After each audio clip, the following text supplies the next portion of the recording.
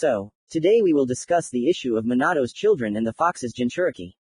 Hiruzen said with a pipe in his mouth. He was very battered after what happened, but tried not to show weakness. The entire council remained silent, giving the floor to the third Hokage. I suppose I can go first? Sarutobi asked. Seeing the nods from the council members, he continued, then, I offer my candidacy in raising the Namikaze children. That's not acceptable. The head of the Inuzuka clan suddenly stood up from his chair and shouted, then you'll have an advantage, you'll just be brainwashing them. Calm down, Inuzuka, Shikaku said, sighing heavily and thinking about the situation. Here, in any case, someone will have an advantage, it's worth listening to the others. Inuzuka, hearing Nara's words, only chuckled irritably and sat back down.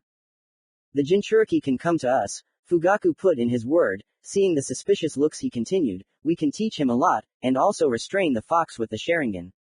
Nara nodded, falling back into his thoughts.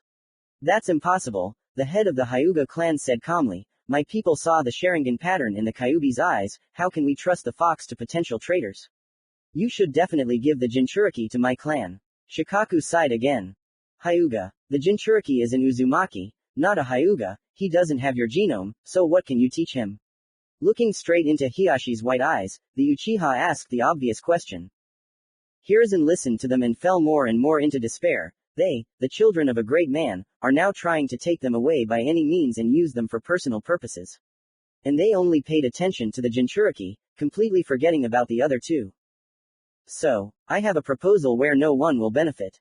Shikaku began. Everyone else fell silent and began to listen to him. Realizing that Nara was able to come up with good ideas, the Jinchuriki will go to the shelter. We will hide the information about Lisa as carefully as possible. As for the two other children, they will go to the care of Hiruzen. I think he will be able to pass on his knowledge and experience to the new generation. The counselor finished, waiting for the reaction of the others. Stupid, Shimura expressed his opinion. In that case, the Jinchuriki will not be attached to the village, and the Hokage's children will not receive due attention from the old Hokage, who spends all his time in the office, Danzo said, looking at Hiruzen, who only shook his head in disapproval. And what do you propose? Nara asked, looking tiredly at the head of the Root, although he understood perfectly well what he would demand. Give the Jinchuriki to Root, I will raise him into a real weapon that will protect the village, Shimura said confidently. Excluded, Sarutobi squeezed out, rubbing his temples, the Root is not even registered, how can we trust you? Moreover, sometimes I will transfer the powers of the Hokage to my advisor, Shikaku Nara, he will cope with this perfectly, while I will raise real shinobi with my abilities. And the Jinchuriki will receive the same love as other children. If no one finds out that there is a fox inside him, he will live peacefully and not suspecting anything. The third Hokage cut off. Danzo's gaze fell on him with all its force, but he was confident in his words. Everyone else was silent, realizing that this was the best outcome of events. Unless, of course, no one gave out secret information. With that, the meeting was concluded. Naruto Uzumaki was handed over to the orphanage, and Emri and Fushida Namikaze were placed in Hiruzen's care. 7 years have passed since October 10th. Emri, an immodest and self-confident boy who is loved by everyone, people respected the legacy of the fourth Hokage, so the life of little Namikaze was filled with colors. Of course there were also difficult trainings from the third's grandfather, whom he loved incredibly like his parent. Fushida, on the other hand, was very cheerful and emotional. She made friends with every peer she met, and treated adults with respect, just like her beloved grandfather, who so far taught her only the basics, pulling her up physically. Naruto's life was not as sweet. The secret information was immediately spread to all the residents of Konoha, on the first day after the meeting. Because of which people were able to find their scapegoat, and no one cared that it was a child, they were just looking for someone to release the stress and anger that had accumulated over time, and he was always at hand. Uzumaki didn't hate people, he just didn't like them. He learned to hide from these looks and not to catch the eye of desperate people with a shaken psyche. However, not everything always worked out as he wanted. Like now, he met two desperate chunin who were a little tipsy. And he would have been able to escape if he had not been found by some child who, recognizing the demon, immediately began to cry. After that, only beating for a false accusation, and the most disgusting thing was to see the cheerful face of that same child, while Uzumaki was kicked and thrown wherever possible. It hurts. A thought flashed through the brunette's head.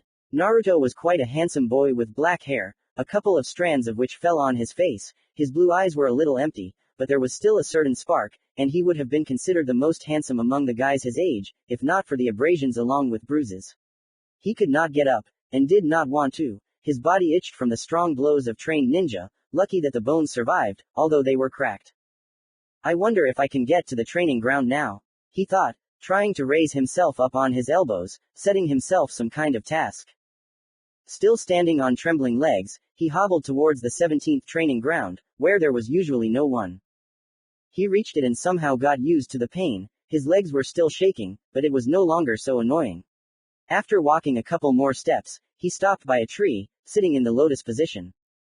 This was a preventative measure he had invented himself. If he was beaten, he would go to the training ground, meditate for about 10 minutes, and perform exercises 3 times more difficult than usual, even with his wounds. The exercises were specially chosen so that he would feel as much pain as possible.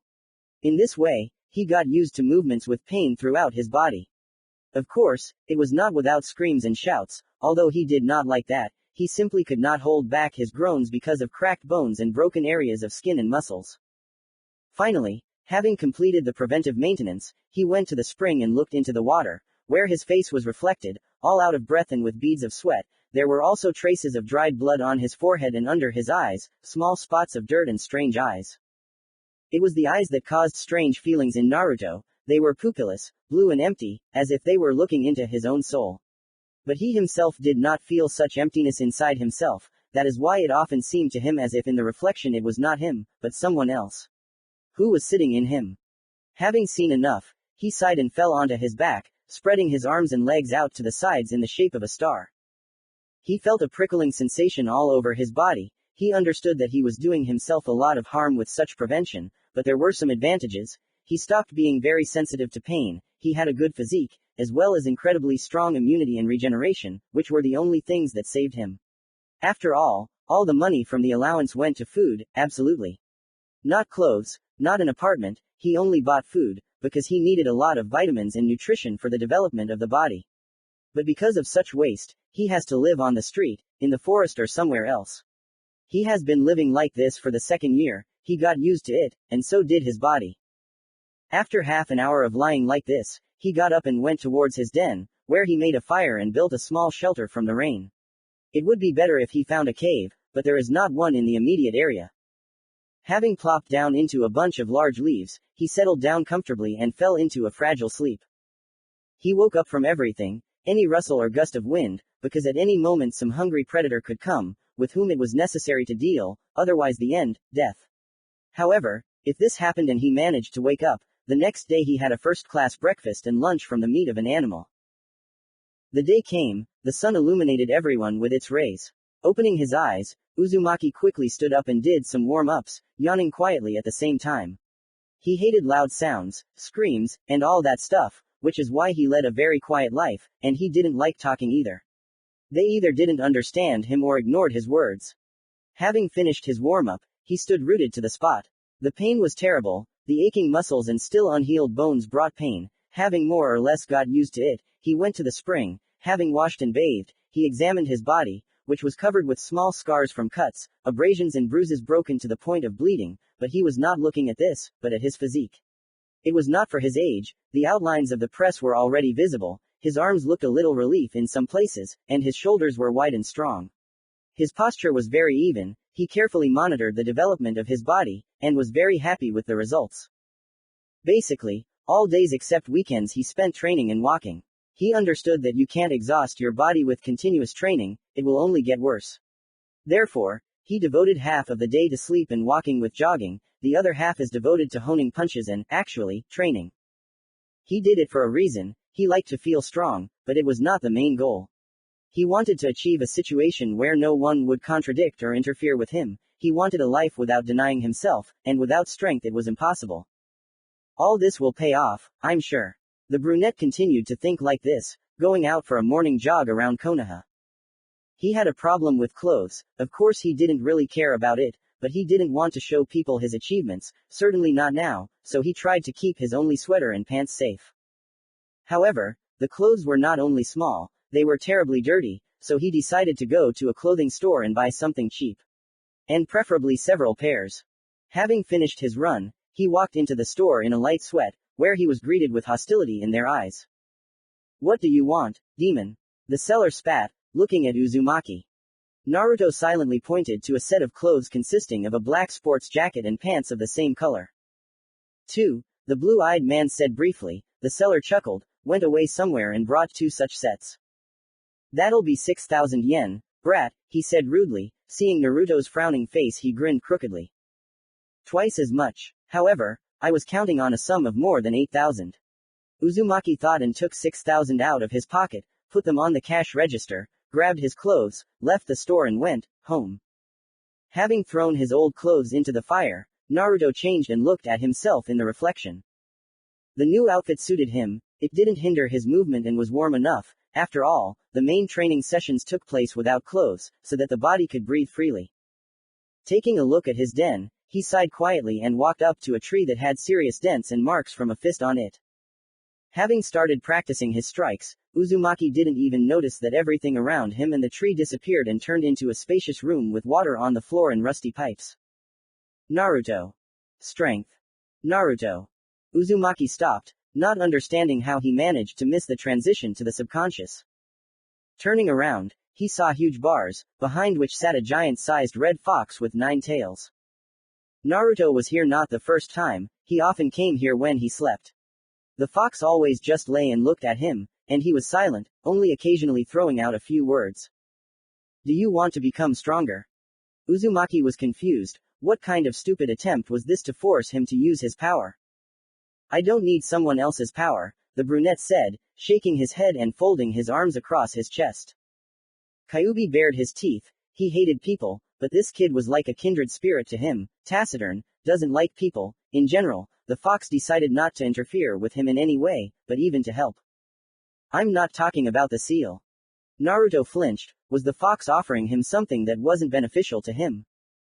I'm listening, the blue-eyed man said briefly, clearly interested.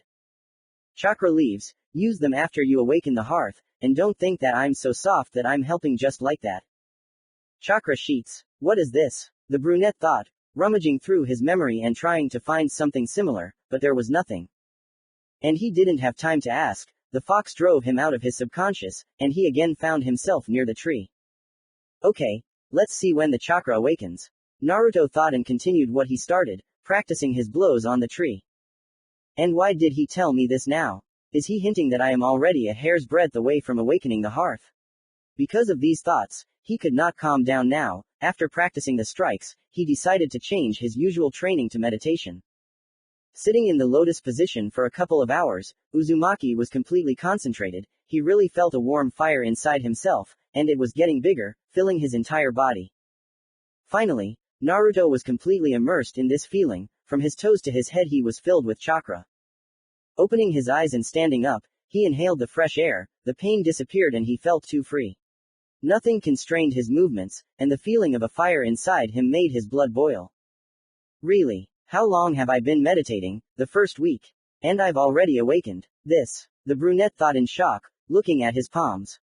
So, chakra sheets, huh? Naruto thought, since it's something for chakra, it's probably sold in a shinobi store. Taking a couple of thousand with him, he dressed in new clean clothes and ran along the familiar road.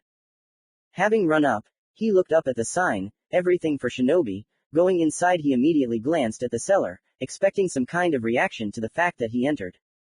However, the young guy standing behind the cash register just smiled and asked what he wanted. Chakra leaves, Uzumaki said, realizing that he didn't see anything similar on the display case. He was a little surprised that no one was looking at him with disdain. Huh, for chakra leaves you need awakened chakra. The seller said in surprise, but seeing the seriousness on Naruto's face, he nodded uncertainly and walked away somewhere. Returning a minute later, he put 4 seemingly ordinary pieces of paper on the table. Do you know what they are for? The guy asked. Seeing the brunette's thoughtful face, he sighed. You need to pour chakra into them, and they will show you what your native element is. Elements. I read about them, but why did the fox suddenly tell me about this? Naruto thought, giving the required amount and taking the sheets of paper, leaving the store on the way. Quickly returning to the training ground, Uzumaki sat down under a huge tree. Taking one leaf in his hands, Naruto began to gradually pour in chakra, looking closely at the unfamiliar object. Something strange began to happen. The sheet divided into 6 parts, all of which began to change shape. The first part of the leaf got wet, the second crumpled, the third rotted, the fourth split in 2, the fifth burned, and the very central one contained all 5 elements, which swirled, creating a vortex. Naruto just stared at it dumbfounded until the leaf completely disappeared. What was that? All 5 elements? The brunette thought, looking at the floor and pondering the situation. Suddenly he was pulled back into his subconscious, the cold water quickly bringing him out of his trance. Well, I don't think you understand what happened, do you? Uzumaki was embarrassed by Fox's words. 5 elements, the blue-eyed man said in a strangled voice. He couldn't believe that such power was hidden in him. But that wasn't the only thing that worried him. The central leaflet was unusual, it clearly meant something. That's right, you have 5 basic elements and 1 genome. The brunette fell into a trance again. Genome. It's too early to be surprised, you probably don't understand what a gene is, right? Uzumaki nodded, confirming Kyuubi's thought. This is the first time I've seen this myself, but it's the Kimaway's genome combinations with Japanese, that's what I called it. Combinations? And what does that mean? Naruto thought. He had already recovered from the news about the 5 elements, so he finally gained a calm look. I have a rough idea of what this genome can do, but it's too early for you to use it. First, you should study the basic elements, radically change your training schedule. We'll see in a couple of years. The brunette wanted to say something, but he was thrown out of his subconscious, giving him time to think. Pav Kyuubi. This kid, he's really different, but I've also changed for the worse, that I started helping my own jailer. Tisk tisk. The fox closed his eyes and laid his head on his folded paws. I think I feel something familiar in him, it's disgusting to think about it but I still somehow became attached to him in such a short time. He opened his eyes, looking at the place where the dumbfounded Uzumaki had recently sat. Quote. He's different from all of them, I'm sure. End Pav Kyuubi. A week passed, Naruto was busy changing his daily routine. In the morning, simple warm-up and body exercises, the next 4 hours are dedicated to meditation and developing chakra control, the rest of the time is divided into rest and jogging with walks. He took 2 days off, exercising every day of the week, but the load on the body was reduced and he could rest less. Another 2 months passed, there was no progress at all, chakra control was below the plinth and physical development stopped. The fox stopped calling the brunette into his subconscious, which is why the latter even felt a bit bored. At this pace, slowly but surely, a year passed. The changes in progress had appeared 8 months ago, mainly he had advanced in chakra control. Kyuubi was still silent, causing Naruto to be alone for a long time. Elemental control had also advanced a bit. Uzumaki could now exhale black smoke when using Kaden, or create a small bolt of lightning. After 6 months, he began to spend time memorizing the seals and the speed of their execution. He has grown a lot physically, his body shape hasn't changed much but he has become taller and wider, which makes him seem older than his age. His height is 112 cm. Naruto stood in the middle of the clearing and looked at the fallen tree. He had been practicing his blows for so long that the wood had split. Behind him stood the 3rd Hokage, who had come to check on him. How are you, Naruto? Hiruzen asked with a kind smile on his face. He really didn't like that the brunette lived in the forest, but Uzumaki refused the offered apartment, asking instead for an increase in his allowance, which Sarutobi gladly did, adding 6,000 to his original 15. Okay, the blue-eyed man replied, black gloves added to his outfit. Tell me, Naruto, do you want to go to the academy? The Hokage asked, puffing on his favorite pipe. The brunette turned around, looking at Hiruzen with empty blue eyes. He nodded silently. I need to become a genin. Then I can gain experience on missions, thought the blue-eyed man. Wonderful, then come to the entrance ceremony tomorrow at 9 a.m., Sarutobi warned and, glancing at the fallen tree, turned around and began to leave. Watching the old man go, Uzumaki quietly exhaled. He was finally starting to enter adulthood, where there would be many dangers. But he was ready. And he was ready for everything, the deaths of future comrades, murders, fatal wounds. Everything. The place where you will see your future. 1. Noise, crowd in the academy building. This is what Naruto saw when he came to the entrance ceremony. He was very annoyed by the sounds around him, so he sat in the leaves of a lonely tree and covered his ears. He simply could not stand these loud and unnecessary sounds. Looking into the crowd, he noticed several interesting individuals. 2 Hokage children, 1 Uchiha whose face showed that she didn't like it as much as he did, and several more clan children, among whom the Nara clan child stood out, lying on the grass not far from the crowd. Interesting. So, a generation of clan children, thought the brunette, gloomily looking at the rest of the rabble, who were good for nothing. Finally, after a couple of dozen minutes, the 3rd Hokage and several Jonin mentors appeared on the podium.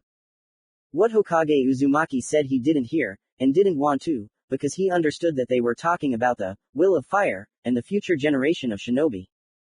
Finally it was over and Hiruzen disappeared in a puff of smoke. The people were divided into classes of 40 people. In one group there was one missing place where he himself should have stood, so jumping off he confidently walked to his class, noticing that his classmates were mostly from famous clans. And that in his group were all those he was interested in. Standing up with everyone else, he and the group headed to the office where they would all study for the next 4 years. So, today is our introduction day. You will come to the board and state your name, goals and dreams, the mentor said standing in front of the students. Maybe you'll start first, one of the students shouted. Of course, Jonin said smiling, my name is Yumino Iruka, I am your teacher and second father for the next 4 years. I love good students, I don't like tomatoes, my dream is to become the director of the academy and my goal is to make real shinobi out of you, Iruka introduced himself. Then everyone started going to the board according to the list and introducing themselves. Naruto just sat and looked out the window, resting his head in his hand. He ignored everything, he wasn't interested in what people were into, he judged people by their actions, not by their words and glib tongue. Uzumaki Naruto, the Jonin shouted, grimacing, looking at the brunette. The named one calmly stood up and went to the board, he knew perfectly well what he would say. Uzumaki Naruto, the rest doesn't make sense. Uzumaki said slowly and immediately walked back to his desk. The other students were surprised, staring at Naruto, they all knew him from their parents. Fushida looked at the strange guy with interest, she knew who he was, but she treated him with some pity, because she often saw him on the street all battered and beaten. And Sarutobi raised them so that they would not hate without a special reason. Shaking his head disapprovingly, Yumino decided not to focus on this and began to speak. You are all free now, classes start at 9 sharp, I'm waiting for you all tomorrow in this same room. Jonin finished and left the room, leaving the children alone. Immediately after these words, everyone started bustling about, trying to meet and make friends with as many people as possible. Only Uchiha and Uzumaki sat still and refused any introductions. Sometimes the brunette would cast short glances at Naruto, immediately returning to examining her unremarkable desk. Okay, it's a start, the brunette thought, getting ready to get up and leave the classroom, when someone pulled him by the shoulder, turning him around with force, looking at the heir of the Inuzuka clan with confusion. Uzumaki looked at his other hand, which was already flying towards the brunette's face. The blow to the cheek made him stagger and take a couple of steps back. So you're not as strong as you seem, huh? Kiba said sarcastically, looking at Uzumaki with a smirk. What kind of greeting is this? Naruto thought, touching his aching cheek. Kiba, forget about him, let's go already, the Hime of the Yamanaka clan said with the same grin. After laughing a little, he turned around and walked away. Fushida, who had run up, cast an angry glance at the departing man, after which she turned to the brunette, examining him. Are you okay? Namikaze asked, seeing that nothing serious had happened. You haven't paid attention. She didn't have time to finish speaking before a lump got stuck in her throat, something seemed to be pressing on her, some kind of terrible aura that didn't allow her to move from the spot. Uzumaki was angry, looking at where Kiba had recently been, he clenched his fists tightly and squeezed his jaw, trying to calm down. Bastard, I wanted to have a neutral reputation, and he just came up and made a laughing stock out of me. The brunette thought, not showing it, only the chi that he unconsciously released gave him away. It's not that he cared about the opinions of others, but he wouldn't achieve the sweet life if everyone thought he was a pathetic loser. Slowly moving his empty blue eyes to the blonde, he quietly exhaled, calming down. I'm fine, the brunette said briefly and walked towards the exit of the academy. In fact, his thoughts had no place to come true. Maybe at first they looked at him with laughter in their eyes, but after he squeezed Fushida, no one wanted to even approach him. Except, perhaps, Sasuke, who looked with interest at the frozen Namikaze. How are you, sister? Emery asked excitedly, placing his hands on the blonde's shoulders. Ah, I'm fine, brother, Fushida said with difficulty, sighing and stretching a smile, let's go for a walk. Night came, the moon replaced the sun and everyone was already going home, except for the blue-eyed brunette, who was walking straight to some house. He approached the door and knocked, waiting for an answer. He chose the moment perfectly, when no one was home except his target, and no one would disturb him. The door opened and Kiba came out onto the street. Before the latter could even come to his senses, a hefty fist flew into his face, breaking his nose, causing him to fall and scream.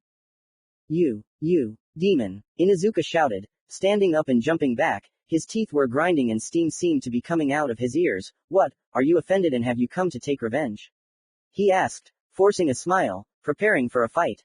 That's right, Naruto agreed. Kiba didn't expect such an answer, so he was taken aback and missed another blow to the stomach, which made him vomit right on the carpet. Suddenly a foot came flying into his back, causing him to fall face down into the vomit, causing him to puke again. You'll regret it, Inuzuka croaked out hoarsely, unable to breathe normally due to the fact that he was being pressed to the floor by a foot. I'm not afraid of the consequences, the brunette said with a chuckle, removing his leg from his back and kicking the lying Kiba, causing him to fly straight into the table on which the vase stood. Quickly grabbing the falling ceramic, he swung and smashed the art on Inuzuka's head. Inuzuka is a weak and not very influential clan, they won't do anything to me, Jinchuriki. They won't be able to reseal me, because there are no seal masters, and they'll be afraid to kill me, thought Uzumaki. After all, there were advantages to being a carrier of the Biju. And the fox inside rejoiced, enjoying the beating of the man. He was once again convinced that Naruto, who felt no pity, was like him. Kiba fell to the floor, trying to concentrate, his vision double and his ears ringing. Suddenly, Naruto's raised hand was bitten by a very small white dog. It growled and tried to protect its master, hanging on to the limb. Hey Akamaru! Inuzuka shouted hoarsely, hearing the growl. Uzumaki was embarrassed, looking at the dog. It was okay to beat people, but he wasn't going to touch animals that hadn't done anything to him. Naruto grabbed the dog, threw him onto a bed in some room and closed the door so he wouldn't get in the way.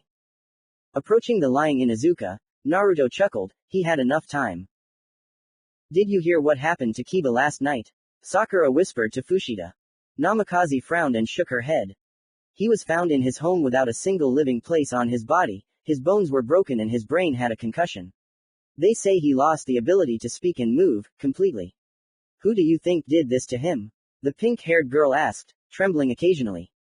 Fushida froze, remembering the moment with Naruto yesterday, her hands trembled and her eyes became wide. She glanced sideways at the brunette sitting behind her and immediately turned away in fear. Realizing that no one would dare to do such a thing to the heir of the head of the Inuzuka clan. Except him. Uzumaki himself sat with a relaxed look and wrote something down in a scroll. He noticed Namikaze's frightened look, but did not pay attention to it. Ino, who was the last one to see Kiba, sat with a gloomy expression and looked at the floor, ignoring the teacher's words. She was depressed because her boyfriend had become incapable of living. Her friends, Shikamaru and Choji, tried to calm her down, but nothing worked. So they left her alone for a while until she became sane. Suddenly Naruto realized that the office he was sitting in had disappeared, and there was only sewerage and pipes around. This meant only one thing, he was in the subconscious. Kyuubi sat with a satisfied look. Yesterday he released some of the accumulated anger, and now he was happier than ever. I see you're not wasting time. Of course, said the brunette, allowing himself to smile. They hadn't seen each other for a year, and he missed him. Kyuubi bared his teeth, showing his huge, sharp teeth. You know, I'm only dragging you here for business. Blue-eyed nodded, preparing to listen to his red-haired mentor. Your chakra control has developed enough, so I'll help you with one technique. Later, when you're free. Uzumaki nodded once more and disappeared. Finding himself back in the classroom, he listened to the teacher and simultaneously thought about the technique he would have to learn. Pav Kyuubi. He's the only person I feel at ease with. Haha, Naruto Uzumaki, now I'm sure you're worthy of dealing with me, Kyuubi no Yoko. End Pav Kyuubi. Comment on the place where you will see your future. 1. I'm feeling generous, 2 chapters a day. I like this FIC, I think it will become my second completed work. Sue. The place where you will see your future. 2. The lessons were over, and Naruto was already walking towards his native clearing where he usually trained. Waiting for the fox to call him. And then, when he was already at his fallen tree, the surroundings suddenly changed to a sewer. Well, shall we begin? Turning to face the 9 tails, Uzumaki nodded. Then make a concentration seal. And accumulate some chakra. Naruto did as he was told and began to accumulate chakra. Accumulate it near the hand you will use. Nodding, the brunette began to accumulate chakra in his left fist, which did not change in appearance. Now remove the seal and hit that tree with your enhanced hand. Having removed the seal, Uzumaki saw a tree that suddenly appeared in front of him. He rushed towards it and swung his left hand at it. The wood cracked under the force of the blow, but held up and did not fall. This is, consider it, a classic. The beginning of all beginnings, which you should learn to use without printing and on a regular basis. Naruto stared in surprise at the cracked tree that leaned backwards, barely supporting its own weight. Even my hands don't hurt. And this is just the beginning, thought the brunette, clenching and unclenching his fist. And about the elements, you need to use techniques, and not just try to blow fire or something like that without seals. Uzumaki looked into Kyuubi's eyes in bewilderment. He didn't know anything like that. I'm going to tell you about these techniques now. A couple of hours passed. Kyuubi explained which seals were needed for certain jutsu, and Uzumaki immediately tried to use them. There was progress, but very little, because the chakra control was still poor. In total, he had learned fireball, water bullet, discharge, mud wall, and air cutter, all of which he couldn't use yet. It was already late evening. The blue-eyed man was lying in the grass near the spring and swallowing air heavily. He was empty, all his huge volume of chakra was spent. What a disgusting feeling when you don't have chakra, he thought, slightly twisting his face. It really was disgusting, as if something was missing inside you. Suddenly, for the 3rd time that day, he found himself in cold water, which hit his receptors sharply, forcing him to jump and perk up. I think I have one last piece of advice for you, for the near future that is. Uzumaki sighed tiredly, stretched, sat down in the water and began to listen. You need to work on controlling your chakra. To do this, direct it to your feet and try to stand on a vertical surface. This requires good concentration and time, but I think you can handle it. Okay. Naruto said something for the first time in the last few hours. When you get the hang of it, try doing the same thing with water. Walk on water, the brunette thought, a little surprised. Now that you understand everything, go and rest. You'll start training hard tomorrow after the academy. Naruto just smiled goodbye and disappeared, dissolving into thin air. After that very incident, everyone in the class at least once a day cast a frightened glance at Uzumaki, and considering that the latter had a very strange and piercing look, everyone considered him a monster. So, our first lesson for today is warming up our hands and fingers, after which we'll go to our first shurikenjutsu practice. Iruka surprised everyone as he entered the classroom. The brunette especially liked the fact that the academy did not drag out the study of something, and did not constantly bore you with theory. Here they really taught, and did not just pretend. After a short 10-minute warm-up, a lesson in throwing kunai and shurikens began. Where he was a complete zero, because there was no money for good hardware. And there was no need for it, because he fought with his fists. Iruka showed how to throw kunai, and then asked everyone to repeat, one by one.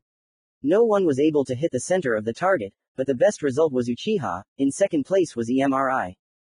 The brunette himself never hit the target, constantly missing and throwing them to the side. 30 minutes passed and the lesson ended.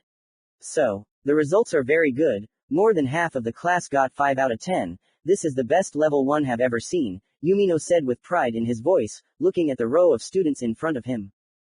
So another day passed, then another, and so a week passed.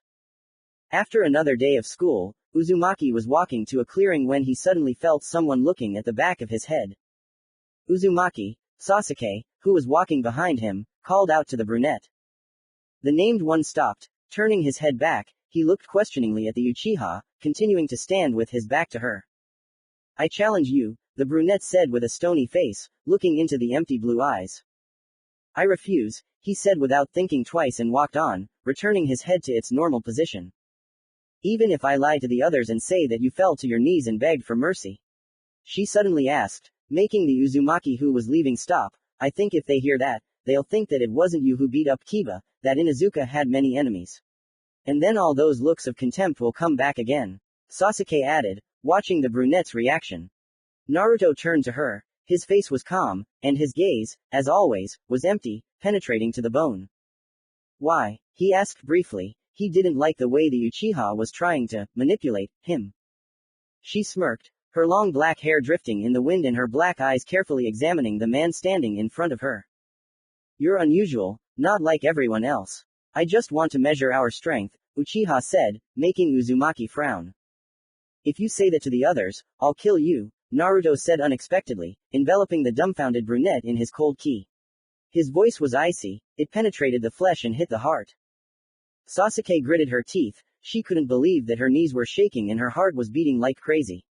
She, so confident in herself, was broken so quickly. The brunette himself simply wanted to test this method of intimidation, because no one would want to die because of something like that. Of course, if Uchiha really did what she said, then she would have a fate similar to Kiba's. He was not going to kill yet. Trying to cast a serious look, she quickly turned around and walked away. For some reason these words had too strong an effect. But no, she did not feel like a coward, she simply felt this pressure on herself. After that, she no longer needed a fight, she understood perfectly well that she was weaker than him. So, swallowing the insult and fear, she simply went home. Interesting. I don't think that this will work in the future, but now, with children, I can easily scare them with these words. Although, I am a child myself, thought the brunette, turning around and running home. Suddenly he felt several eyes on him, attentive, as if they were watching him. Inazuki. They started following me. This is bad. The brunette thought, he would like to deal with them, but right now he is not strong enough, so he will have to be patient. Although he had an idea, a little strange, but he wanted to try. He turned sharply in the opposite direction and ran towards the residence of fire. Having run the whole way he continued to feel surveillance, making his way through the corridors he finally reached the Hokage's office. After knocking and hearing, "Come in," he entered. The third Hokage was sitting and reading some papers. When he saw who had come he was surprised and put the report aside. Naruto, did something happen? Sarutobi asked, looking at the frowning Uzumaki. Who assigned Anbu to me? The brunette asked directly, seeing the surprise on Hirazen's face, he chuckled. Anbu. Naruto, you know I would never do something like that. The Hokage blurted out, thinking seriously. He really did feel sorry for the brunette before and didn't assign his Anbu, but the fact that Uzumaki could understand that he was being watched was surprising. Inazuki, the blue-eyed man said briefly. Hirazen was even more surprised. What makes you think it was them? Sarutobi asked, exhaling smoke. Uzumaki sighed, should I explain everything to him in order? Go and check it yourself, the brunette began, turning towards the door. They think that I'm guilty in the matter with Kiba, he finished and left the office. All that's left is to wait. I wonder if this will change anything or not. The brunette thought and left the residence, heading to the clearing. The surveillance stopped, as those glances were no longer there. 30 minutes after meeting Naruto, Hirazen was already standing in front of the clan head's house. After knocking, the third began to wait, pondering the situation. The door was opened for him quite quickly by Sume, the head of the clan. Hokage-sama, for what reason did you come to me personally? Inuzuka asked, letting Hirazen into the house and closing the door. There is a rather important matter.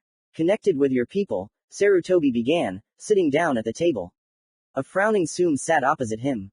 I'm listening, Inuzuka said, folding her hands into a lock. Then let's begin. The place where you will see your future. 3. Comment on the place where you will see your future. 3. One more chapter for today, since tomorrow I most likely won't be able to write, sister's birthday. Maybe the day after tomorrow there won't be a part either. 2 years passed, Naruto was already 10 years old. And his classmates no longer seemed so short compared to him. The Anbu that were watching him disappeared and never showed up again. It looks like the Hokage did his job. He had advanced greatly in chakra control, and could walk on vertical surfaces without any problems. This control was already enough to use the jutsu of each element that Fox had previously told him about. The sparring stage has already begun at the academy. Today was the first day. Before that, they studied stances, movements, and taijutsu with shurikenjutsu. The brunette learned to throw iron, but not like Uchiha or Emery. Kyuubi, however, was able to weaken the seal slightly, causing Naruto's tenketsu to constantly expand, allowing him to release more chakra. Externally, Uzumaki did not change much. His hair grew, which he never styled, because of which it sometimes fell on his face. Physically, he also grew, because the limits due to age that were there before disappeared, so his body became even more embossed. Although under his clothes he did not look particularly strong. Everyone still remembered the incident with Kiba, but they stopped worrying too much about it, since Kiba was still only loved by Ino, who had already turned away from him. Today is our first day of sparring, I warned you, so I hope you are all ready. Iruka began to speak, and seeing no objections, he continued, then let's line up and go to the training ground behind the academy. A couple of minutes later we were already standing on a small training ground right behind the academy building. Now I will call 2 names, those called will come out and fight in taijutsu, everything else except fists is prohibited. Also try not to cause serious injuries. We begin, Yumino said and looked at the list. About 15 battles passed, none of them were particularly notable, but Naruto still watched each sparring, mentally comparing his skills with the others. So he realized that most of the class was not his equal. Naruto Uzumaki and Sasuke Uchiha. Jonin shouted. Uzumaki calmly walked to his side of the ring. Uchiha, gloomier than ever, stood before him. Ready? Iruka asked. Seeing 2 nods he sighed and said, then. Let's begin. Sasuke immediately rushed at the brunette, making several direct blows, which he easily dodged, stepping aside. Realizing that she had missed, Uchiha leaned on her hands, turned around and with all her might kicked Naruto straight in the stomach. She jerked, did a somersault and stood up on her feet, looking in surprise at the calm Uzumaki. I felt like I hit a stone. The brunette thought, feeling severe pain in the leg with which she had struck. Naruto winced a little, although it seemed like he didn't feel anything, in fact he felt pain and tension in his abdominal area. The blow was strong. Having collected her thoughts, Sasuke again rushed into the attack, trying to hit the brunette. Dodging simple blows from Uchiha Uzumaki began to understand. He was too strong for an academy student. It seems I really am a monster. He thought and grabbed Sasuke's small fist, simply turned around and threw it into a lonely tree in the distance. She hit her back painfully on the wood and froze in a twisted position. A shocked Iruka thought for a second that she was dead until he saw her return to her normal position. Naruto Uzumaki won, the Jonin quickly concluded and, taking the Uchiha in his arms, ran to the medical center. Uzumaki himself simply stood and looked at his hand, thinking about something. Suddenly a loud cracking sound of wood was heard, everyone turned towards the sound and stared in shock as the split wood fell due to the huge dent from Sasuke's body. Naruto just chuckled at this and went to the infirmary, he had clearly overdone it. And why did you come? Asked the Uchiha lying in bed, looking at Uzumaki, who leaned against the wall and looked out the only window. To check if I accidentally killed you, he answered calmly, moving his gaze to the brunette. Sasuke pressed her lips together, resentment swelling in her chest. She had trained for so long, since she was a child, and yet she had lost so shamefully. Well, did you check? Then why haven't you left yet? She asked, gritting her teeth, looking at the blanket and covering her face with her long hair. Trying to hide the tears in her eyes. Naruto was embarrassed, he even felt sorry for her somehow. Which didn't surprise him. Sasuke is not a bad person. I didn't feel sorry for Kiba, because he is a real scumbag. The brunette thought, after beating Inuzuka he found out that he often mocked the weak, beat them, called them names. So most were even glad that he got it so badly. I'm a monster, Sasuke, he said unexpectedly to her as a parting shot and left the room, heading to his clearing. Uchiha looked at the doorway in surprise, playing the brunette's words over in her head. Naruto walked through the night Konoha, he couldn't sleep today. For some reason he really wanted to go and think about something. Eventually he reached the stone head of the first Hokage, sat on it and began to think. 2 more years and I will become a genin, if of course I pass the exam. Such a strange feeling in my soul, as if I am missing something. Yes, now, looking at my strange eyes, I realized, they are mine, and no one else's. After all, only such eyes suit me, I am a child, but I do not feel cheerful at all, I am different. I am different from the others, the same Sasuke after the death of his entire clan was still a child. And now, she is just a child whose goal is to become a ninja, she even threw me a stupid challenge to test my strength. And he grimaced at this thought, looking at his palms, and I have not felt anything good for the last 2 years, and my thoughts are not good at all. His thoughts were interrupted by a change in environment, and he was drawn into the subconscious. However, when he stood up and turned around, he suddenly saw the sleeping fox, who did not even notice the guest. Did I really move here myself? The brunette thought in surprise, trying not to make unnecessary sounds. He had never seen Kyuubi sleeping before, because it was he who pulled him into the subconscious. Naruto stood rooted to the spot, looking at the huge bars that separated him from the nine tails, then at the fox. A strange idea came into his head. Quietly shuffling his feet, he went inside the cage. He was not afraid, no. On the contrary, he felt relieved. Uzumaki could already trust him. That's why he was not afraid. Quietly yawning, he settled down next to Kyuubi's muzzle. Fatigue fell upon him too suddenly, because of which he quickly fell asleep, soundly, like in infancy. My name is Kurama, boy, was the last thing the brunette heard before falling into the kingdom of Morpheus. After the sparring, Sasuke began to look at the brunette more often, and the others began to fear him again. However, the sparring stage was still ongoing, and Iruka announced training fights with the Jonin, where they could use their full strength. In front of the students stood Iruka and the other Jonin they would be fighting. I am Raichi Inuzuka, Jonin of Konoha. You will go out on the list and attack me. And do not be afraid to use all your strength, taijutsu, ninjutsu, kenjutsu and shurikenjutsu. You must try to kill me, otherwise nothing will work for you, said a loudly 35-year-old man with a short brown haircut and gray eyes. He was wearing a classic Jonin outfit, and he himself did not look very strong. After that, the real beating of the children began. Inuzuka did not hold back and fought with full force, which made it seem like just a little more and you would be finished. After half of the class, he was not tired at all, but only invigorated.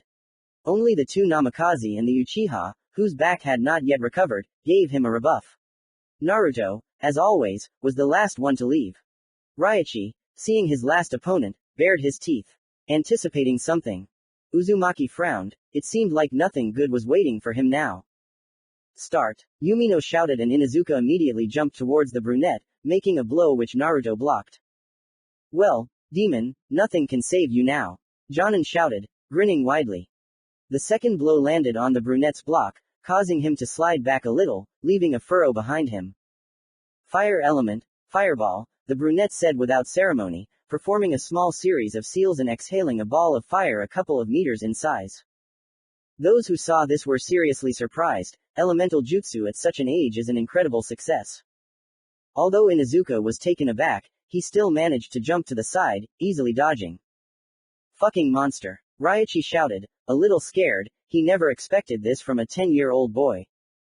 You're right, Uzumaki calmly agreed. Lightning release, discharge, Naruto suddenly said with the snake seal on his chest, shocking everyone even more.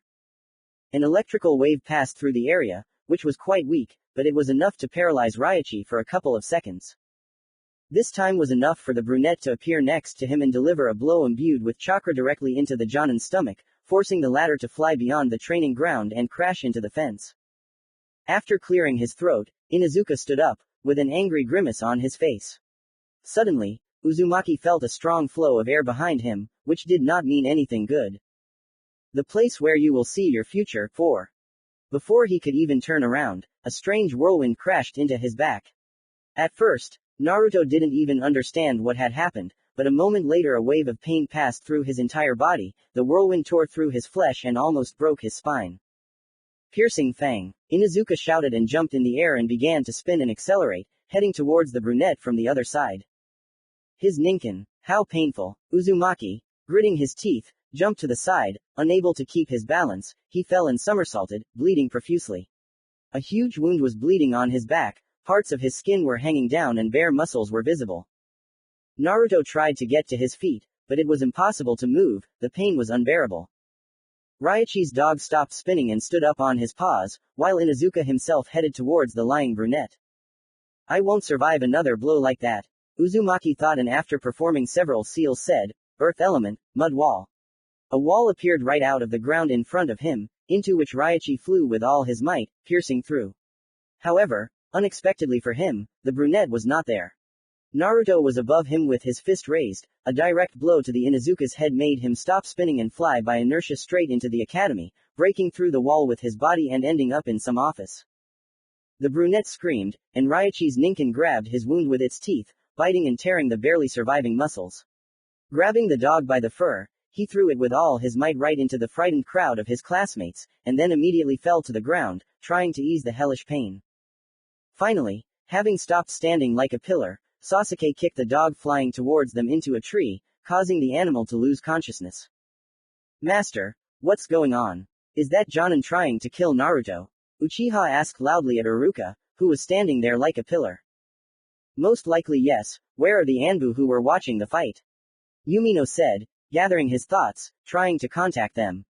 Did the Inazuki really kill them? What are they doing, thinking they can live normally after that? Thought Jonin, realizing that they wouldn't answer him. Sasuke, quickly run for help, Yumino said, seeing the nod he continued, the rest are free, get out of here. Classes are cancelled for today. He shouted and turned his attention to Inuzuka who had stood up.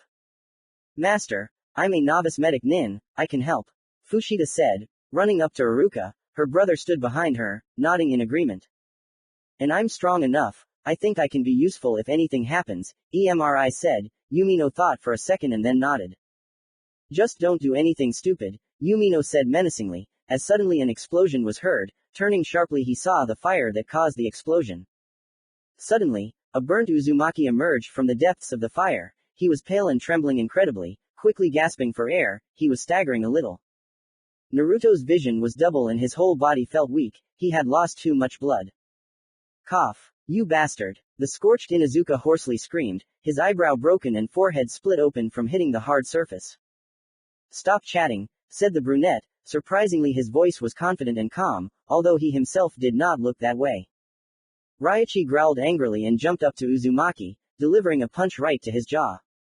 Naruto flew back and stopped only after doing a few somersaults and leaving behind a long trail. Raichi jerked to the lying brunette, he wanted to hit him in the stomach, but Uzumaki grabbed Inuzuka's leg, with a sharp blow knocked out the kneecap. Screaming Jonin fell to his knees, with difficulty getting to his feet the brunette painfully set his jaw, which was dislocated. After which he grabbed the screaming Raichi by the hair and hit him with his knee right in the teeth, knocking out several pieces. Naruto grabbed Inuzuka by the throat and punched him in the eye, then in the second, then grabbed him by the hair and forced him to eat dirt, after which he knocked him out with a kick to the head. The brunette was shaking, his legs could no longer support him and he began to fall. However, Iruka caught him, taking him in his arms. Yumino ran as fast as he could to the medical center, followed by Fushida and Emri. Soon help arrived in the form of experienced medic Nin and the Hokage himself. Sasuke stood on the roof of the academy, thinking about something. Of course, this something turned out to be Naruto. He seemed very strange and incomprehensible to her. She felt a hand on her shoulder, it was Fushida. A blonde with long hair tied in a ponytail and blue eyes, with those weird fox whiskers. She was the only girl who was friends with the Uchiha. What are you thinking about? Namikaze asked with a smile, looking at the setting sun. It was already evening. About Naruto, the brunette answered without hiding. Fushida was surprised, looking at the thoughtful face of the Uchiha, she smiled wider. I'm glad you found a friend among the guys, otherwise you would have been a widow all your life, said Namikaze. He's not my friend, he's just weird. So I'm wondering who he is anyway, Sasuke explained with a sigh, leaning on the railing. So you're only interested in weird people. We only became friends because you thought my kindness was weird and incomprehensible, the blonde said, laughing, remembering those times. Sasuke only chuckled in response, moving her gaze from the sunset to her friend. By the way, how is he? Uchiha asked, remembering that Uzumaki had received serious injuries and lost a lot of blood. Don't worry, he's fine. He's even woken up and can talk, but I couldn't start a conversation with him.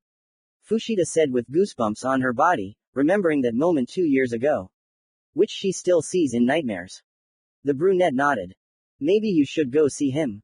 Namikaze asked with a wink, laughing loudly, she ran downstairs, waving goodbye. Sasuke thought about it, mentally nodded, sighed and walked towards the stairs. 5 minutes later she was standing at the entrance to the ward where the brunette was supposed to be lying. Opening the door she went inside. Naruto was lying on the bed and looking at the ceiling. He was still a little pale but he had already been given a blood transfusion. His torso was wrapped in bandages and there was a wet bandage on his head. What have you come for? Asked the brunette, noticing the guest. To check if you died by accident, Uchiha said with a smirk on her face. Uzumaki chuckled and stared at the ceiling again. How are you feeling? The brunette asked, sitting on a chair near the bed, looking into the blue eyes. It's fine, Uzumaki answered briefly and turned his gaze to Uchiha. That Jonin. So, it was you who did such terrible things to Kiba, right? Sasuke asked, frowning slightly. You knew it yourself, the brunette said, sighing and thinking for a second, then continued, I want to get some air, are you with me? Uzumaki asked suddenly. Uchiha looked questioningly at Naruto, the brunette stretched and stood up and walked towards the exit. Yes, with you, she answered after thinking for a bit and followed him, won't you be cold? No. Naruto sat on the first Hokage's head and looked at the sky. Sasuke sat not far from him, who continued to look into the brunette's eyes. Those words you said when I lost to you, Uchiha began, taking a deep breath of cold air, what do they mean? Uzumaki exhaled steam and, throwing his legs down, lowered his head. That's what they mean, Naruto answered calmly, there is no hidden meaning. Sasuke was confused, trying to find the right words. What do you mean? Are you saying that you are a monster? I don't think so. She shook her head and said. Naruto looked at her questioningly, well. You are a human, just like everyone else, which means that you are not a monster. The brunette looked at the Uchiha for a couple of seconds, then closed his eyes and leaned back, quietly hissing in pain. A person can also be a monster, the brunette said calmly, I'm not like you noticed it yourself. And what does that change? The fact that you're different doesn't give anyone the right to hate you. Sasuke began confidently, a little embarrassed at the end, to be honest, understand you more than the people who hate you. I realized this only recently, you're like me, you're not strange. You just went through something that made you like this, right? Naruto opened one eye and looked at the sky. Uchiha fell silent, looking at the thoughtful brunette. Right. Uzumaki nodded weakly. He had understood before that his life had been broken by other people who had broken his childish psyche. After all, it was before that this hatred was at its peak, then not a second passed in peace. Which is very harmful for a child. So, you want revenge? She asked quietly, waiting for an answer. Naruto clicked his tongue tiredly, looking at the Uchiha with displeasure. No, I don't see the point. He answered. Sasuke froze for a second, and then frowned, biting her lip. She looked into the distance, you won't get that pleasure after killing your brother. The brunette opened her mouth, trying to say something, but the lump in her throat didn't let her do it. You'll go crazy. Is revenge the goal of your whole life? If so, then get lost. Uzumaki said calmly and stood up, looking at her seriously. At that moment he was so verbose for the first time in his life. The past is like a test, you will only look at it and spend your life with emptiness in your soul. Don't deny it. You yourself understand that after revenge you will become the same as my eyes. Look at them carefully. Naruto said slowly. Sasuke trembled, turning her head back she looked into the blue eyes. Bottomless emptiness, harmless, but so destructive. She saw her reflection, she was the same but eyes, they became similar to Naruto's eyes, just as empty. Looking into them you could understand that the person has nothing on his mind, these eyes. Eyes that pay attention only to the past. Not noticing anything around. Sasuke trembled, tears welled up in her eyes and she covered her face with her hands. Uzumaki lay down again, looking at the stars. He didn't look at the future or the past, he just didn't care about either the past or the future, because he was looking at both at the same time. The place where you will see your future. 5. 2 years have passed, and the final exam of the academy is approaching. That time flowed as usual, study, training, rest, and so on in a circle. Sasuke became silent after that moment, she constantly thought about those words. The fox talked to Uzumaki quite often, he didn't give techniques, saying that he needed incredible chakra control, which is what the brunette had been doing for the past 2 years. The Inuzuka clan's reputation had fallen greatly, they were not trusted, but the common people praised them for trying their best to get rid of Konoha's curse. So they still have a good status. And so the day of the Genin exams came, all the students were very excited, waiting for it to begin.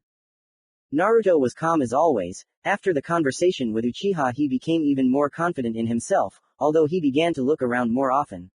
After all, who knows what the Inuzuki will think of? Sasuke came up to his desk, sat down next to him and sighed. I hope we'll be on the same team, Uchiha said, looking at the empty board. I don't want to go on missions with people I don't trust. The brunette chuckled at her words. Are you saying that you trust me already? He asked, narrowing his eyes. Uchiha thought about it. Well, I definitely trust you more than the others, she replied, shrugging her shoulders and leaning back in her chair. Uruka entered the classroom. Everyone immediately calmed down and sat down in their seats, shaking a little. So, children, today is the day when you can become real shinobi.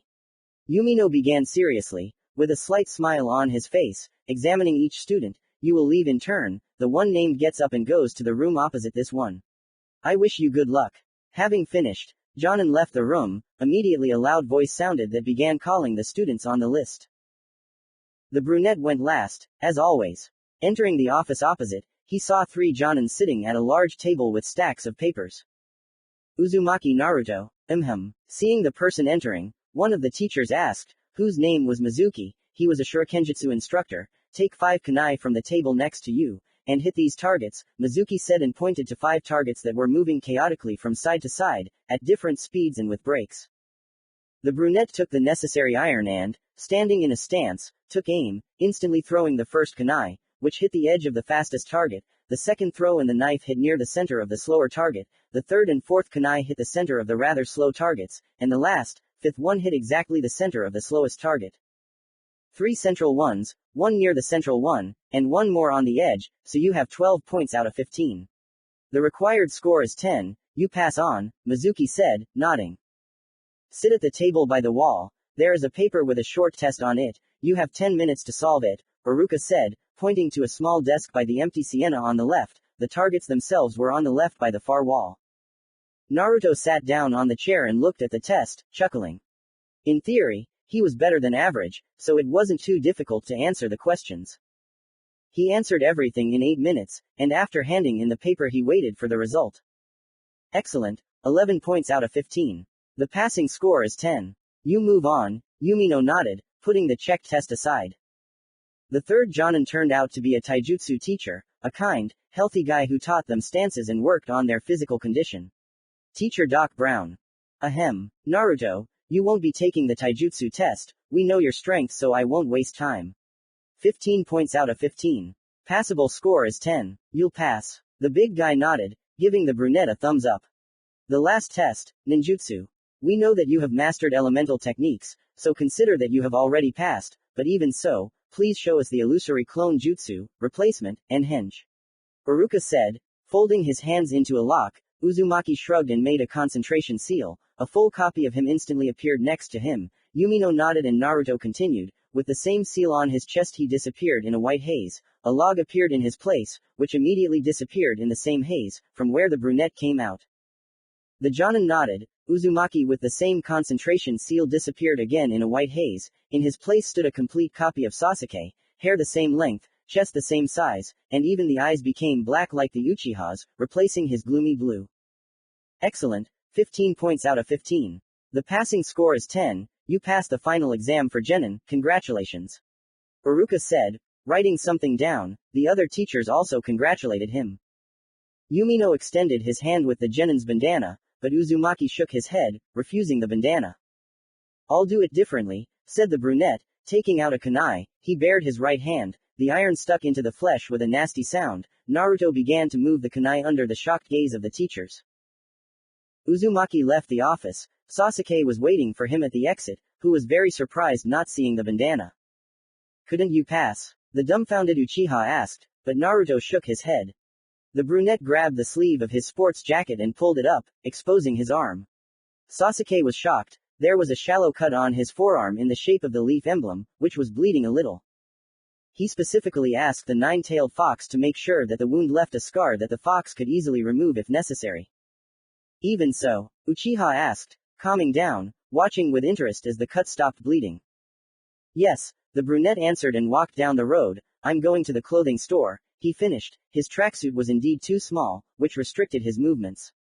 And for such a day it wasn't scary to spend money on a new outfit. Sasuke nodded and followed him. Her clothes were still the same, only larger sizes. Sasuke's canon clothes. About 30 minutes later they were standing on the Hokage mountain. The Uchiha was admiring the brunette, who had completely changed his outfit. On his torso was a black and gray sleeveless turtleneck, which in no way hid the relief of his body. His arms were covered with fabric with fur along the edges, which covered everything except the forearms, where there was already a scar, not a cut. On the palms themselves were black fingerless gloves. On his legs were loose black shinobi pants with a bunch of pockets, and on his feet were simple ninja shoes of the same color as the pants. To Sasuke's surprise, he also put on a black choker on his neck, which the brunette liked too much and he could not resist. You don't look like a genin at all, more like some kind of elite Anbu, or even a captain, Uchiha said, looking him up and down. I'll take that as a compliment, the brunette said to the Uchiha standing behind him, and turned around and went home, that is, to the clearing.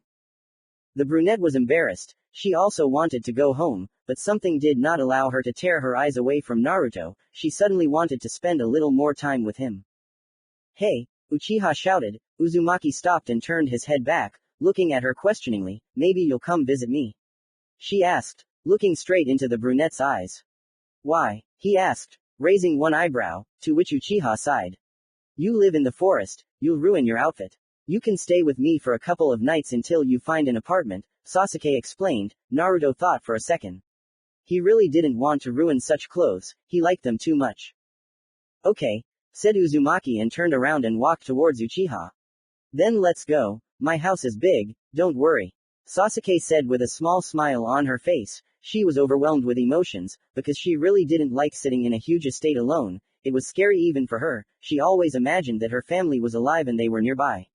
And it should be nice, but she herself saw how they were killed, saw their corpses, blood. Because of which instead of dreams she had only nightmares. Uzumaki walked behind her. Looking at her smile he understood more and more. She is still a child, or rather no, she is a normal person, unlike him. Sasuke, Naruto called the brunette. She turned her head to him, looking questioningly. What is your goal now? The Uchiha was taken aback, looking at the serious brunette. I want to meet my brother and talk, she answered frowning, looking at the ground in front of her. Uzumaki nodded. It seemed he was able to influence her a little. Sasuke flinched when she felt a hand on her shoulder. She pursed her lips to suppress the urge to turn and look at him. Well done, Sasuke, the brunette praised her, standing next to her. I thought you were a victim of the past, but no. I was wrong. Having said this, he removed his hand and closed his eyes. Uchiha, not knowing what to say, simply walked further towards the estate. She experienced strange feelings that she did not want to deal with now. They were already at the entrance to the Uchiha quarter. Sasuke opened the gate with a serious expression and entered, as if preparing for something. Naruto was simply looking around, walking next to her. So they reached the estate. Opening the doors, Uchiha let the guest inside and hastily closed them, leaning against the wall. It hurts you to look at this, Uzumaki concluded, looking at the tired brunette. Why not move out of here? He asked, approaching her. I don't want to, she answered quietly and stood up, sighing heavily. I see, it's hard for her to be here, the brunette thought and walked after Uchiha, who went into the kitchen. Would you like some tea? She asked, looking listlessly at the open refrigerator. Naruto shook his head disapprovingly. No way, you should get some sleep, he said and knocked out Uchiha with a quick blow. Taking her in his arms he looked at her face. Having found the bedroom, he put her on the bed and covered her up. Going into the living room he lay down on the sofa, looking at the ceiling. I'll have to spend some of the money on an apartment. Or maybe try something else. I'll think about it later. After all, tomorrow is the distribution into teams. He thought and closed his eyes, instantly falling asleep. Team number 7. Opening her eyes, Sasuke looked around in bewilderment, not understanding what she was doing in bed. Looking out the window, she realized that it was morning, and as soon as she got up, she realized that she had slept in her clothes.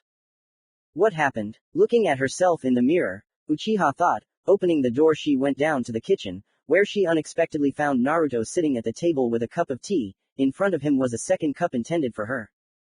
What happened yesterday? She asked, rubbing her eyes, taking a hot cup in her hands and sitting down at the table.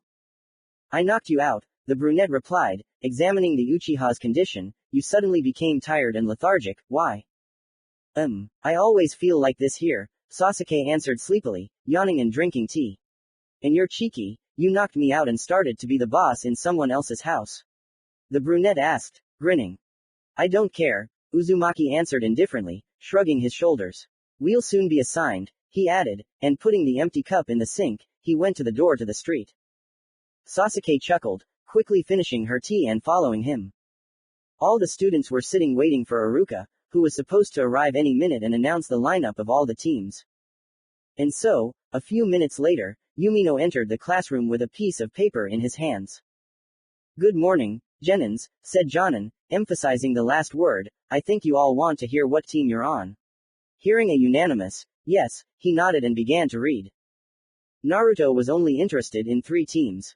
Team 10, which had the heir of the Nara clan, Team 11, which had 2 Namakazes and a clanless person, and Team 7, Naruto Uzumaki, Sasuke Uchiha, Sakura Haruno, your mentor Jonin Hatake Kakashi. The teacher announced. Uchiha sighed in relief, and Naruto simply nodded to himself in his thoughts.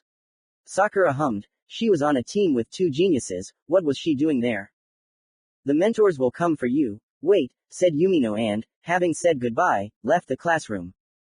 Sakura moved over to Naruto and Sasuke, starting a conversation. Kakashi Hatake, have you heard of him? The pink-haired girl asked, looking at her teammates. No, Naruto answered immediately, looking at the Jonins coming to them. I haven't heard, Uchiha said, shrugging her shoulders and twirling a pencil in her hands. Haruno glanced at them, sighed deeply and laid her head on the desk. An hour passed, then a second, they were the last ones left in the office. Sakura was already going crazy, Uchiha was looking into space and Naruto was calmly watching the entrance to the office, waiting for his mentor. Finally, the door opened and a man with white hair and a mask covering half his face walked in. He was wearing classic Jonin clothes and his eyes were covered by a bandana with the Konoha emblem. Are you my students? Hatake asked, squinting as he looked around the empty classroom. Oh my god, there's no one here except us. Of course it's us, Haruno said, yawning sweetly. Kakashi chuckled, his gaze stopping at Uzumaki. Then I'll wait for you on the roof of the academy, he said and disappeared into a white haze. An illusory clone, the pink-haired girl asked in surprise, seeing how the mentor had disappeared. Shadow clone. It seems he's strong, it's a dangerous technique after all. Uchiha muttered, standing up and heading to the meeting place. Uzumaki nodded, jumping out the window and clinging to the wall with his feet. Sakura was surprised by this action, but quickly came to her senses and followed Sasuke. Kakashi stood on the roof, leaning his back against the railing. In his hands was a small orange book with the words, Come Come Paradise, written on it. A lover of erotica, he suddenly heard the question asked by the brunette standing behind him and looking straight at the book. Hatake closed the book and turned his head back, looking into Naruto's blue eyes. Partially, you're Naruto, right? The white-haired man asked, recognizing the familiar outlines of the boy. Uzumaki nodded, jumping over the railing he sat down on the bench in front of the Jonin, closing his eyes and placing his hands on his knees. A minute later, 2 girls climbed onto the roof, and seeing Kakashi and Naruto, they sat down next to each other. So, I am your mentor, Kakashi Hatake. Introduce yourself, he said, calmly continuing to read the book. Maybe you should start first. Haruno asked, not knowing what to say. I've already introduced myself, it's your turn, Hatake said, surprising Haruno.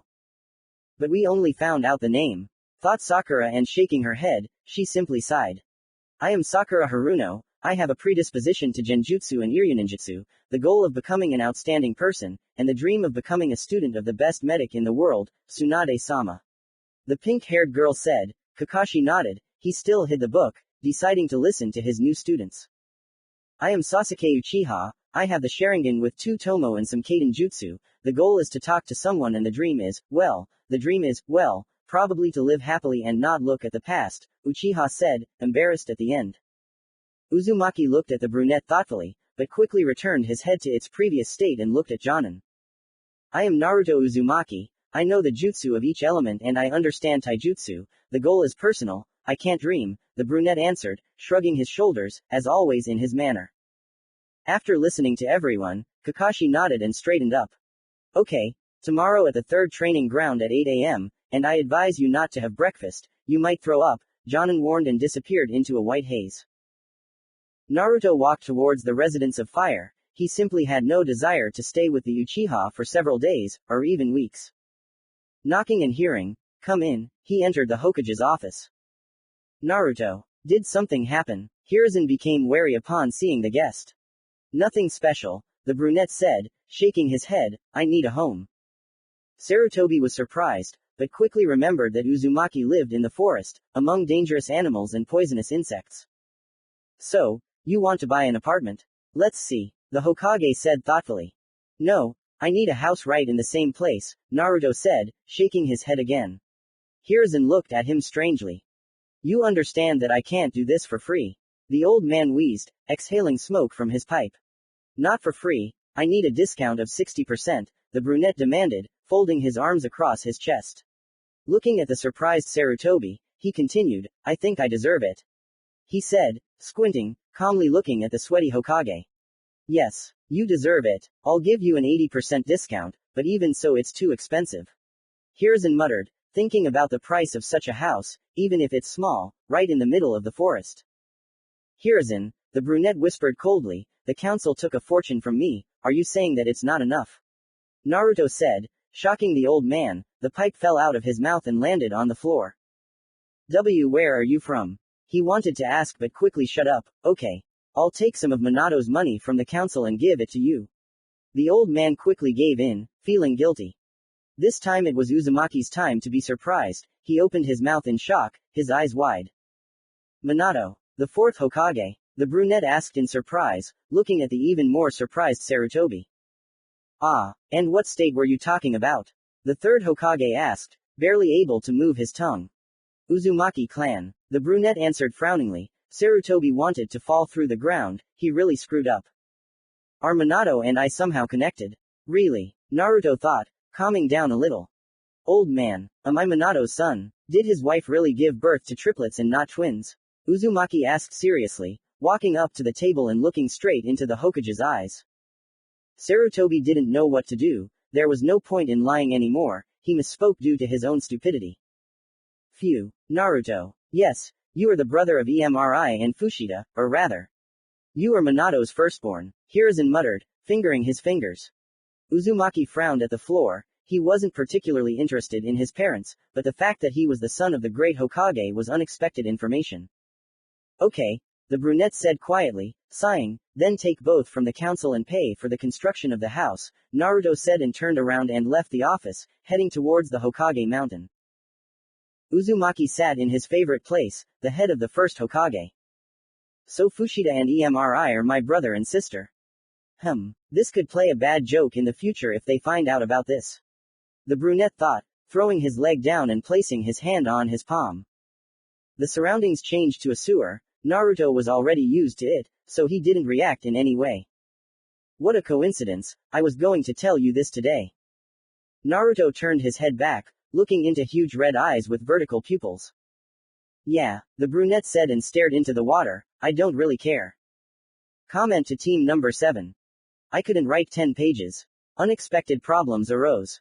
Kakashi's test, 1. Third polygon, morning. Uzumaki stood leaning against a tree. Today was a bright day, without a single cloud in the sky. Hey, Kurama, the brunette called out to the fox mentally, he had finally learned to talk to him at any moment without getting into his subconscious. What do you want? When will we start studying my genome? I think your control has become quite big, when you are free we will see.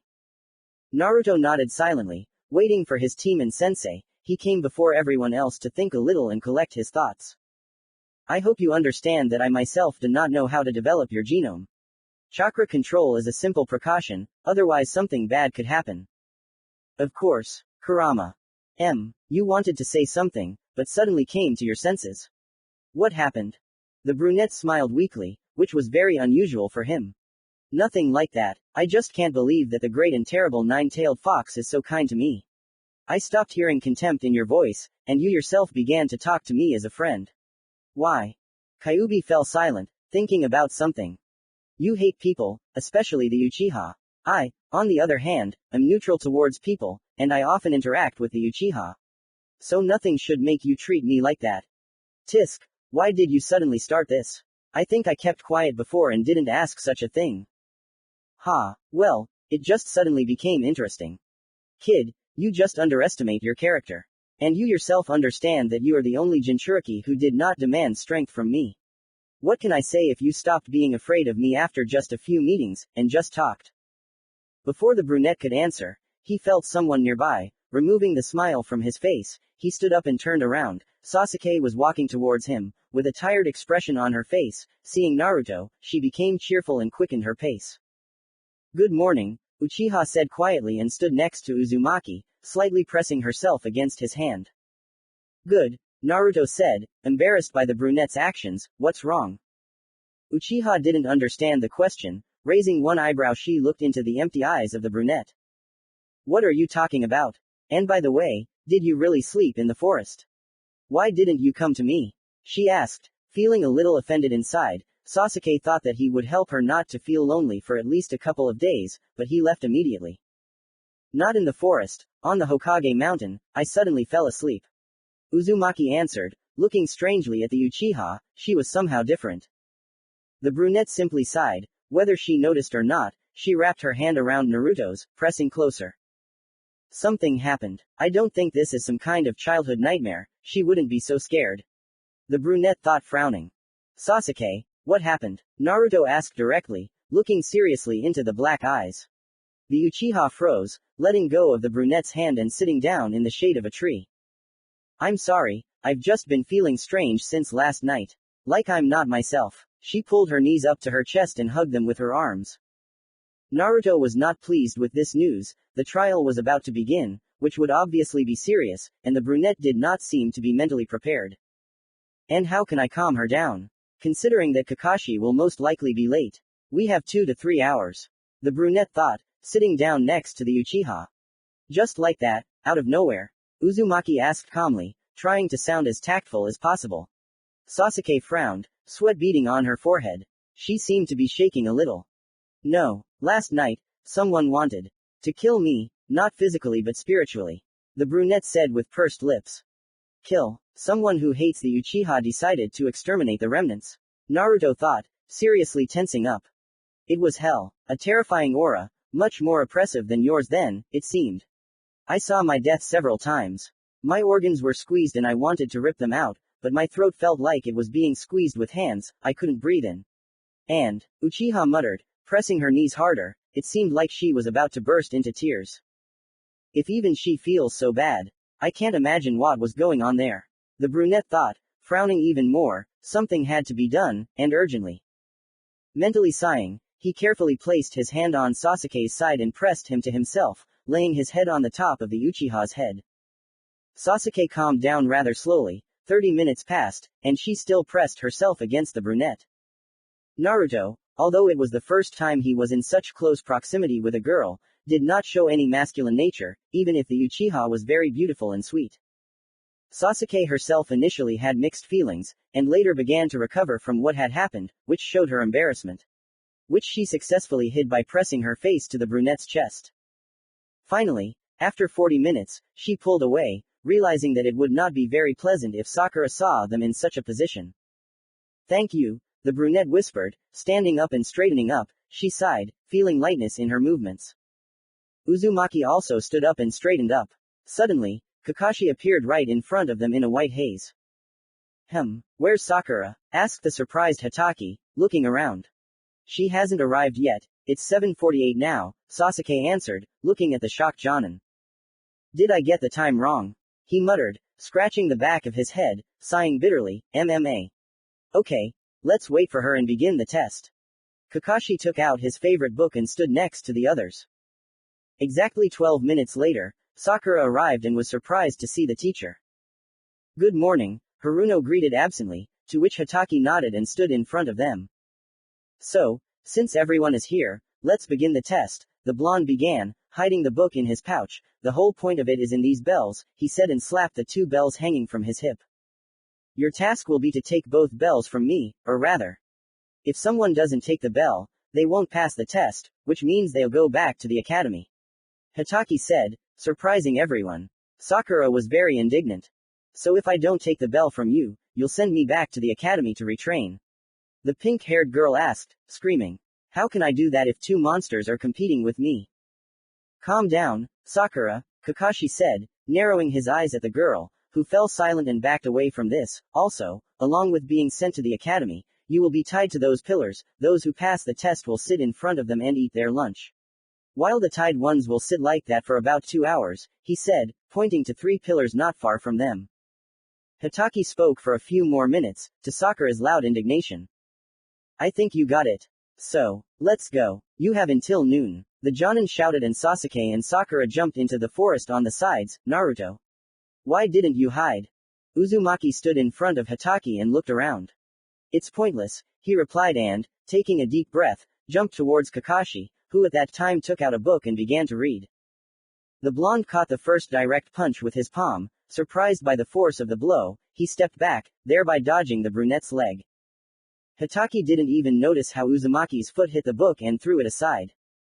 You are fast and strong, you have mastery over many elements, and you are also calm. Amazing, Kakashi praised his student, dodging another direct blow with his hand. Naruto barely reacted and blocked Kakashi's blow, which sent him flying back a couple of meters. Jonin felt heat behind him. Jumping to the side, he saw how a large fireball crashed into the place where he was standing, creating a fiery explosion. Immediately after that, he had to deflect the kunai flying from behind and block the blow of the brunette who had arrived, who was gracefully trying to dodge Hatake's counterattacks, which worked out quite well. Every time Uzumaki began to lose ground, a fireball would fly at Kakashi, followed by a hail of kunai and shuriken hidden in a weak genjutsu. However, this time Naruto did not have time to dodge and took a punch to the jaw. Hatake was about to jump away from the flying fire technique when he was grabbed by Uzumaki, who ended up under fire along with Jonin. But, instead of two carcasses, two burnt logs flew out of the explosion of fire, accompanied by a small trail of white smoke. Somewhere nearby in the forest, Naruto was fighting with Kakashi. The brunette received many serious blows to the body and face. Hatake was serious. Having barely dodged the blonde's blow, Uzumaki tried to counterattack, but the Jonin easily parried all of his attacks. Suddenly, Kakashi had to dodge the Uchiha's leg that appeared in the air next to him. Naruto jumped back and the pink-haired girl ran up to him, her hands already sparkling with green healing chakra. It was difficult for Sasuke. She couldn't keep up with the blonde's fast pace and quickly got hit in the face and flew into a tree, doing a few somersaults in the process. After raising Uchiha to his feet, the genin stood in a row, preparing to begin their second attack. Commentary on Kakashi's test. 1. I have discarded the idea of 10 pages, I will do 5, it is more reliable and faster. Kakashi's test. 2. Stepping aside, Kakashi dodged Uzumaki's fist, after which a whole hail of all sorts of blows rained down. Hatake dodged, parried, stepped aside and counterattacked. But even he was showing tension at this pace. Naruto, what is this anyway? The blonde thought in shock, parrying 3 simultaneous attacks with his hands, after which he had to immediately lean back, letting the flying leg go over him, leaning on his hands and doing a somersault. The Jonin immediately took 8 consecutive kicks and punches on the block, taijutsu at the level of Chunin, if not higher. The blows are clear and confident. He only lacks experience. A few seconds later, Kakashi noticed that kunai and shuriken were flying at him from all sides, which strangely did not hit the brunette, which is why the latter did not slow down. Naruto's arm was heavy and filled with chakra, causing Hatake's arms to ache from the constant blows. The iron disappeared from all sides, which meant only one thing, the equipment was gone. Jonin mentally sighed with relief. Catching the brunette's fist, he twisted his arm and hit his knee right in the stomach. Uzumaki fell to his knees, gritting his teeth. He bent down and passed under the blonde's limb, twisting his arm even further. A blow to the shoulder freed his arm. Quickly straightening it back, Naruto hit Kakashi in the lower back, causing him to bend over and get a sudden punch to the face from the Uchiha. From this, Hatake disappeared in white smoke. It was a shadow clone. MMA, I think you forgot your main goal. The voice of Jonin standing on a tree branch was heard. Under him lay the cut-down Haruno. You still have 2 hours to get the bells. Uzumaki clicked his tongue, turning to face Jonin. Seeing white smoke coming from the brunette's clenched palm, Kakashi was surprised. So he took the bell from the clone. I didn't even notice, thought the blonde. Jumping down, he prepared for battle. Lightning release. Discharge. Naruto said after performing several seals and released a directed stream of lightning along the ground towards the Jonin. Kakashi chuckled and jumped up, heading towards the brunette. Fire element. Fireball. Uzumaki said after making a few more seals and exhaled a bright fire that easily hit Hatake, who turned out to be another clone. Relying only on your eyes in battle is a serious mistake. With these words, the Jonin emerged from the ground next to Sasuke, grabbing her by the legs and dragging her underground, leaving only her head visible. Naruto was surrounded by 3 clones of Kakashi, whom the brunette suddenly attacked, instantly dispelling the first one. The second one, having parried several attacks, also disappeared, and the third one turned out to be the original. You're the last one, Naruto. What are you going to do? Hatake asked, looking at the brunette seriously. It seems you forgot our main goal. Uzumaki answered with a grin. The surprised Jonin patted his thigh, where there was only one bell. The second was in the brunette's hand. And when did you manage to do that? Kakashi asked in surprise, replaying the battle in his head. Naruto shrugged, not intending to answer. It turned out to be easier than I thought. It's a pity I couldn't get the second one, the brunette thought, wearily exhaling cold air. He took the bell during a double swap, when a fireball was flying towards them and Kakashi was captured, the perfect time to take it. However, he needed the second one, so he continued the fight. Well, okay. Naruto Uzumaki is passing the test, Hatake said, frowning and turning to the Uchiha and the awakened Sakura, and you. He was suddenly cut off by something, a shadow flashed near him and stopped near Sasuke's head. It was Naruto, but already with two bells, one of which fell near the brunette. I could have not let him take it, but I think they have shown themselves enough. Hatake thought, smiling to himself. Naruto, what are you going to do with Sakura? Asked a serious Kakashi. Uzumaki chuckled, taking the bell with both hands he tore it, giving one part to the shocked Haruna and keeping the other for himself. There were no rules prohibiting this, said the brunette, taking Uchiha out from under the ground. You're right, you all passed this test. The blonde said loudly, nodding confidently. Sasuke sighed with relief. Haruna was still in shock and Naruto stood calmly, rejoicing only in his thoughts. The new team sat by the pillars and ate their lunches. The battle lasted 2 hours, which exhausted Uzumaki and Kakashi a little. So you had a plan from the start? Jonin asked, looking at his students. No, Naruto said, shaking his head. Then, you acted on improvisation? The blonde asked in surprise. The blue-eyed one nodded. What about you, Sakura? Did you really help them knowing that you wouldn't get the bell? Sakura nodded slowly, embarrassed. You are a great team. From tomorrow we will start carrying out missions. Meet us at the Residence of Fire. Hatake warned and disappeared in a white haze. Team 7 was walking down the street. They decided to celebrate their victory together and went to a ramen shop called Ichiraku. Sitting down on chairs, they ordered one serving of meat ramen each and began to eat. Naruto, shall we meet at the Hokage mountain this evening?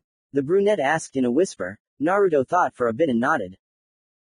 It was late evening, the sun was no longer visible, so the moon was shining during the show. Uzumaki lay in his favorite spot and waited, thinking about the serious training tomorrow after the mission, which in any case would be D rank. It's a cold evening, isn't it? Uchiha asked quietly, appearing next to him. What did you want to discuss? The brunette asked sleepily. He was in such a comfortable position that it was possible to fall asleep completely by accident. Well, I just wanted to meet you like this in the evenings. It's so nice, Sasuke said, turning away, embarrassed. It's clear. The next day came, the new team stood at the Residence of Fire and was about to enter. When they went to the Hokage, they were given a D rank mission, as Naruto had expected. It was a simple dog walk, cat catching, and reloading of building materials that were being shipped to another country. After easy missions, Uzumaki returned to his clearing, where, surprisingly, a small wooden house already stood. Naruto didn't know how it happened so fast, and he didn't care. The house was cozy and warm, only one floor and an attic. The first floor was a simple kitchen, a hallway, a small room with a sofa and a toilet. The entire second floor was a bedroom, where he could put whatever he wanted because of the ton of free space. Standing in the center of his favorite clearing, Naruto called out to the fox. I'm ready to start using the genome. Great, then let's start by trying to use it. I hope you yourself understand that this genome is the only one in the world that is not passed on from parents. Of course. So I guess I need to randomly pick up seals and try to use it. No, there is an easier way. This is the element of combination. Do you understand what it should do? No. The fox sighed bitterly in his subconscious. Genomes are created from other elements, for example, Mokuden, the wood element, it consists of water and earth. Do you understand what the combination genome will do? You mean I can make all possible elements by combining the 5 main ones? Exactly. Uzumaki thought, this power. Only he has it, and that means with its help he will be able to make his goal a reality. I get it, I need to use 3 elements at the same time, 2 of the main ones to choose from, and combinations, right? Kyuubi bared his teeth, anticipating what would happen next. Right. The brunette grinned, lost in thought.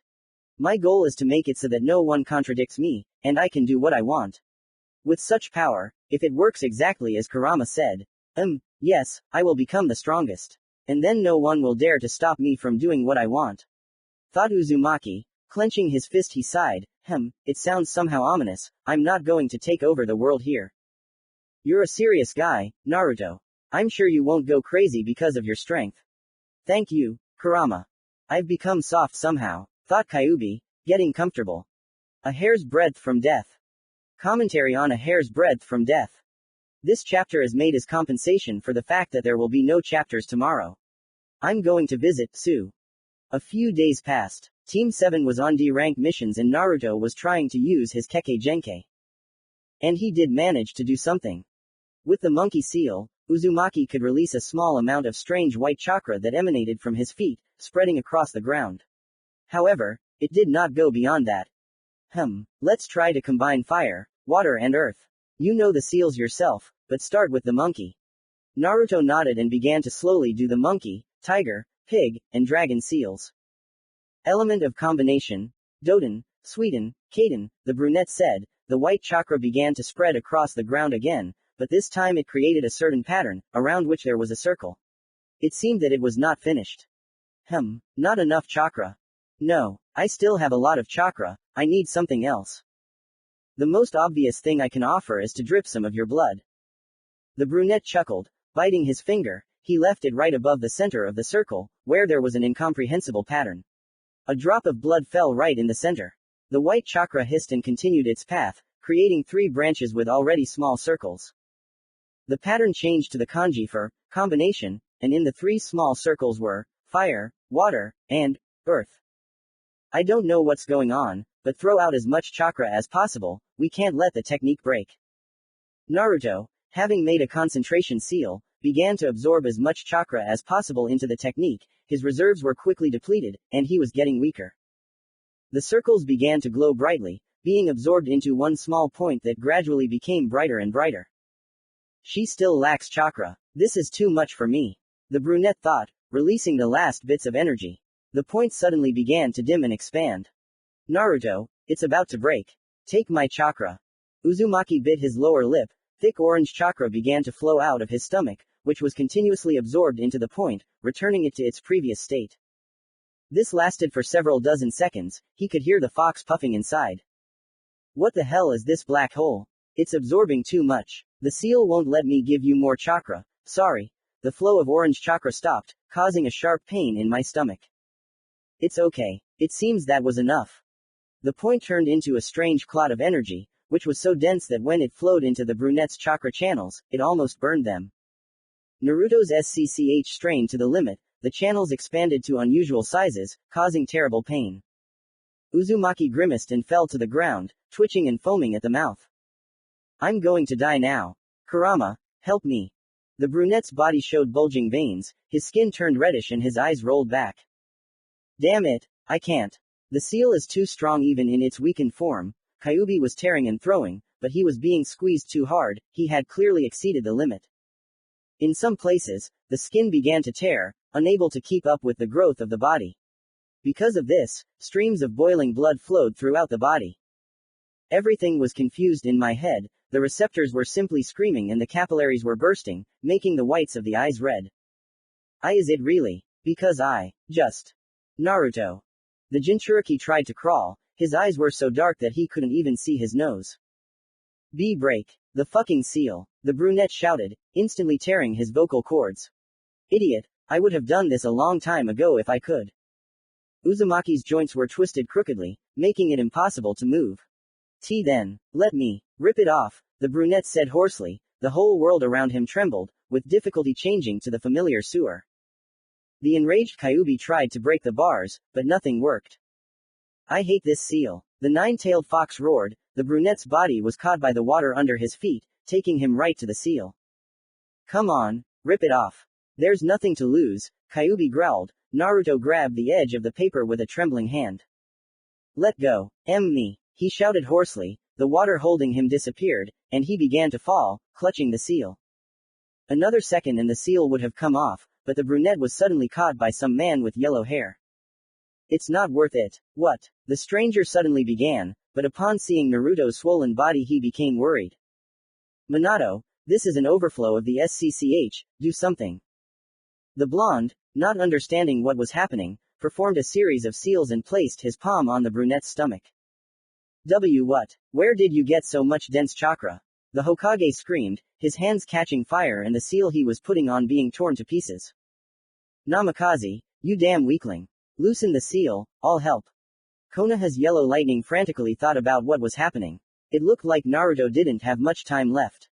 To hell with it, the blonde shouted, spitting at his feet and appearing next to Naruto, he made a series of seals. A strange toad in the form of a scroll appeared in the white smoke next to him. Sorry, Garotora-san, the Hokage cried out and with force opened the toad quickly bit his finger and wrote something on the scroll.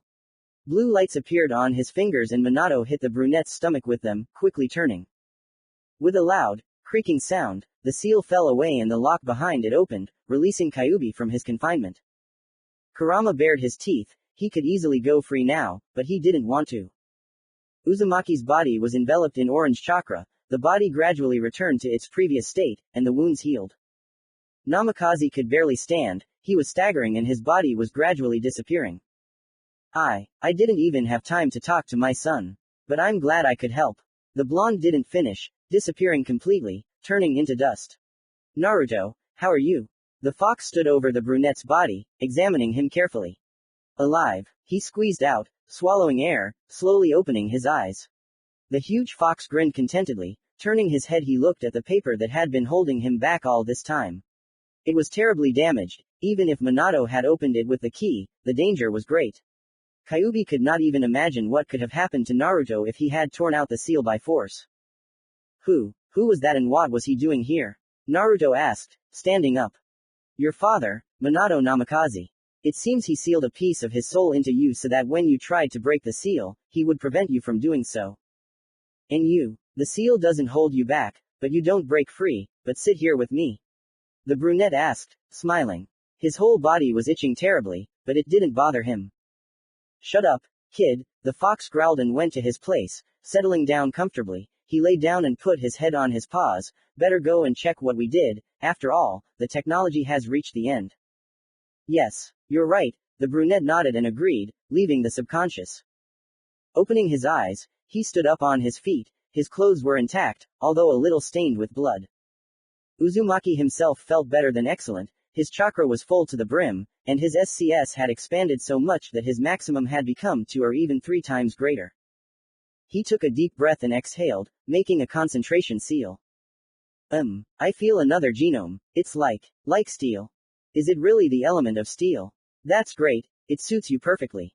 Uzumaki concentrated, looking at his palm. In an instant, the brunette's hand changed its appearance, the skin became steel, and Naruto did not even feel the change in weight.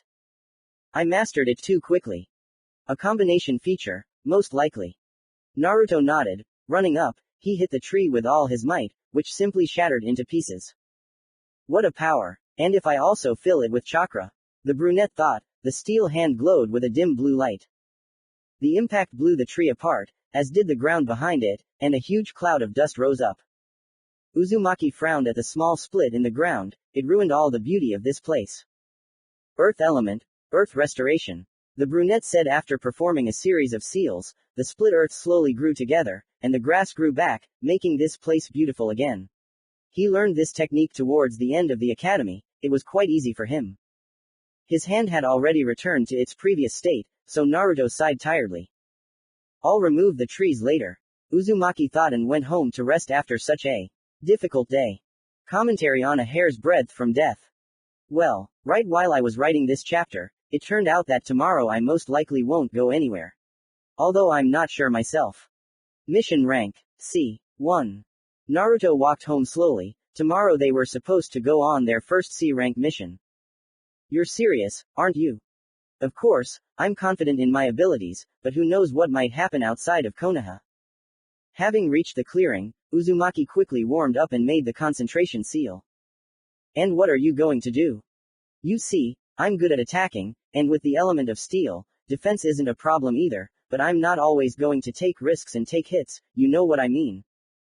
So you want to combine a simple mud wall with steel release? Exactly. The brunette quickly performed a series of seals, to which Uzumaki's personal work was added, the armadillo seal, which was needed to use the steel release jutsu. It looked like an inverted snake seal with extended little fingers. Steel and earth element, double mixed wall, said the brunette, as two large walls 4 by 4 meters rose from the ground in front of him. She looked like a combination of earthen pieces and steel. Turning her hand into steel and filling it with chakra, Naruto slammed his hand into the wall. The first barrier simply shattered into pieces, while the second one came apart at the seams, but held up and stopped the fist, which almost passed right through. It'll do, Uzumaki thought and, putting away the equipment, began his usual training. The next day arrived. Team 7 and Tazuna, the bridge builder who was their client, gathered at the gates of Konoha. We're heading out, everyone ready? Asked Kakashi, who was reading his dirty book as usual. Come on already, we need to hurry. The customer urged, dissatisfied with the fact that they were already late. We're ready, sensei, let's go, said Uchiha, who was pale to the point of horror, with an imperceptible wheeze. Hitaki nodded, and the team and the customer walked forward along the road at a quick pace. Again, the brunette asked in a whisper, approaching Sasuke. She only nodded distantly, occasionally trembling. What's going on, Kurama? Who would need such intimidation from the last of the Uchiha? The brunette frowned. She was not at all in the mood for her first serious mission. How do I know yet? Maybe that damn Madara came to raise a psycho like him. The fox growled inside. He hated everything connected with the Uchihas precisely because of Madara. Uzumaki gritted his teeth. He understood perfectly well what could happen if the brunette experienced this every evening. Okay, at least he'll get some rest during the mission. I'm not sure about that. What if it pursues Uchiha even outside of Konoha? In that case, I can help her. I think you yourself understood that she has sympathy for me, so there will hardly be a problem with this. Moreover, I will be able to feel it myself, at least I will understand what she is so afraid of. Ha ha ha. Oh, come on, kid. You yourself are not stingy with emotions, you like Uchiha, right? Naruto was embarrassed. Maybe he was much more pleased with Sasuke, but he did not feel strong feelings. I don't know myself. Good emotions have become too dull. Uzumaki sighed bitterly and carefully watched the forest in case of an attack. Well, the Nine Tails thought, even the great Biju felt somehow sorry for its bearer. Naruto, the Jonin called out to him in a whisper. Naruto came closer. Get ready, they'll most likely attack us from that puddle now, the white-haired man whispered and pointed to a suspicious puddle in the middle of the road. Naruto nodded, simultaneously surprised by Hitaki's attentiveness. And just as Kakashi said, when they were passing by, two Nukenin with iron gloves and a chain jumped out of a puddle. In an instant, Hitaki was enveloped in a spiked chain, tearing him into pieces. Teacher! Sakura screamed in horror, not believing her eyes. Sasuke, surprising the brunette, froze, looking at the enemies in shock. She's completely incapacitated, Uzumaki thought sullenly. He had to stand in front of the Uchiha and turn his hands into steel to withstand the blow of sharp claws. Sparks flew everywhere. Naruto grabbed the glove, squeezed it and spun around, throwing the attacker straight into a tree. Because of the connected chains, the second missing nin also flew into a tree. Fire element. Fireball, the brunette said, performing a series of seals at a fairly high speed. The enemies tried to jump away, but it turned out that they were tied to a tree with a fishing line, along which the fire began to spread. Using the spikes on the chain, one of them cut the line, grabbed the second and jumped away, thereby escaping the fire. The equipment was wasted, and the enemies, having disconnected the chain, flew at full speed towards the exposed customer. One of them was stopped by Uzumaki, who kicked him in the neck and then punched him in the back with a steel fist. Naruto threw the carcass aside and ran to protect Tazuna as fast as he could. However, Sakura did it instead, holding a kunai in her hands. The bandit was about to simply throw the kunoichi aside, but suddenly a foot fell on his head, pressing him into the ground. It was Sasuke. She was still pale and shaking a little, but she could move. Finding himself near the lying brunette, he grabbed him by the throat, at the same time breaking the Nukenin's limbs, to Haruna's screams of disgust. Well, the result left me a little disappointed. The serious voice of the dead Jonin was heard. He was standing behind the customer, looking intently at the Uchiha. Sasuke, what's wrong with you? Were you really so scared by the unexpected attack that you couldn't even move? The blonde asked. Naruto was a little surprised that Kakashi didn't know what was happening to her. So she only told me about this. The brunette thought. The Nukenin lying under him screamed loudly in pain and Hatake turned his attention to him. Naruto, give him to me, said Jonin. Uzumaki nodded and threw the screaming carcass into the hands of the white-haired man, after which he disappeared, and somewhere in the distance screams full of horror and despair were heard. Shall we move away? The brunette asked quietly. Uchiha nodded silently and they moved away behind the trees. A hand fell on the brunette's head, slowly stroking it. I can't. Sasuke cringed. Her movements were very difficult, and her thoughts were filled with the fear that awaited her in the evening. Uzumaki sighed inwardly, gently hugging Uchiha. At this moment, he really felt nervous. She had become too defenseless in just 2 days. TCH. I'll finish off whoever is doing this, soon or not, it doesn't matter. He thought, gritting his teeth. Rest, Sasuke, the brunette said quietly, picking up the Uchiha. He put her on his back and went to the team.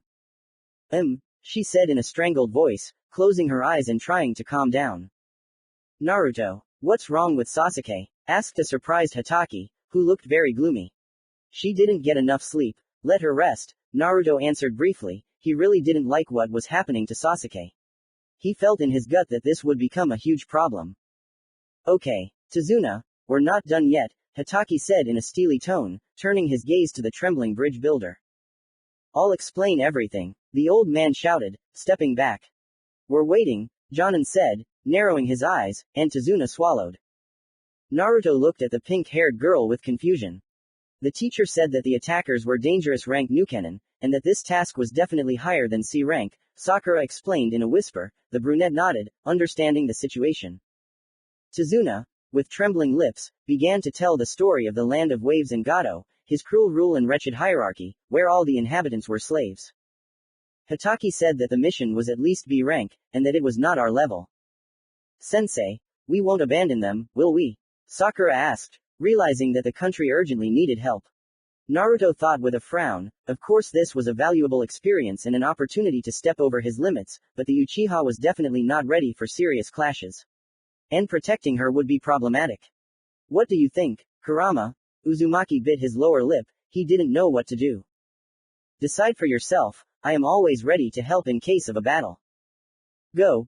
Don't worry about me. The brunette suddenly heard the Uchiha's barely audible whisper coming right next to his ear. So that's how it is, thought the blue-eyed man, sighing tensely. I think it would be nice if the land of waves took Konoha's side. I agree, the brunette said, closing his eyes. What about Sasuke? Kakashi asked, looking at the brunette. She agrees, he answered confidently. Hatake thought for a second and nodded. MMA. Well, okay, Tazuna, we continue the mission, Hatake said, and the bridge builder breathed a sigh of relief. Let's see what awaits us after such a choice, the brunette thought, turning his head and looking at the face of the sleeping Uchiha. Comment on mission rank, C. 1. I'm a little late with the chapter, there was no internet, sorry. Mission rank, C. 2. Team 7 and Tazuna were walking along the path. They had just crossed the river and were heading to the bridge builder's house to rest and begin defending the bridge. However, everything was not so simple. Get down, Kakashi suddenly shouted. Naruto, feeling the threat, immediately fell to the floor. Hatake, taking Sakura and the customer with him, did the same. A huge sword flew right over their heads and stuck into a tree without encountering any obstacles. Immediately after that, a strange man jumped on it, his back to them, and his heavy chi spread throughout the forest. Could it be that the copy ninja himself, Sharingan Kakashi? What an honor. His mocking voice sounded. He turned his head back, looking at them. I know you. Zabuza Momochi, the demon of the bloody mist, the Jonin said with a frown. Give the customer and you can leave peacefully. You don't think that these, shinobi, can do anything to me, do you? The swordsman said and jumped down and took the sword out of the tree. Serious pressure. I hope Sasuke doesn't wake up, otherwise it will be bad. Thought the brunette, carefully placing Uchiha next to Tazuna. Sakura, standing next to him, was shaking like an aspen leaf, for her such ki was too much. Haruno, protect the customer. Uzumaki whispered. Haruno nodded weakly and took out a kunai, standing in front of the scared as hell bridge builder. No, Zabuza, Hitaki coldly refused, taking out a kunai, it's not that simple. Momochi smirked as he watched Kakashi run towards him. Ninpo, concealment in the mist, the swordsman said, making a concentration seal at his chest with one hand, and a concentration seal above his head with the other hand. Everything around was obscured by fog, it was impossible to see more than a couple of centimeters, and one could rely on anything except sight. If only you knew, Shinobi, who I am. A voice was heard behind him. Naruto opened his eyes in shock and turned around. A huge blade of Zabuza's sword was flying straight at the customer, which was suddenly left by Hitaki's kunai. Zabuza, you are my opponent. Kakashi shouted and with his other hand pierced Momochi's chest, but instead of blood, water flowed out, and the swordsman himself disappeared, leaving behind a pile of liquid. Well, Kakashi, why don't you use your famous Sharingan? Zabuza asked with a mocking voice. His voice sounded from all sides, it was impossible to understand where he was. Uzumaki didn't have time to be surprised that Hitaki had the Uchiha Dojutsu, so he didn't react to his opponent's words. The Jonin disappeared and Momochi fell silent, only the grinding of metal and the sounds of blows could be heard, indicating that a serious battle was taking place nearby. What pathetic attempts to touch me! The swordsman shouted, flickering silhouettes were visible, which meant only one thing, the fog was dissipating. Kakashi had a hard time moving the massive blade aside, his kunai even cracked and jagged in some places. Every time the metals collided, a bunch of sparks flew to the sides, only now the brunette noticed the blonde's glowing red left eye, which he had previously always hidden behind a bandana. Zabuza swung his sword with all his might and hit Hitaki's kunai. There was a loud screeching sound and the knife was cut in two. Kakashi miraculously received only a shallow cut on his chest. The Jonin jumped back into the water, clutching the large wound, and a strange, victorious grin appeared on Momochi's face. He's from the mist, which means he's a master of Sweden, damn it. Realizing the swordsman's plan, Naruto shouted, Kakashi, don't stand on the water. He's using Sweden. However, the brunette didn't have time. A water clone that suddenly appeared under Hitaki's feet made several seals. Water element, water prison, the clone said, and Jonin found himself trapped in a water ball. Your mother. The brunette cursed in his mind, frowning as he thought about the situation. He could wake up Uchiha and try to do something with her. But he was going to handle it alone. Taking a deep breath, Naruto walked forward. Little Genin decided to play the hero. How stupid, Momochi said laughing. Hitaki with his look said that it was not worth doing, but Uzumaki did not listen to him. Zabuza Momochi, I'm not at Kakashi's level but I'm unconditionally the strongest of the Genin of this generation. Naruto warned seriously, and the swordsman simply laughed at such statements. Are you saying that you are a real shinobi? No, a real shinobi is a weapon that does not feel emotions and carries out the assigned mission even at the cost of his life. Ready to kill and torture without regret, said the demon of the bloody mist. And how am I not a shinobi? Uzumaki asked, raising one eyebrow. Zabuza froze. Ha, that look is serious. The kid is not simple, thought Momochi, grinning widely. Kakashi, I see you've taken on a worthy student, he said, turning his head to the surprised Hitaki. If that's the case, kid, show me what you're capable of. Momochi wanted to increase the pressure of ki, when suddenly he felt resistance. The brunette's aura did not allow the terrible ki to move further than his back. He's not bad, but what is this for? The swordsman thought, when he suddenly saw Uchiha lying next to Tazuna. You don't want that girl to wake up. What nonsense, Momochi said with a grin. Naruto lunged in front of Zabuza, turning both his hands into steel and infusing them with chakra. A direct strike was blocked by the sword, but even so, the mist demon slid across the ground, leaving a large furrow. What is this monstrous force of the blow? The swordsman asked in surprise, raising his blade and swinging it. He almost cut the brunette in half, but he moved to the side, causing the sword to leave a huge cut in the ground. Fire release. Fireball. Uzumaki made a series of seals at a decent speed and blew out a blazing cloud of fire, which Zabuza easily dodged, ending up behind Uzumaki with his raised kubikiribocho. Naruto managed to react and caught the huge blade with both hands, although the blade still hit him, creating a bunch of sparks from the clash of metals. What is this? Momochi asked, even more surprised, realizing that he couldn't push the sword any further. Lightning element. Discharge, the brunette said, jumping back and performing a short series of seals, releasing several directed lightning discharges. Earth element. Mud wall, the swordsman said, making 2 seals. The discharge jutsu affected a large area, but had little power, so the wall easily took the blow, only cracking. Momochi noticed that Naruto was already running towards his clone and Kakashi, meaning the technique was just a distraction. No, boy, I won't let you do it that easily, said the demon of the mist and appeared in front of the brunette at incredible speed. The blade flying at him had to be blocked with his hands. The steel couldn't withstand such pressure and a huge cut appeared on Naruto's hands accompanied by a bunch of sparks, but he didn't care. With a blow, Uzumaki threw the sword to the side, made a roll and forced the swordsman to step aside, otherwise he would have been knocked down. However, Naruto did not expect that Momochi would regroup so quickly. The massive blade stuck right into the brunette's back. He barely managed to turn the back of his body into steel, but in any case it did not withstand, only partially absorbing the damage. Gritting his teeth in pain, the brunette stopped at Zabuza's clone, who was already ready and holding Kubikiribocho with one hand, while holding Kakashi in prison with the other. Naruto was trapped, huge blades were flying at him from both sides, and it was impossible to dodge because of the damage to his back. There was only one way out. He completely turned into steel, taking the blow from both sides directly on himself. A painful groan escaped his mouth, his arms and torso received another deep cut. Sparks flew in all directions. Naruto squeezed the blades and threw them down, standing on them with his feet and hitting the clone right in the face, causing the latter to turn into water and the imprisonment technique to be interrupted. The sword was raised, causing the brunette to fall on his stomach. Losing his balance, he felt a sharp and burning pain in his back. It seemed he had received another cut. I can't stand this. A thought flashed through the brunette's head. He pulled himself together, rolled over and stood up on his feet. Naruto could barely stand, his upper body was pulled forward, and he had to lean back to avoid breaking in two. His vision was blurry, and the only thing he could hear was the sounds of Hatake and Momochi talking, the sounds of splashing water and screams.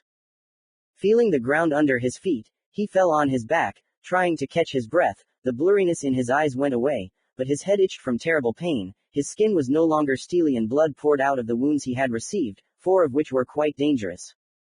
Sakura ran up and used the mystical hand jutsu, which was able to stop the bleeding. While Haruno was helping the brunette, Hatake was continuously copying Zabuza's techniques, infuriating the latter. That was dangerous, Uzumaki thought. Looking towards the customer, he realized that Sasuke had not woken up. Even when the screeching of metal and loud cries of technicians were heard throughout the forest, she's sleeping too soundly. A loud splash of water was heard. Lying down and turning his head, he saw how the weakened Zabuza was pressed against a tree by a wave and kunai were stuck into his arms and legs. Kakashi was about to finish him off, when suddenly 2 senbons were stuck into the swordsman's neck, and a strange man in a mask appeared in front of the missing nin. Thank you for helping us catch a dangerous S-rank missing nin. Zabuza Momochi's body will be taken away in order to preserve the secrets of the mist. We will remember this feat of the Konoha team. The mask wearer said coldly, carefully lifting the body onto his back. Hatake nodded silently and the unknown man disappeared into the shunshin. What the? He just agreed. Who was that anyway? The brunette thought in surprise, when suddenly he noticed that the excited Uchiha was running towards him. She woke up after all. Naruto. What happened? Why didn't you wake me up? The brunette asked loudly. Kneeling next to Uzumaki, bending down, she quickly examined his condition and sighed with relief when she realized that there was no bleeding. Ask Sakura, the brunette said calmly, covering his ears with his hands and ignoring the last words. He had had enough of loud sounds today. The Uchiha looked up at Sakura, who began to recount the events after she fell asleep. The brunette frowned as she thought about what was happening. Her condition had stabilized and she was no longer pale and twitchy like before. We should hurry to my house. You can patch up your wounds there. Tazuna suddenly spoke. Kakashi nodded weakly and fell to the ground from chakra exhaustion. I'll drag him, and you, Sasuke, hold Naruto, said the pink-haired girl, walking up to Hatake and lifting him onto her shoulders. Let me do it, the bridge builder volunteered. Haruno nodded and handed the Jonin's carcass to him. They walked quickly towards the house where Tazuna lived. They all needed to rest. Except Sasuke. Mission rank, C3. The 3rd day since the start of the journey, they finally reached Tazuna's house. They knocked and began to wait. The door opened with a long creak and a blue-haired girl in an apron appeared on the threshold.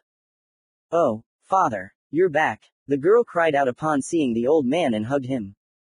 Yes, I'm back, Suna. We have guests, so you can. The customer muttered embarrassedly. His daughter immediately stopped squeezing him and walked away, looking at the new faces. Excuse me, I'm Tsunami, and are you a ninja from Konoha? The blue-haired girl asked, letting the guests inside. Yes, we are team number 7 from Konoha, Sasuke answered, nodding first. Where can we settle down? I'll show you now, Tsunami said, smiling and leading them to 2 rooms. Then Naruto will be with Kakashi, and Sasuke will be with me, said Haruno, and was about to open the door to the room when she was pulled by the shoulder. No, said the brunette. The pink-haired girl looked at him questioningly. It's better to stay with Kakashi, finished Uzumaki. Well, okay. He's still in bad shape, I'll look after him, Sakura agreed, embarrassed. Sasuke sighed with relief behind the brunette's back, so quietly that only Naruto, who was standing next to her, heard it. They settled into their rooms. It was late evening, so everyone was asleep except the brunette. Kurama. Uzumaki stood near the window leaning against the wooden wall. Right in front of him on the bed lay the sleeping Uchiha, whom he admired, albeit a little. The room was illuminated only by the light of the moon from the window, and nothing else. Yes, I'm already checking the area around. Okay, tell me right away if you suddenly notice something extra. Certainly. Uzumaki was serious, expecting anything. He didn't feel tired or sleepy at all from the full day of walking home after the battle with Zabuza, not to mention that his wounds hadn't healed, even though his regeneration was accelerated by the incoming chakra of the Kyuubi. My insides are screaming from the tension, it seems like another second and it's the end. A drop of sweat rolled down the brunette's forehead, he bit his lips to calm down. I'll be honest, but I also feel danger, not for myself, but for you. Well, thank you, you calmed me down. Naruto quietly clicked his tongue and closed his eyes. Ha! The clock hand pointed to 000, and rain could be heard outside the window, pounding the roof and window. Gradually it turned into a downpour, sometimes bright glares appeared and thunder sounded. A strong storm began. Kurama. Naruto didn't hear anything in response, silence. All that could be heard was the natural disaster outside. Fox, don't be silent. Again, not hearing anything in response, he frowned. Only now did he notice that the usual white light of the moon had changed to red. The night had begun. The brunette looked at the strange phenomenon with wide eyes, his head was spinning a little and he was shaking. Kurama, what's wrong with you? The silence hit my ears like a loud ringing. My skin burned unpleasantly and turned red, and the air became colder. It was very unpleasant, the body was getting hotter and hotter, and the icy air I was breathing seemed to explode my lungs. After a couple of seconds, he began to sweat heavily, breathing in and out intensely. Uzumaki tried to comprehend what was happening. He could not stay on his feet and fell on all fours. It seemed that his muscles were stretched to the limit, and there was a huge load on his back, not allowing him to get up. Naruto tried to say something, but only an unintelligible wheeze came out of his mouth. With each swallow a sharp pain was felt in his throat, as if someone was sticking several needles in there, and then taking them out, sticking them in again, and taking them out again. His body was shaking violently, his head was splitting and his eyes were going dark. The quiet rain outside the window turned into a loud, menacing and terrible storm that constantly hit his ears, piercing his brain with irritation. He could hear his heart beating, fast, scared and confused. The blood was boiling and spreading through all his limbs, which were numb from it, unable to move. There was a disgusting feeling of a gag reflex in my mouth. I wanted to vomit, scream, and anything, just not to feel it. The blow reached his stomach, his sensory nerves went crazy, he felt his own gastric juice with his whole body, which began to corrode the walls of his stomach. Uzumaki wanted to scream, but only a wheeze came out, drawn out and hopeless. There was moisture in his eyes, capillaries burst, coloring the white color red, but this time he felt it completely, all the pain that was muffled by adrenaline last time. But now, it was gone, his body didn't react, as if it didn't notice all of this. The kidneys were squeezed so hard that it seemed like someone was doing it, squeezing and pushing both organs with their hands. It all started so abruptly that it was impossible to collect your thoughts. True despair is the impossibility of saving yourself. She disappeared as suddenly as she had appeared. The body temperature calmed down and the pain disappeared, leaving behind a half-eaten piece of flesh. Kurama. Naruto squeezed his neck, which had recently been torn apart by pain.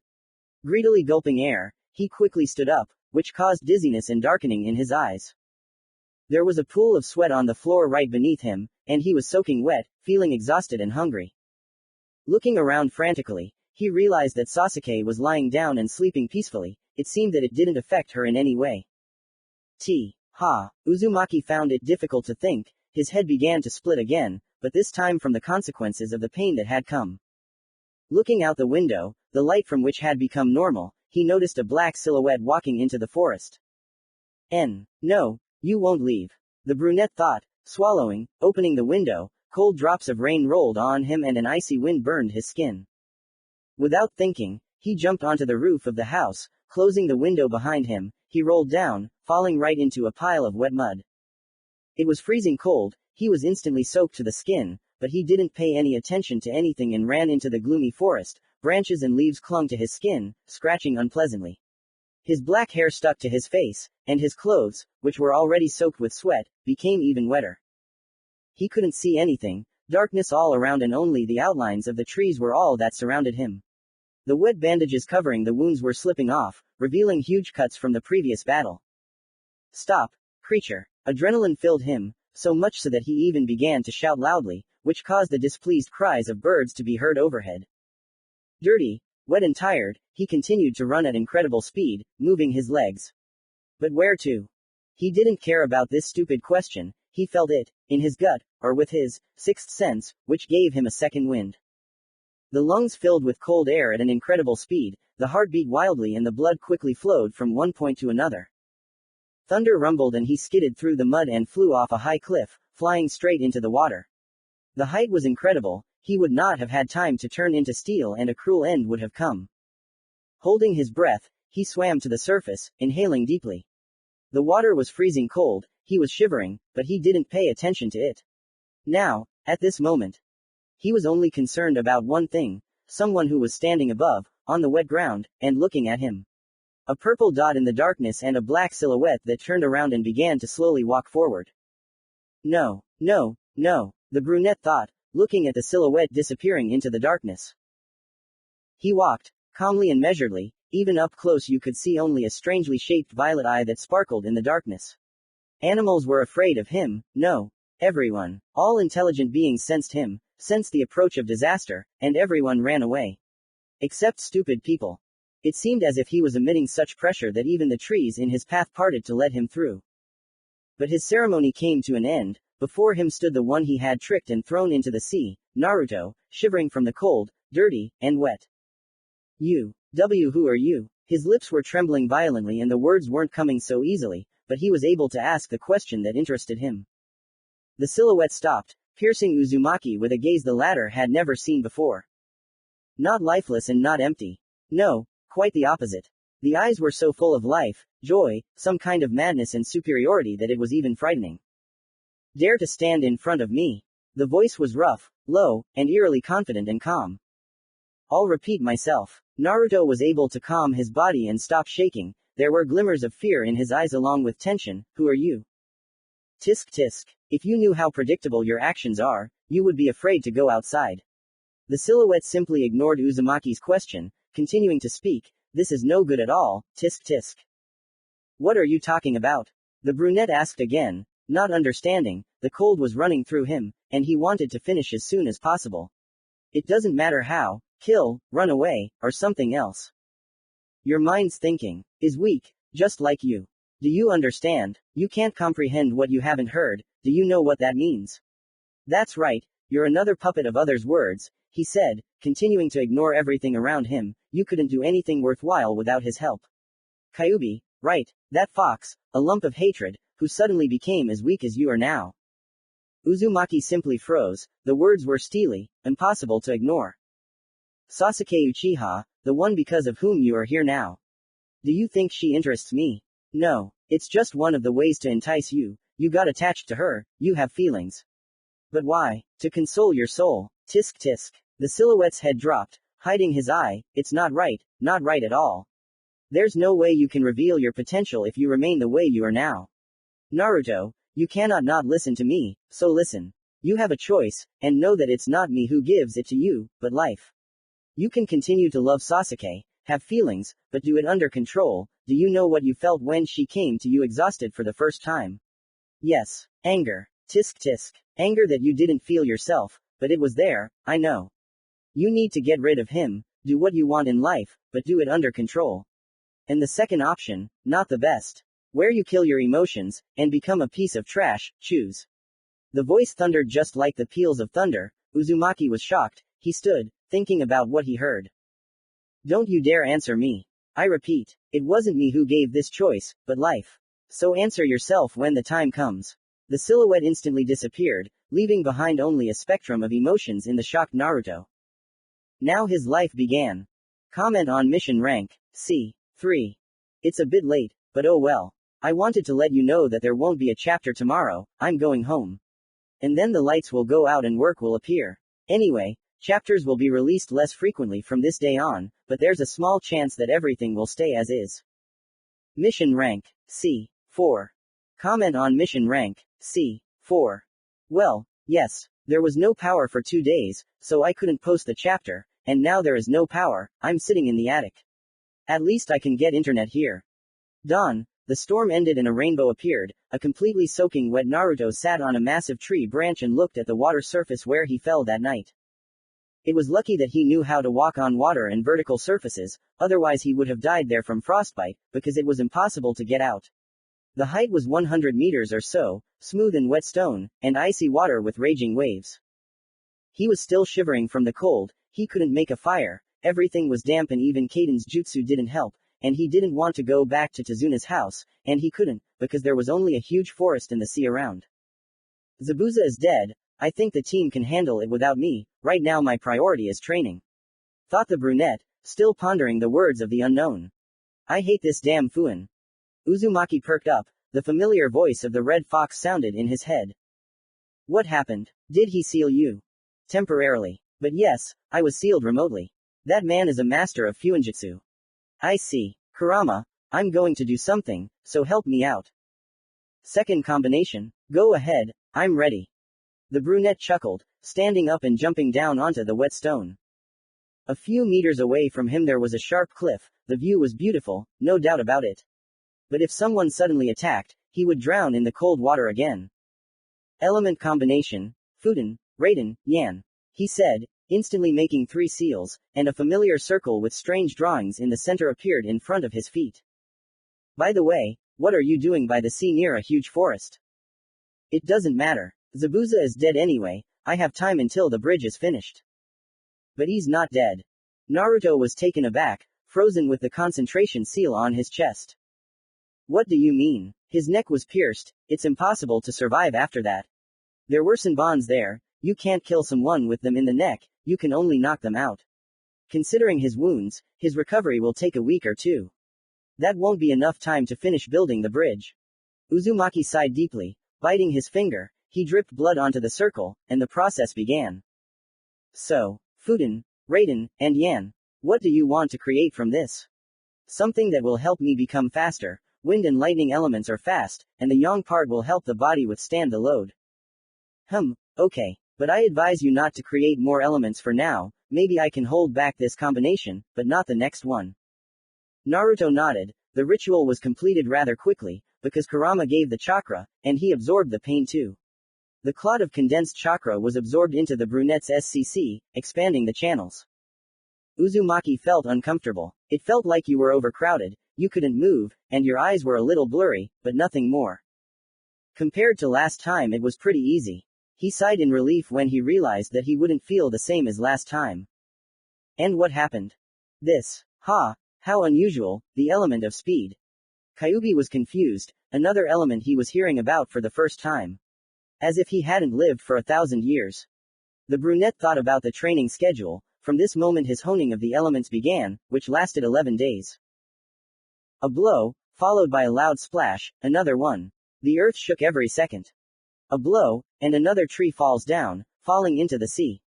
Naruto slowly emerged from the thick forest. On his head was a strange steel helmet with vertical cutouts near the eyes and horns, on his shoulders were spiked pauldrons and on his feet were steel boots like those of knights. Behind the new armor, the simple clothes of the brunette were visible. It feels strange. Uzumaki was embarrassed, casually waving his hand and breaking another tree. You realize you don't have time. Use full armor and head to the bridge. Yes. Naruto sighed and performed a series of seals, among which was the armadillo seal. Ninpo. Full steel armor, he said, his entire body was covered in steel. This technique was created by steel release, but was considered a ninpo technique because there were admixtures of yang and speed release to reduce gravity and acceleration. Uzumaki exhaled deeply and cleared his throat. The sounds coming through the helmet were distorted and seemed rougher and louder. Hurry up, I have a bad feeling about this. The brunette nodded and ran straight into the forest. After a few days of exploring the area, he had found his way back, so getting to the bridge was not a problem. During these days, he managed to create only 3 techniques, 2 of which were partial steel armor and full steel armor, and the third was the only technique of speed release. Although it seemed like the armor was terribly heavy, it actually weighed no more than a kilogram due to the yang particle and the adjustment of the speed element. A few minutes later he found himself at the bridge, where things were not going well. Part of the bridge was covered in fog, and on the other side there was a battle between Sasuke and the same mask maker who took Momochi's body. Uchiha was clearly losing. She was kneeling, surrounded by strange mirrors, each of which had a masked man in it. A hail of senbon was flying at her from all sides. If they all hit, it would be the end of her. Finding himself near the brunette, Naruto squeezed her and fell to the floor, covering her with himself. Senbons, even filled with chakra, could not penetrate steel armor. They simply bounced off without leaving a scratch. Standing on his feet, Uzumaki looked around. Sasuke had lost consciousness from loss of blood. She was all covered in needles, but there was no serious damage. Ice? The brunette asked in surprise, realizing what the mirrors around him were made of. Who are you? The mask wearer tensed up. It seemed he understood perfectly well that his main weapon was useless against the armor.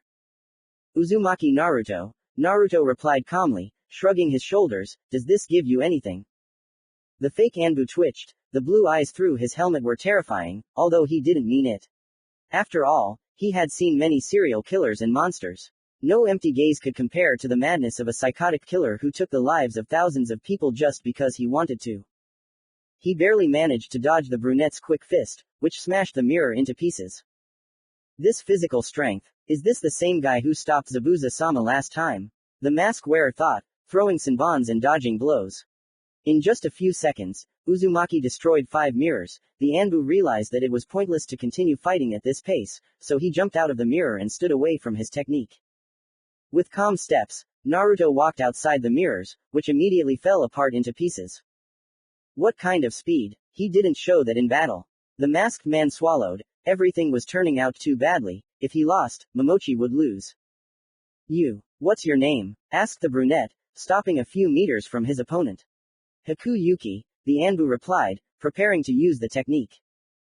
Uzumaki drawled, finding himself behind him. Yuki managed to react and jump away from the blow, but even so, his head began to buzz from the sharp gust of wind. Do you own the genome?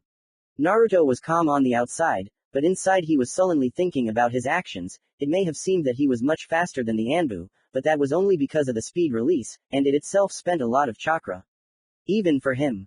Ice release. Ice coating, the masked man said, performing a short series of seals. The floor beneath their feet turned to ice, and Uzumaki's legs were bound. He stood motionless, which caused confusion in Haku.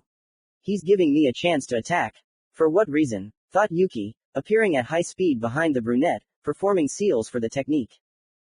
Water release. 1,000 water needles, the Anbu said, and a huge number of long and sharp water needles flew towards Uzumaki's back. Steel and earth element. Double mixed wall, the brunette said after making several seals. 2 walls grew out of the ground right behind him, taking the blow. Easily holding back the attack. Water element. Water bullet, said Haku, already in front of Naruto, releasing a fast-flying cloud of water from his mouth, which successfully hit the target. The Jinchuriki was thrown back, the ice holding his legs broke and he crashed into his own wall. There was a fairly large mark on the armor on the side of the chest, scratches and small dents. The equipment was strong. Having torn himself away from the wall, Uzumaki disappeared. Yuki was taken aback, but managed to dodge the fist flying from behind. Naruto may have been fast, but he had little experience and was predictable. The masked man jumped back and threw several senbons, to no avail. As soon as he landed on his feet, a brunette appeared in front of him with a raised fist. Although Yuki managed to create an ice hurtle in front of him, he still received a serious blow.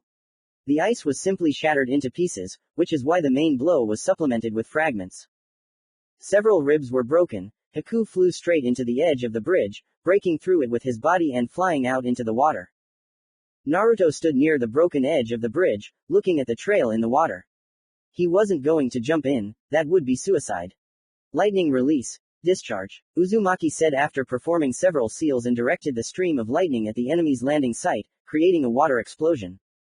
But he was wrong. Haku was already behind him, and another water bullet was flying at the brunette, which did not reach its target. Quickly dodging, he found himself near Yuki. Anbu easily dodged several of his attacks, but on the fourth blow he suddenly stopped and jumped back. Fire element. Fireball. Naruto said after making 2 seals. The mask wearer, not understanding the meaning of this action, easily dodged, but suddenly a second ball flew after the second one, from which he also went to the side, where the third ball was waiting for him. I don't see him. Is he preparing something? Haku was on guard. From the next cloud of fire he decided to jump up. The Anbu immediately understood that this was what Uzumaki needed. A brunette was hanging right above him. His fist was already centimeters from Yuki's head, when suddenly a huge sword flew at his side with all its might, which forcefully threw him straight into the bridge. Lying in the crater, Naruto checked the integrity of the armor. The left side was slightly torn and his skin was already visible. Quickly getting up he saw Zabuza and Haku in front of him. Oh shit, Kakashi lost, the brunette thought, gritting his teeth. Now that was a serious problem. Mission rank, C. 5. I'm glad to see you in good health, boy, Zabuza said with open sarcasm. Hatake lost. But why did he come to me instead of killing Tazuna? Naruto thought, cursing his selfishness. If he had returned to the team, everything would have been better. Momochi. What about the customer? Uzumaki asked sullenly. His voice was cold and confident, although inside he was shaking with fear. In front of him stood 2 of the strongest opponents in his life, and he was without any backup. Who knows? He's hiding somewhere, the swordsman replied, shrugging his shoulders. He clearly felt his victory, although he didn't lose his vigilance. But don't worry, I dealt with Kakashi, and the others too.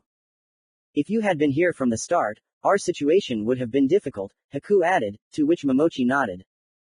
For the first time in his life, the brunette was approaching hysteria. His heart was beating wildly and his blood was boiling. He was getting hot. Calm down, brat, I'm inside you, don't forget. Don't give me hope, I know I can't handle your chakra. Uzumaki's consciousness was barely holding on. It seemed like Zabuza wanted to break him mentally, squeezing him with his terrible ki. Yes, Hatake was strong. If you fought with him together I would have died. And Haku is not able to withstand the onslaught from all sides. It seems that in this situation it is your fault. Momochi spoke the words with a grin on his face. He felt how the strength of the guy in front of him was falling. There's no need for this mental battle. The brunette hissed. In a fairly short time he had gotten used to the crazy dangerous aura around him, mainly because of the moment 11 days ago. I'm starting. He squeezed out and suppressed the swordsman's chi with his own. It seemed he had finally collected his thoughts. This was his strong point. To withstand such situations and not to panic, an important quality of a ninja that was his gift from birth. Ha ha, yes, you really are a real shinobi. Zabuza said with a confident laugh, covering himself with his sword from the brunette's blow. A crack was heard, a lot of dust rose into the air. Oh. Is the blow even stronger than last time? Momochi was truly surprised when Naruto hit him a second time, sending him flying. Because of this action, Uzumaki received a hail of sharp icicles in his back. They were sharper than simple senbon. Scratches were visible on his armor. All of you, crazy bastards, Uzumaki snapped, deflecting another hail of icicles with a wave of his hand. I'm tired of your killer aura. The brunette dodged the water bullet as he moved away from the flying blade. It seemed like Haku had taken a back seat, throwing ice and water techniques, thus helping the swordsman who was tired after the battle with Kakashi. Momochi's blows were sweeping and terribly strong, and after them several cracks and fissures appeared on the bridge. Sliding behind the swordsman's back, Naruto was about to strike, but he had to jump back to avoid being caught in Yuki's ice shackles. Kid, what's your name? Zabuza asked loudly, continuously attacking the tense brunette. Sparks and steel particles were flying everywhere. The armor could no longer withstand such a load. Uzumaki, the Jinchuriki said, smashing the sword to the side with a swing and ending up on the side of the mist demon. Naruto, he finished calmly. The blow, although blocked by the blade, still caused serious damage. Zabuza slid along the stone, leaving behind a large trail of broken concrete. He may have pulled off such a maneuver, but he had to pay with a direct hit from another water bullet right on his back. The nasty screeching sound did not please Uzumaki very much, his back armor was starting to give way. Naruto Uzumaki. It doesn't suit you at all, Momochi muttered discontentedly. Naruto, really did sound kind, it didn't suit his image at all, I think, one for all, suits you better now, doesn't it? And indeed, now he was fighting alone for all. Due to his own stupidity. The swordsman grinned contentedly, he really liked the nickname he had come up with. Don't talk like I'm going to die today, Naruto said with a chuckle, ducking and dodging the razor-sharp blade. What, do you think you can defeat us on your own? Zabuza asked, raising one eyebrow as he took another blow on his sword and flew back several meters. No, the brunette answered honestly, dodging the icy surface. Momochi was not satisfied with the answer and attacked with double the force, quickly finding a gap in the blue-eyed man's defense. The massive blade flew past Uzumaki's hand, hitting him squarely in the chest and stomach, tearing and piercing the already damaged armor. Naruto grabbed the blade, trying to pull it out of himself. So what? You're only strong in strikes. Your defense is worse than your fighting style, the swordsman said, looking at Naruto, who had barely jumped back, with dissatisfaction. You demand a lot from Genome, said the brunette, inhaling deeply and attacking again, dodging a hail of icicles. TCH. Genome is just a made-up limitation, there are only shinobi and non-shinobi. The mist demon said, becoming serious, and suddenly disappeared. Behind.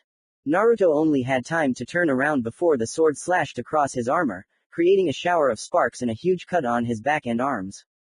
It seemed Momochi had decided to end this conversation. Uzumaki bit his lip, blocking the second blow with his hands. The strong blow sent him flying a few meters and crashing into a wall of ice, which bound his arms and legs. This is bad, he'll kill you. The brunette was unable to break free, which is why he got hit in the stomach. The sword pierced him with a drawn-out screech and shreds of steel, filling the area with a loud cry of pain and the sound of torn flesh. Even the fact that he himself turned into steel did not help, the blade was too sharp. The fox inside was raging, he was useless now, there was no seal to restrain his power, so even a grain of chakra would be a painful end for the Jinchuriki. Naruto's body broke through the ice and flew straight into the water, but he managed to react even with the onslaught of pain, stopping on the surface of the water and staggering to his feet. Blood poured out through the holes of the helmet, Uzumaki's bloody cough could not be calmed. He clenched his teeth under his own wheezing, coldly looked at the duo in front of him, adrenaline obscured all possible feelings, so the pain was only at the beginning. Zabuza. The brunette growled loudly, finding himself behind the swordsman, who was able to react, once again putting himself under Kubikiribocho's fist. How suddenly the blow did not happen, only an unpleasant crunch and the sounds of splashing blood were heard. Putting the sword aside, Momochi saw how Haku with a fist pressed into his chest flew straight into a tree on the shore, knocking it down with his body. The mask flew off and the ribs were completely broken. Uzumaki opened up, the sword slid across his head, not breaking through the defense, but there was a result. A loud ringing in the head from the shock wave hit the brunette, not allowing him to think normally. Not bad, the swordsman squeezed out, he was very angry at Uzumaki, because Haku could die, and he certainly didn't want that. The blade flew with all its might from top to bottom, the shell-shocked Naruto barely moved to the side, from such a blow a huge crack appeared, the bridge under his feet trembled. A huge split appeared, and the part of the bridge they were standing on came loose and leaned toward the water. They sent chakra through their legs, allowing them to continue the battle without any problems. The Jinchuriki lunged towards the swordsman, the blade was caught and held in one hand, while the other hit Momochi's stomach, causing him to fly. Wiping the blood from his chin, Zabuza shouted and pointed his sword down. Naruto dodged but was still hit by the shockwave, which sent him flying towards the edge. Water element, water dragon. A cry was heard from the cloud of dust, a massive dragon grew out of the water behind Naruto, which was able to squeeze the brunette in its mouth, lifting him high above the surface. The water teeth bit into the armor, creating holes and dents. Gritting his teeth, Uzumaki grabbed the technique's jaw and pulled it apart, falling down into the throat. Suiden's jutsu was pierced through, he grouped and landed on the water, standing up to his full height. Momochi immediately appeared in front of him, his sword meeting the brunette's hands, unable to move any further. Hitting his elbow from top to bottom, Naruto threw the blade under the water, stepping on it with his foot. The swordsman was unable to lift his weapon, let alone let go, so he had to meet the brunette's fist with his face. The blow was with great force. Zabuza flew back with his blade clenched in his hands, landing right on the ground, creating a small imprint of his body. He stood up, his face covered in blood, his nose broken and several of his front teeth lying nearby. A heavy gaze of blue eyes fell on the swordsman. Maybe earlier he would have considered it a simple joke. But now, he was in real danger, because in this gaze there was a burning confidence and readiness to kill. This kid, he has all the potential to become like me. The swordsman thought, grinning widely. It would be a shame to kill such talent. They collided on the water. The blade was again knocked aside, but this time Momochi was not surprised, easily dodging the fist. Crouching, he made a leisurely undercut, from which the brunette jumped back. They were starting to get tired. Naruto's chakra reserves were being used up in huge quantities to maintain speed, and Zabuza was already exhausted from the battle with Hatake. Naruto, I'll help with chakra, use the speed release technique. No. Kyuubi was taken aback. He was often told no in life, but to refuse a profitable power. What are you talking about? You only have one chance now. Kurama, I told you a long time ago that I hate using someone else's power. You helped me become stronger, thank you, but don't you dare let even a drop of chakra into my SCC to replenish the reserve. I can handle it myself. Previously, he would not have refused such an offer, but after meeting the silhouette, he was really angry with himself. I would have remained a nobody if Kurama hadn't been with me. I'm going to figure everything out myself, and not with anyone's help. The brunette thought decisively. He knew what he would do if he survived now. Thank you, Fox. HN. He started making seals one by one. Zabuza didn't have time to interrupt him. Element of speed, theater of solar rays. All the chakra was spent. It was the end. The end or the beginning. Commentary on the end or the beginning.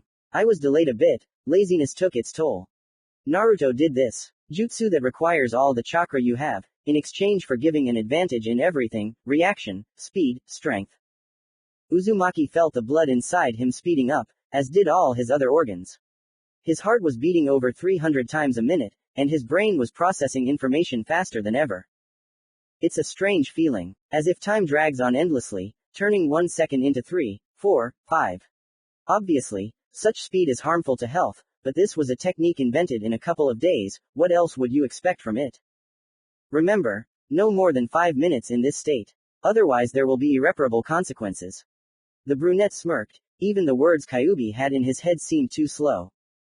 Taking a deep breath, he disappeared, appearing behind Zabuza, who seemed to be waiting for this, blocking the blow with his sword. However, Naruto had anticipated this action and moved to the other side, causing his fist to reach Momochi's back, creating a nasty crunch. The swordsman was thrown back hard, crashing into the same spot on the ground again, creating a small crater. He was lying in a bent-over position, his eyes wide and his mouth slightly open, in shock. It looked like several vertebrae had simply shattered from the force and speed of the impact. Uzumaki found himself over Zabuza's barely living body. He had not expected the battle to end so quickly. The technique is powerful, but I feel how my insides hurt. The pace is too fast. After this thought, the heart also could not withstand such acceleration, starting to tingle strongly. After making the concentration seal, Naruto closed his eyes, releasing chakra that dispersed him, thus stopping the effect of the jutsu. 3 minutes and 23 seconds had passed since the activation of the technology. The mark had not even reached 5 minutes, and the consequences were already there. Uzumaki was breathing heavily, trying to calm down. He was tired. He wanted to go to sleep, because for his body in this short time 3 days had passed without sleep and water.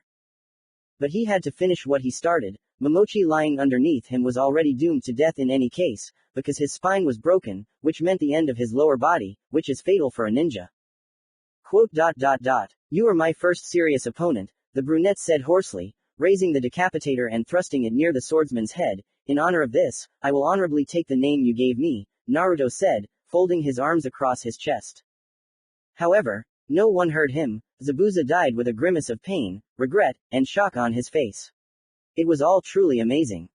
Naruto was able to defeat such an opponent. It would surprise everyone. Some 12-year-old boy killed one of the 7 swordsmen of the mist and his best tool, Haku. The brunette turned around sullenly and walked slowly. His head was empty, not a single thought. For the first time, he killed a man he barely knew. The fox, realizing that he shouldn't interfere, simply sat and silently looked with half-open eyes. One for all. Will you call yourself that?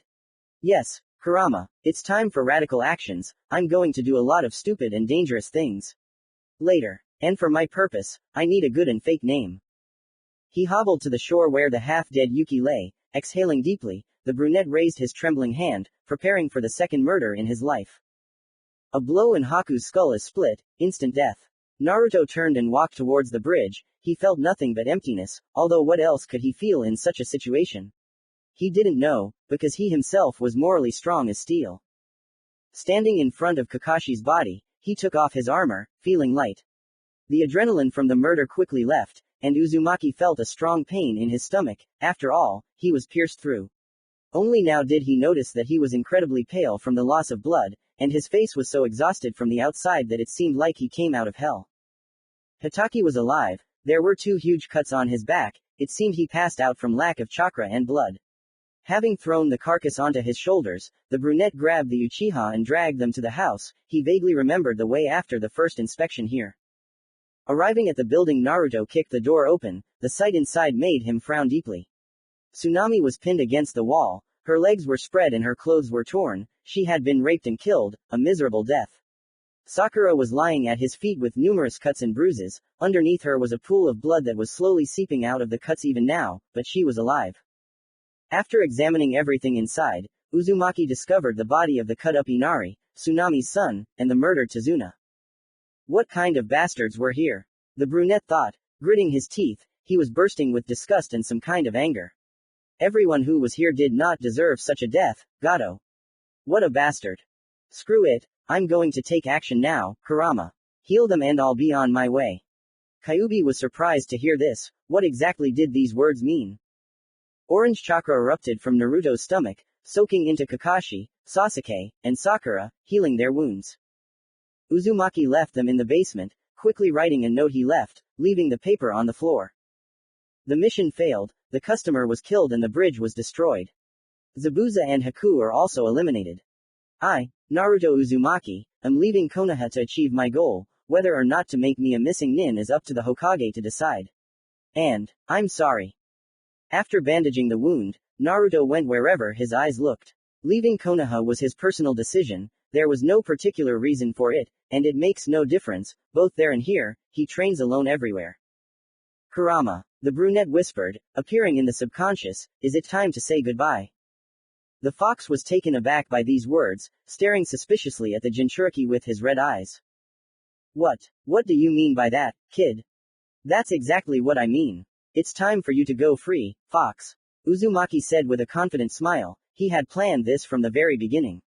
After all, he loves solitude, and hates using someone else's strength. The nine-tailed fox was in shock. He looked at the brunette with surprised eyes. Ha, you seem to have completely lost faith in yourself, snot. Do you think I need your permission to leave? I could have done it from the moment the seal was opened. You didn't understand me, Naruto said. Closing his eyes, he suddenly became serious. I want you to leave me. You are my friend, so will you fulfill my request?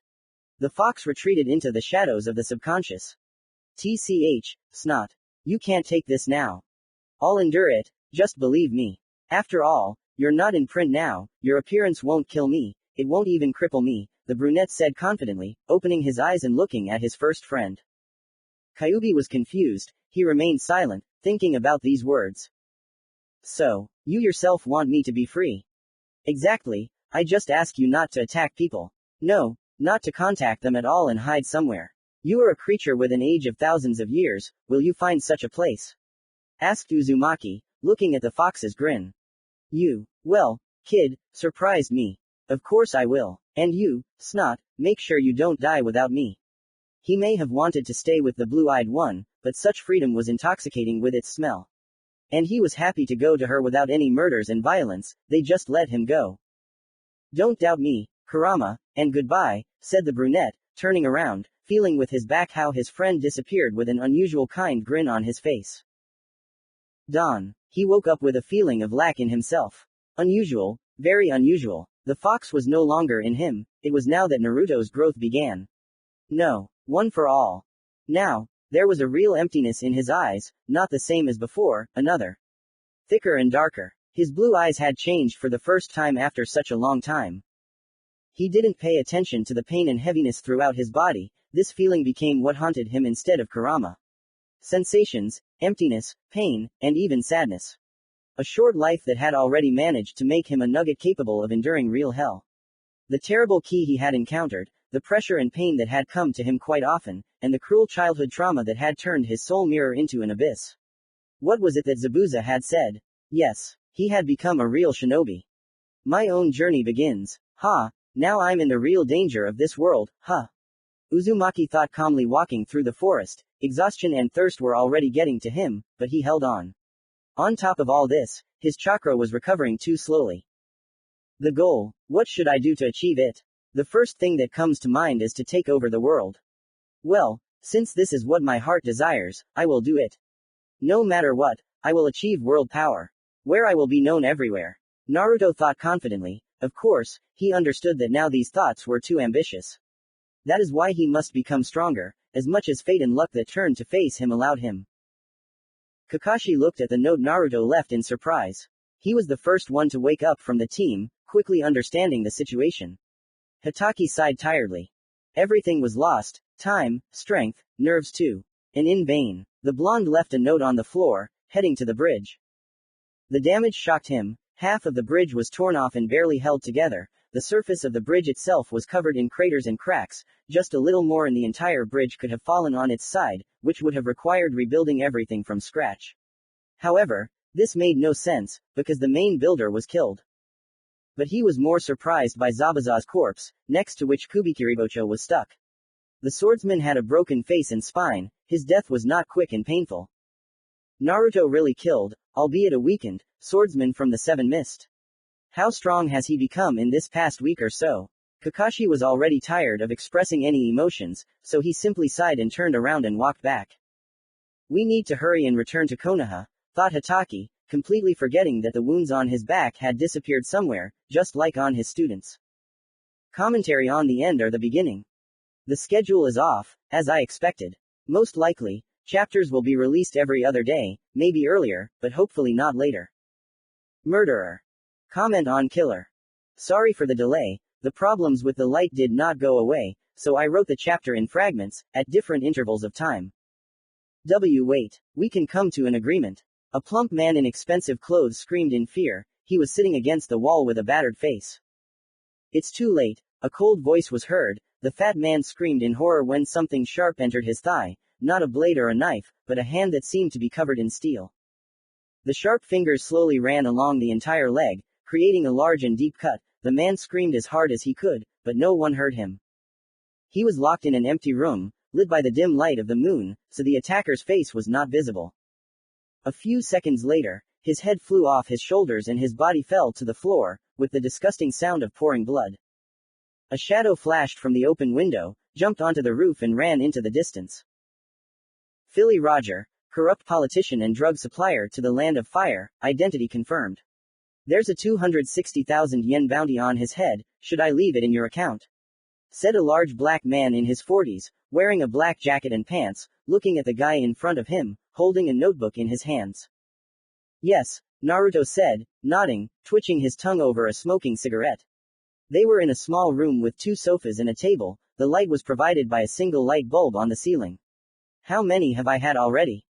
Considering this money, 1,264,500 yen. The big guy answered after thinking for a bit. He was a man from Fabian. This famous company was a kind of bank and exchange office, in short, just an extensive crime ring. Uzumaki accidentally contacted them in search of money, because the role of executioner paid well. Only a month passed, and he saved up a solid amount. Well, Naruto, it's a bit early for you to start smoking, the man said with a grin, looking at the cigarette in the brunette's teeth. TCH, the former Jinchuriki TSKED, he had gone through a minor depression, which he had gotten out of by smoking. It was very calming, although it was bad for his lungs. He had committed too many murders, it was impossible not to change. That's it, I'm silent, he whispered, raising his hands and getting up from the couch. He understood perfectly well that most of their clients were either crazy or exhausted people, and the fact that Naruto was a child was frightening. A kid, and already with blood on his hands. Wait, Arnold, Uzumaki called out, also standing up. The big guy stopped and turned around, looking at him with a questioning look. I need some information. Arnold nodded and prepared to write. I want to know how things have been in Konoha for the last month, said the brunette. He hadn't heard anything about his native village for a long time, because he was constantly busy with training and killing. I'll tell you something like that for free. You don't need anything serious, do you? Arnold asked with a chuckle, putting the notebook and pen in his pocket because he didn't need them. Naruto nodded. Arnold sighed and leaned against the wall, remembering what happened this month and last month. On December 23rd there will be the Chunin examination. It will be held, in fact, in Konoha.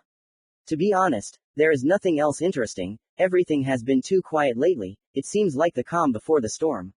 Arnold said, stroking his chin, trying to remember something else, but nothing came to mind. All the other information that he knew was paid. All the other information is paid, forgive me. The Chunin exam. Today is December 16th, so there's still a week left. The brunette thought as he passed Arnold and headed to a special training ground that the company kindly provided him for a small fee. In a month he hasn't changed much in appearance, except that his hair has grown a little. His character has changed more. He has become stronger and more serious, although his nerves have suffered greatly. Going down the stairs he looked at the small area in front of him. The training ground was a small green meadow with a few trees and a stream. It was located right in Fabian's building. No one saw or heard you here. You could do whatever you wanted. Therefore, training here was an excellent decision. No one would know about your abilities in any way. After all, this company took confidentiality seriously. In terms of strength, he improved his chakra and elemental control. The speed genome no longer consumed so much chakra, but still had to be used wisely. Control over the steel element also improved, became much stronger and even lighter. Taking off his clothes and leaving only his pants, Naruto began to do his daily training. His body was not wide and big. All his sculpted muscles were placed on a small body, which looked a little strange. Uzumaki didn't admire his body as much as he used to. Still, good physical condition is a classic for shinobi, even considering that he is a 12-year-old boy. After a few hours, he stopped this activity. The sweaty and tired brunette sat down on the grass under a tree and thought.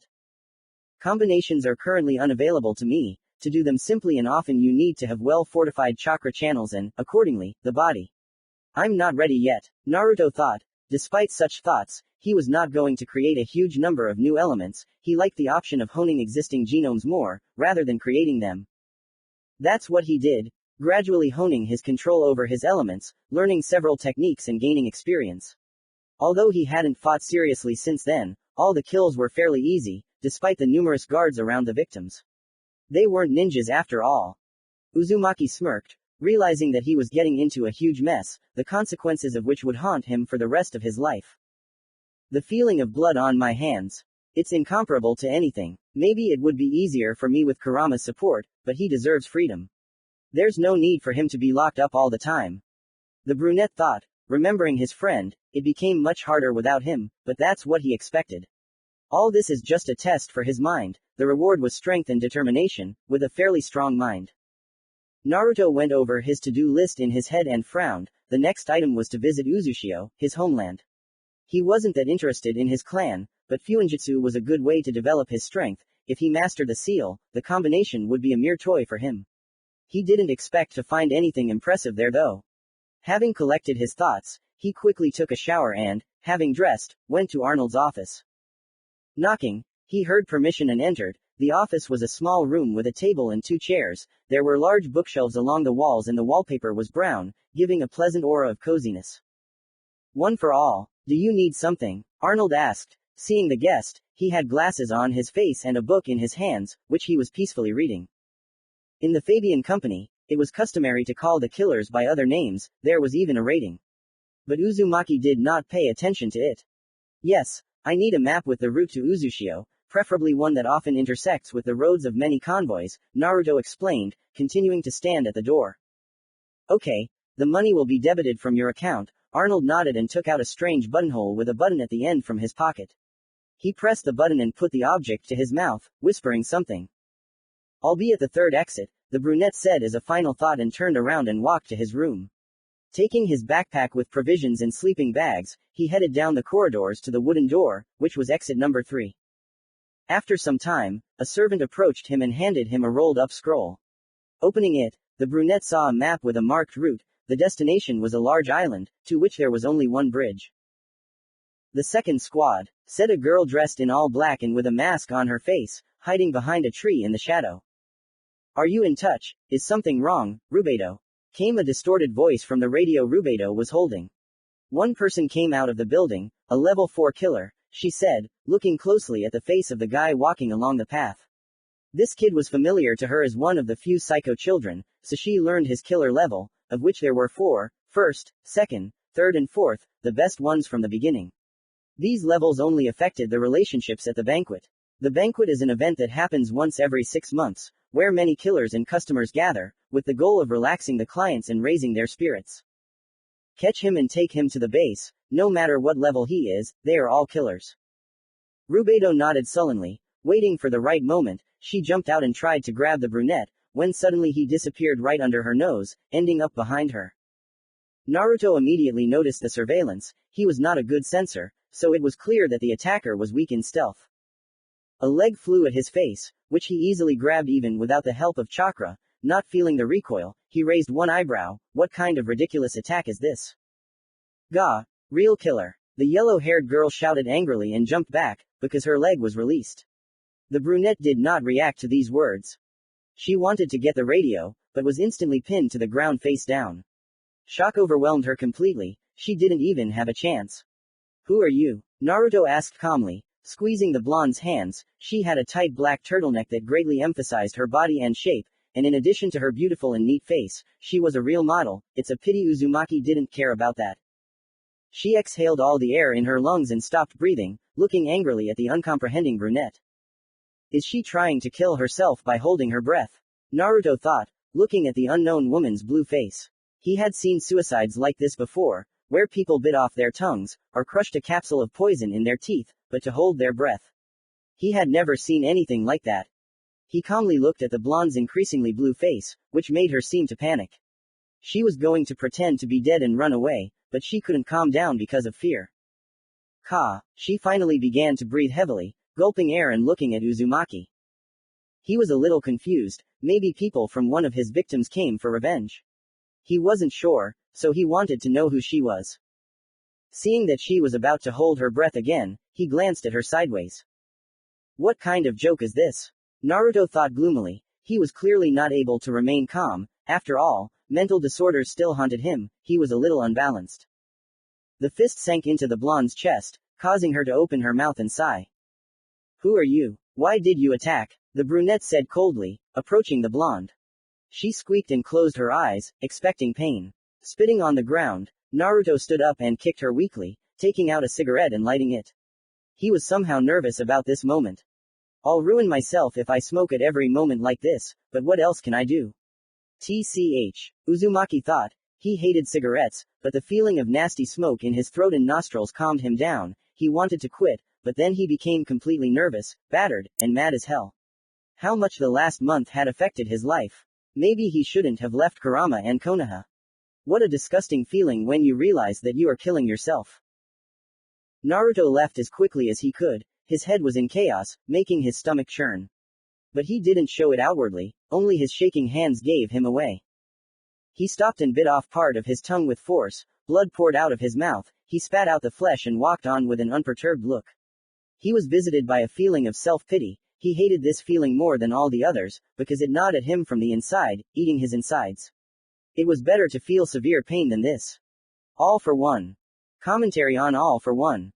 I really dragged it out. I apologize deeply. I won't say that it won't happen again, but I will try to do everything faster. Of course, I had the option of posting the chapter earlier, while making it shorter, but I want to stick to 5 pages in this work. It makes me calmer.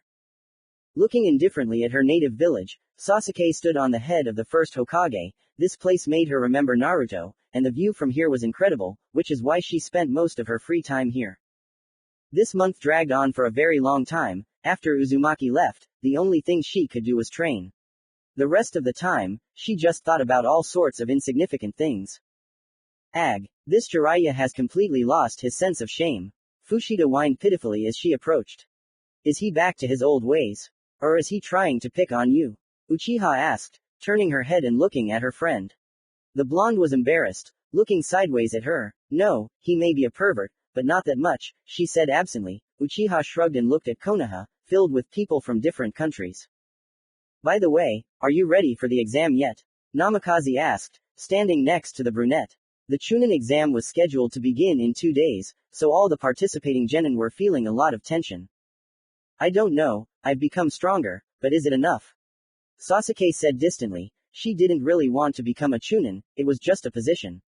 She had been lost for the past few days, she wanted to become as strong as Naruto, even though they were the same age, she was much weaker. Uzumaki was a real role model in her eyes. Well, you're probably right, our opponents are very strong. Especially that scary guy from Suna. I don't even know, maybe I should give up the exam and prepare better. Fushida muttered hesitantly. Gaara was a head taller than her. His ki was on par with the pressure she experienced at the beginning of her training at the academy. However, she didn't know that the ki was not Gaara's, but the monster sitting inside him. While Naruto never used Kurama's power or aura, although he could. 2 monsters, 2 Jinchuriki, but their worldviews are incomparable. Uzumaki strives for calm, and Gaara for madness. Their worlds are radically different, and comparison is pointless. Knock, knock, knock. The finger tapped on the wooden table, on which was a huge map with images of all the countries and continents. The map seemed very old, the paper was yellowish and the inscriptions were worn out. It was illuminated by the weak flame of a single candle, because of which there was only darkness beyond the table. The lying hand was covered with ugly and deep scars, as if it had been chewed and spat out by animals. Its skin was callous, which indicated the respectable age of this man. A hoarse and slow breathing could be heard coming from the person sitting at the table. He was not alone, there was someone sitting in front of him. If the first person had a hand and a sparkling purple eye of a strange shape visible, then the second person's entire body was in darkness. The candle was clearly not enough to light the entire room. The knocking stopped and the hand slowly slid off the table, disappearing into the darkness. Have you come again? What are you hoping for? The owner of the violet eye asked in a deep voice, fixing his gaze on the man sitting opposite. I was just passing by and decided to take a look, the second one answered, shrugging his shoulders. The first one shook his head disapprovingly. Forget about me already, I will never return to Akatsuki, the first one said rudely, looking at the map with his only eye. I need your strength. We were on good terms, why did you suddenly leave us? Asked the second, his voice devoid of any emotion, as if it was not a person speaking, but a lifeless doll.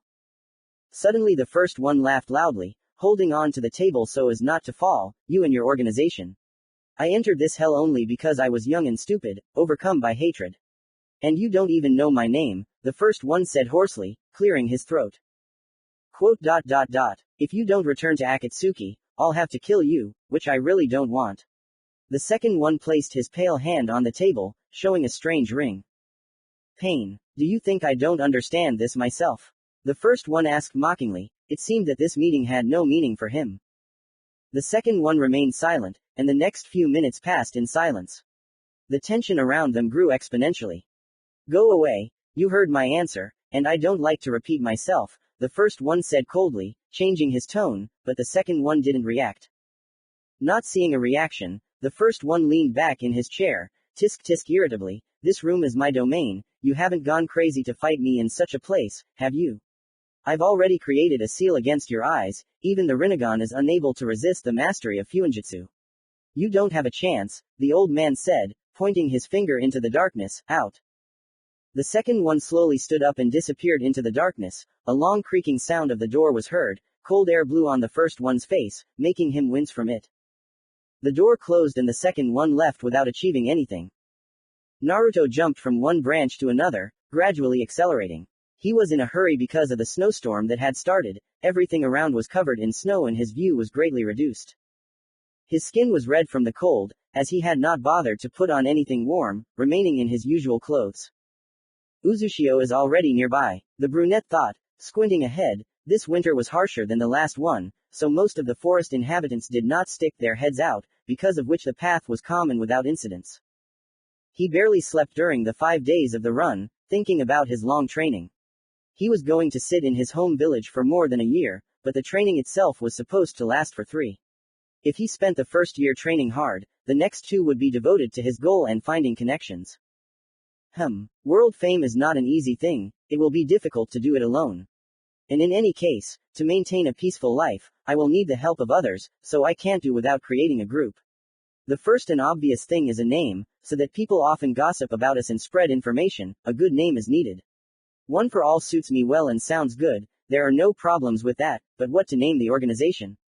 Uzumaki thought, quickly moving his legs. Since I am the creator, we need something related to my name. Right, all for one, fits. The second is my identity. No one will take a teenager like me seriously, I need to change my appearance. Yes, I made sure that no one knows me except Alfred, there will be no problems with that. However, how can I change my appearance so that it never disappears? Henge is certainly not suitable, maybe there are some FUNN seals. We'll see, but we need to come up with something to replace it if suddenly there are none. Naruto, lost in thought, stopped paying attention to the outside world, moving on a subconscious level. Tisk tisk tisk, the supposed option is the world of summoning, but it will be a real test. He frowned deeply thinking about it. Naruto was not yet ready to spend about 30 years in another world, especially since even if time is accelerated there, it will go here. After thinking a little more, he discarded this idea. It seems that it will be a little more difficult than I expected. If there is no fuinjutsu capable of changing the body, the only way out will be Orochimaru. Perhaps he knows how to do it. After all, he is a scientist who conducted experiments on people. But it is too dangerous, and it does not matter whether I am strong or not, if I entrust my body to him, who knows what he will do to me. Besides, I only know him from rumors, it will be impossible to find him. Shaking his head, the brunette bit his lower lip, he could only hope for the knowledge of the Uzumaki clan. Okay, the third one is the organization's distinctive mark, we need to be recognized so that we don't mix with the scum. Thinking about this, Uzumaki touched his choker on his neck, a little adjustment and it's done, I'll do it later. Fourth, members of the organization. We need to find people who have potential, but at the same time are unknown. It can't be a simple rabble, and they must completely obey me. Although it is too early to think about it, the main thing for me now is to become stronger. Naruto nodded and thought. And capital. I'll need to get money from somewhere. I already have a rough plan of action for the future, so this shouldn't worry me now. Exhaling cold steam, he decided to stop there. It was too early to start creating all for one, so thoughts could be put off for later. After about an hour, he found himself in front of the sea. Even from here, Uzushio Island was not visible. Apparently, it was far beyond the horizon. Looking around, he realized that on the other side of the shore there was a small settlement. Quickly getting there, Naruto frowned at the decrepit little houses and dirty and seemingly poor residents, of whom there were only about 100. Before that, he used henge and changed his appearance. He became tall, in a black cloak and gloves with a dark gray t-shirt and pants. His face was hidden by a black mask with a vertical stripe of purple in the center. He did not change his hair in any way, leaving his hair. Because of his appearance, many frightened glances fell on him. In just a few minutes he walked around the entire village, eventually stopping at a pier where a couple of fishing boats were moored, some of which were at the bottom with large holes. Approaching the man standing alone on the pier, Uzumaki stopped, looking at him. Hey. The man turned around, looking at the brunette in surprise. Who are you? What do you want? The stranger in several layers of holy clothing asked with narrowed eyes. Shinobi, the blue-eyed man didn't have time to finish speaking as the man who heard this opened his eyes wide and backed away, almost falling into the icy water. Shish Shinobi. He screamed and ran sharply towards the houses. The residents who were on the street perked up when they heard the scream and hid in their houses, in fear locking the door with everything they could. Naruto frowned, it seemed like his kind weren't welcome here. Shrugging, he jumped into the water, deciding to walk. It looks like he won't be able to replenish supplies here, but he had predicted this based on the state of the village. Wait a minute though, the brunette suddenly stopped, an idea was born in his head, maybe I should take these people under my control. A very good opportunity. He nodded mentally and turned around and returned to the ground. Approaching the first house he came across, he knocked, but apparently no one answered. I'm not going to harm you, the brunette began to say, when he was interrupted again. We've heard this before. Get out, or else. Oh, otherwise we'll resist. Someone shouted behind the door, fear and despair in his voice.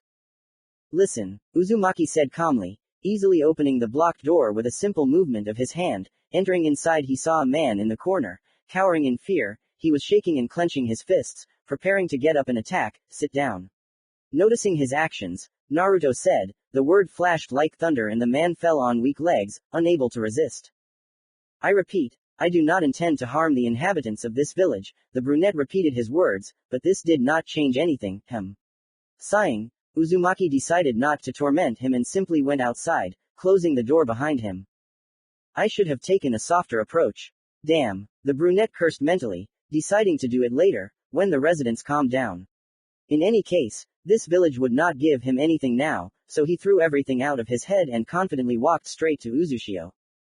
Time after. A year has flown by. Naruto stood on a huge pillar near the center of the island, looking down with a smile on his face.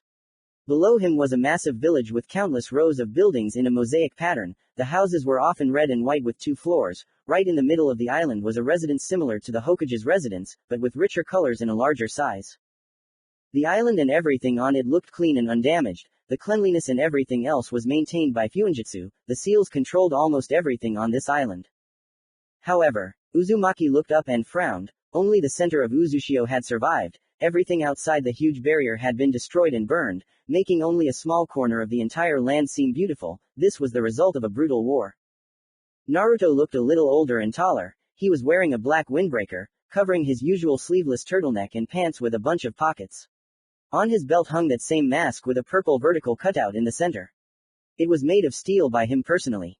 Over the course of a year, he greatly improved his control over genomes, including combinations, creating 4 more elements. One of them he used while wearing the mask, Kekkei Genkei of voice, capable of changing the voice at will. In battle this element is useless, but it is very important for maintaining the image. Taking out a cigarette, he put it between his teeth, lighting it with his index finger. Fire control had greatly improved. He could easily set small parts of bodies on fire. He now loved cigarettes and smoked them at any time during his rest. This was facilitated by the created smoke release, which controlled the smoke of the cigarette inside the body, reducing any harm to the lungs. And truly special, genome of energy. At first Naruto could not understand the meaning of this element, because in fact it controls chakra, which is already under his complete control. But later he realized, using this element he is able to completely subjugate physical and spiritual energy, doing all sorts of tricks to strengthen the body and techniques. Later, he realized that the Kekkei Genkei of energy could greatly improve the use of seals. Of course, the first thing he did when he got to Uzushio was to study FUNN. With the help of many knowledge in the Uzumaki clan library, he began his development, becoming almost an apprentice in Fuinjutsu. Which was incredible progress in such a short period of time. The last one is the life genome, created by pure chance, the most incomprehensible and complex genome of those he has. The only thing he was able to achieve was the acceleration of growth of both his body and everything around him. He literally could have accelerated his aging by about 1.5 times, but he did not do it. So, the training is over, the brunette thought calmly, feeling a little excitement inside. It was time to create the organization all for one, which meant the beginning of fulfilling his goal. Naruto sighed nervously, stretched his shoulders and quickly walked out of the island. He kept all his things and provisions in a FUNN, which covered his body from toe to shoulder. He closed his eyes and stepped onto dry land, having walked across the sea. From this moment his journey began. 2 kunai collided with each other creating sparks. Sasuke, stop, Emri shouted, blocking the Uchiha's attack and jumping to the side. The brunette silently looked at the blonde in front of her. They were in the half-destroyed Valley of the End. This battle had been going on for several hours. The battle had long since reached a dead end and was not moving forward. This whole year she had been saving up her strength, training until she lost her pulse and meditating, all for this moment, leaving Konoha.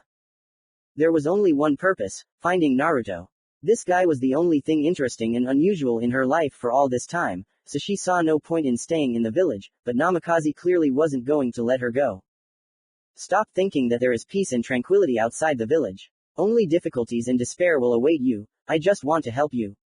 The blonde continued to shout, but Sasuke simply waved her off.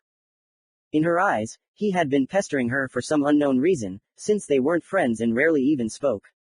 But Uchiha suspected that it was because of Fushida. The only one who knew about her departure was her, who most likely told Emri about it, begging her to stop her. This greatly undermined her trust.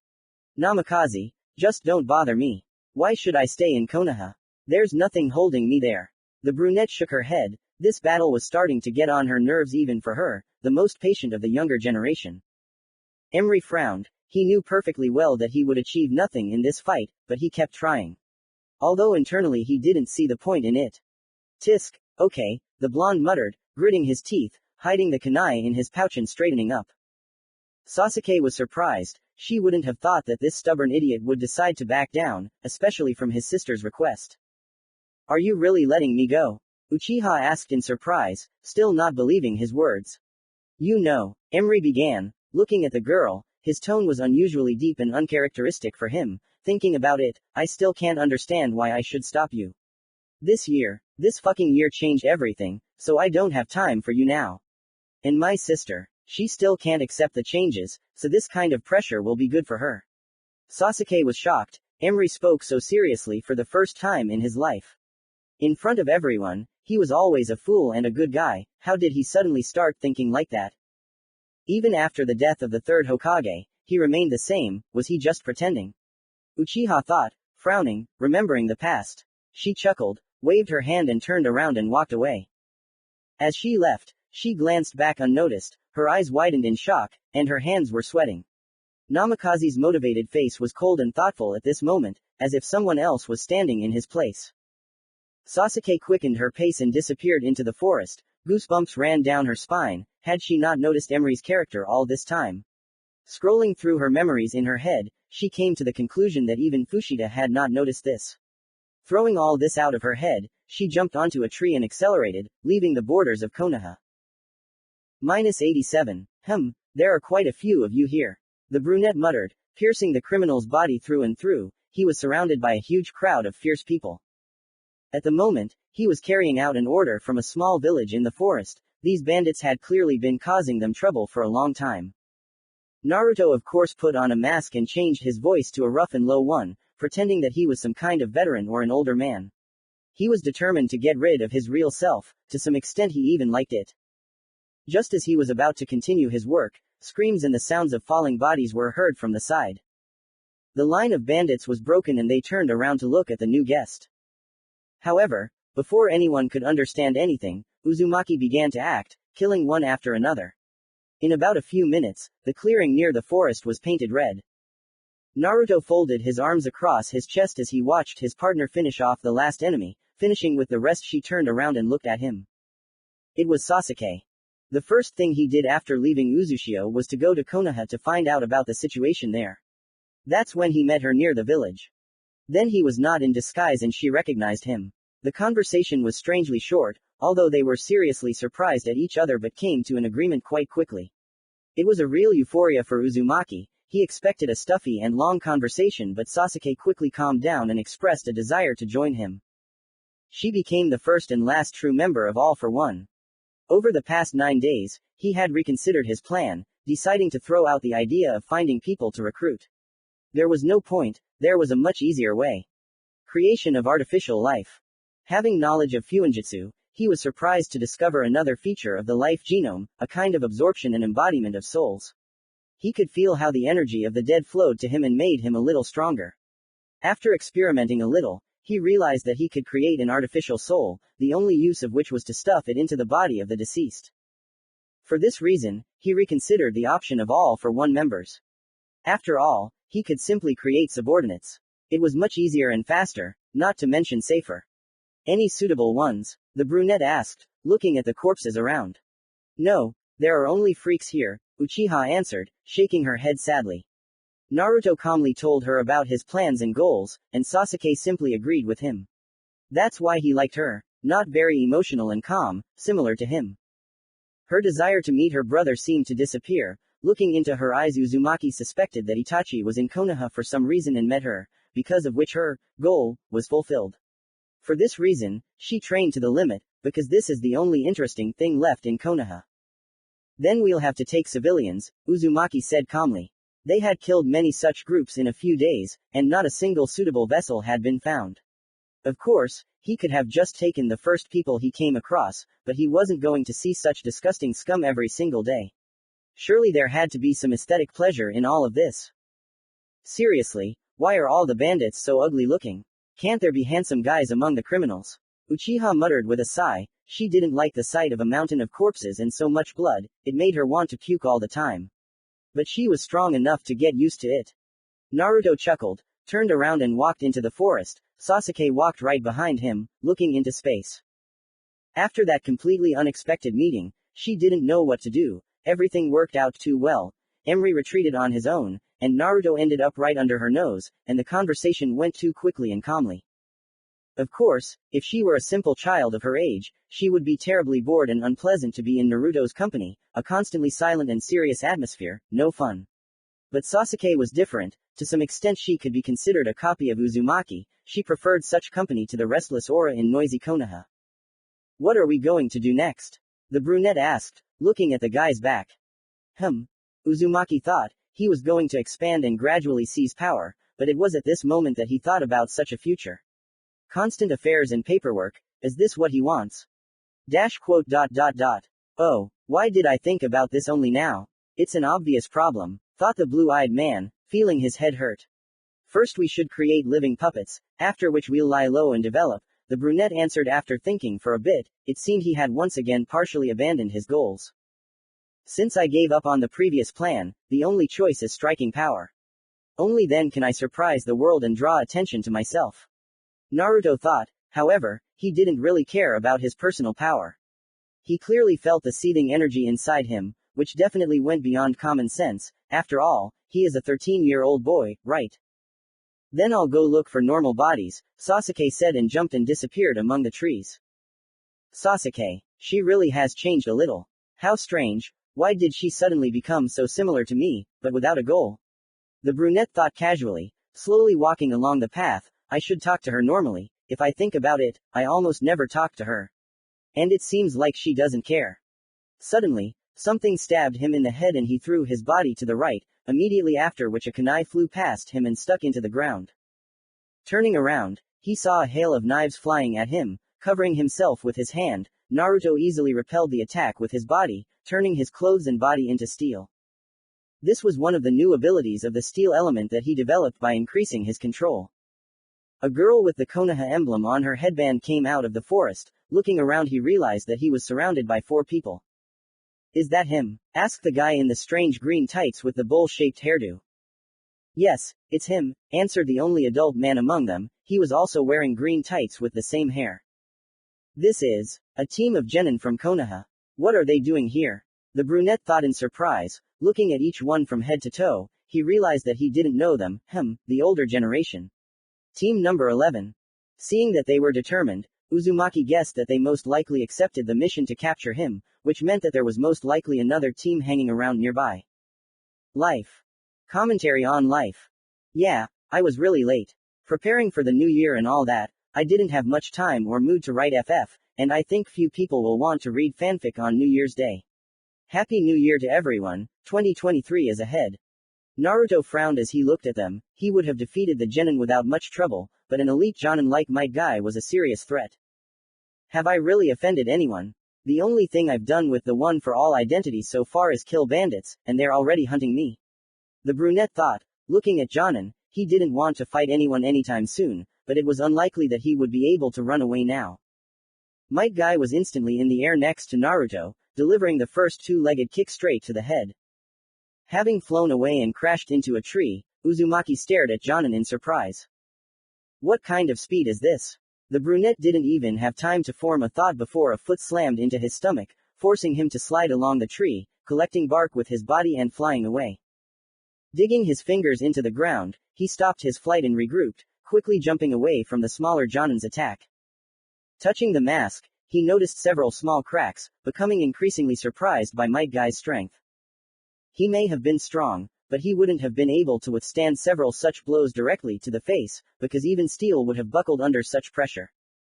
Over the course of this year, he has raised his control of the steel element to a new level, and with it, his durability has increased. If it were him a year ago, his head would have flown off.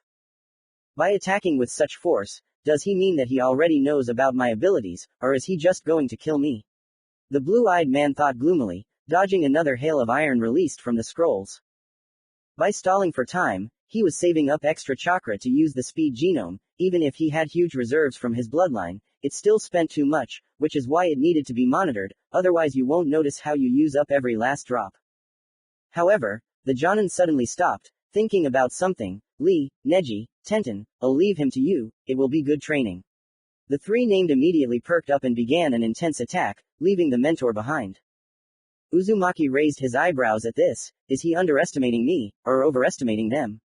He may indeed be far from Might Guy's level, but a few genin weren't a problem for him. Ten jumped between the trees, constantly taking out scrolls and releasing a lot of iron, which did not cause any damage to the brunette. But the other two made him wary. If everything was clear with Rock Lee, the same fighting beast as Might Guy, but weaker, his blows did not reach the strength of steel. Then the second, Neji, was a Hyuga. His technique passed through the defense of the former Jinchuriki and harmed his SCS. Considering that they worked well in a group and helped each other, this caused a headache. Lee was skilled enough in taijutsu to distract Naruto, which reduced the pressure on Neji, allowing him to occasionally land successful strikes in the back. Seizing the moment and throwing the duo away with a swing of his leg, he ignored the flying kunai and jumped back, finally accumulating enough chakra. Uzumaki felt his thinking and muscle contraction speed up, diluting the chakra throughout his body. He began the long-awaited counterattack. Concentrating chakra in his hands, the brunette directed his attacks at the Hyuga, delivering a series of quick blows. Before Neji could react, he received several blows to vital points, causing him to lose consciousness for a second. The painful combo was interrupted by Rock Lee appearing from behind, who shouted, Konoha Hurricane, and kicked a quickly formed block, causing Naruto to slide several dozen meters and knock down several trees with his back. Without receiving any noticeable damage, the blue-eyed man bent his knees and rushed forward, when suddenly a kunai flew in front of him. He would have ignored it once again if it weren't for the explosive seal attached to all the iron flying towards him. Boom! A series of explosions thundered. Ten, who had been waiting for the right moment all this time, stood on a branch with a victorious grin, looking into a high column of dust. Falling to the ground and creating a small crater, Naruto woke up from the aftershock. Shaking his head, he stood up with a long sigh. His entire body was fried, emitting streaks of smoke, especially his mask, which took the blast a few centimeters away. He felt disgusting, feeling like several bones inside him were cracking, almost breaking. Rock Lee jumped out of the forest with his leg at the ready. Suddenly, Naruto took a deep breath and screamed loudly. His voice had a very high pitch and was terribly loud, similar to the scream of a banshee. Lee felt like several needles were stuck in his brain and blood began to flow from his ears. A brunette suddenly appeared in front of him, turning around and hitting Lee in the stomach with his knee, throwing him high into the sky. Breaking through the clouds, he froze and began to fall. Uzumaki suddenly jumped out, clasped his hands together and delivered a crushing blow from top to bottom, forcing the genin to fall down with the speed of a meteorite. Upon landing, Lee created a huge crater, raising a huge pile of dust into the air, which was immediately split in two by the falling brunette, who fell with both feet right on Rock Lee's head, pressing him even harder into the ground and raising an additional pile of dust. Immediately after this, Uzumaki jumped to the side, standing vertically on the tree trunk and creating a strong tilt from inertia, due to which it almost fell. Lee, Tenten screamed in horror as she jumped into the crater towards the genin's body, inspecting him for serious injuries. His body was covered in various scratches and rough wounds on his stomach from strong blows, several broken teeth were lying in a pool of blood near his mouth, and his jaw was crooked. After a serious blow to the head, he passed out. A tense Neji landed next to her, his Byakugan activated, staring intently at the brunette. That's enough, said the Jonin, who appeared with a sad face, looking at the student who was taken out of the fight. I think you were able to gain something from such a real fight. Turning around, Guy saw the back of Uzumaki running away, but he did not chase after him. Although he believed in Lee's strong body, the sight of his smashed face made him fear for his life. One for all, Jonin muttered to himself as he watched the brunette go. He didn't expect this killer to be so strong. For a C-rank mission it was too much. Sensei, we won't go after him? Tenten asked warily. She seemed the most useless during the entire battle, which is why she felt in her gut that one for all was too strong for her. No, such a mission is not worth the life of my precious student. Let's go to Konoha, shouted Guy and carefully put Rock Lee on his shoulders and ran back. Having jumped over another roof, the brunette stopped near the window of a multi-story building. Opening it, he jumped inside, sighing tiredly and taking off his mask, revealing his young face. Having closed the window behind him, he turned around and looked around the room. It was a simple kitchen, and on the table next to him lay a cold portion of food. You took a long time, Sasuke muttered, rubbing her eyes as she came out from around the corner. Did something happen? Just bad luck, Naruto answered briefly, waving his hand and taking off his cloak. He hung it in the hallway. Seeing the damaged mask, Uchiha narrowed her eyes, but remained silent and approached the table. Do you want me to heat up your food? The brunette asked, quickly wiping the table of crumbs. I'll do it myself, Uzumaki answered, shaking his head and taking the plate. He put it in the microwave, and then went to the restroom. Sasuke looked after him for a couple of seconds and sighed, sitting down on the single-seater sofa. A minute later he came out and breathed a sigh of relief, feeling the cold water on his face and hands, after which he had a leisurely dinner and sat down on the second single sofa. Listen, Naruto. After a minute of silence, Sasuke suddenly began to speak. Let's talk. Okay. He raised an eyebrow and nodded carelessly, turning his head towards the Uchiha. She was silent for a moment before speaking. How are you feeling? The brunette raised his eyebrow even higher, not understanding the question, the same as always. No, Sasuke said, shaking her head, you've changed over the past year. There's no other way, Naruto answered, shrugging his shoulders. He himself felt that he had become a little different. Although this didn't surprise him at all. Come on, will our relationship become the same as it was a year ago? The brunette suddenly asked, looking at him with both eyes. Naruto was surprised to see a drop of sadness in them. What are you talking about? Uzumaki asked in surprise, looking at the Uchiha's rare, uncertain eyes. Hug me, like that time, the brunette asked, pursing her lips in a half-whisper. Uzumaki raised his eyebrows, looking at the girl's slightly reddened cheeks. So she finally calmed down and revealed herself, thought the brunette, smiling weakly. He spread his arms. Okay, come to me. Sasuke became even more embarrassed by such words, staring at the brunette. She did not expect such a reaction. Hiding her embarrassment under her long black bangs, she slowly stood up and walked towards him, hesitantly sitting on his lap, placing her hands on his back. Calmly hugging her, Naruto looked at the street, where deep night was already beginning, and then moved his gaze to the Uchiha's equally dark hair. So warm, the blue-eyed man thought relaxedly, feeling a hot face on his neck. Now he could say with confidence that it was much easier to rest like this. All his thoughts about the blood on his hands had evaporated, and the gloomy thinking had disappeared, leaving behind only an unpleasant aftertaste. To Naruto's surprise, he felt pleasant goosebumps on his skin as Sasuke moved her fingers along his back and gave him a simple massage. Let's not hide our emotions from each other anymore, okay? Uchiha asked, smiling broadly, closing her eyes and enjoying the moment. I'll try, the brunette said, grimacing. Had he ever hidden his emotions before? He simply didn't have any. It all happened too quickly. Before he could even come to his senses, they had already taken a promise from him. Naruto sighed mentally, deciding to throw everything out of his head and try to enjoy the moment. From now on, your past life is over. Now you are Asura. The blade is in my hands, Naruto said, standing in the guise of one for all in front of the tall man. This was his first artificial soul. In the past he was a good swordsman and had good talent, but he decided to give up risks and began to live peacefully. He was a tall man with green short cropped hair and stubble. His height was 186 centimeters. On his forehead there was a mark in the form of an inverted cross, which looked like a sword, and his lilac eyes seemed to sparkle. After the brunette's words, he seemed to come to life and instantly fell to one knee.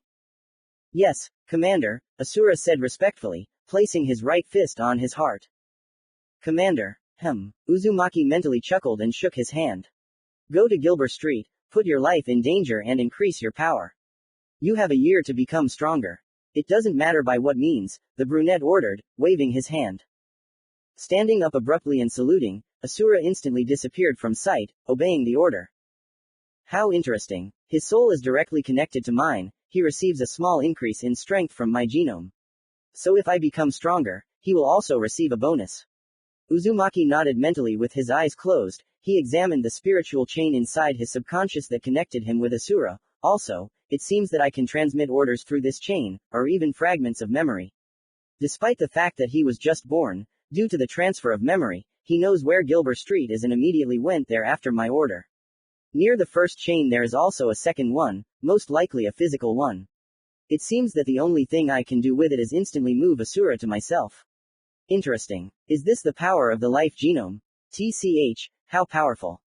Without delay, he moved on to the next vessel. Literally a second later, the corpse was completely healed and rose to its feet, looking into the void.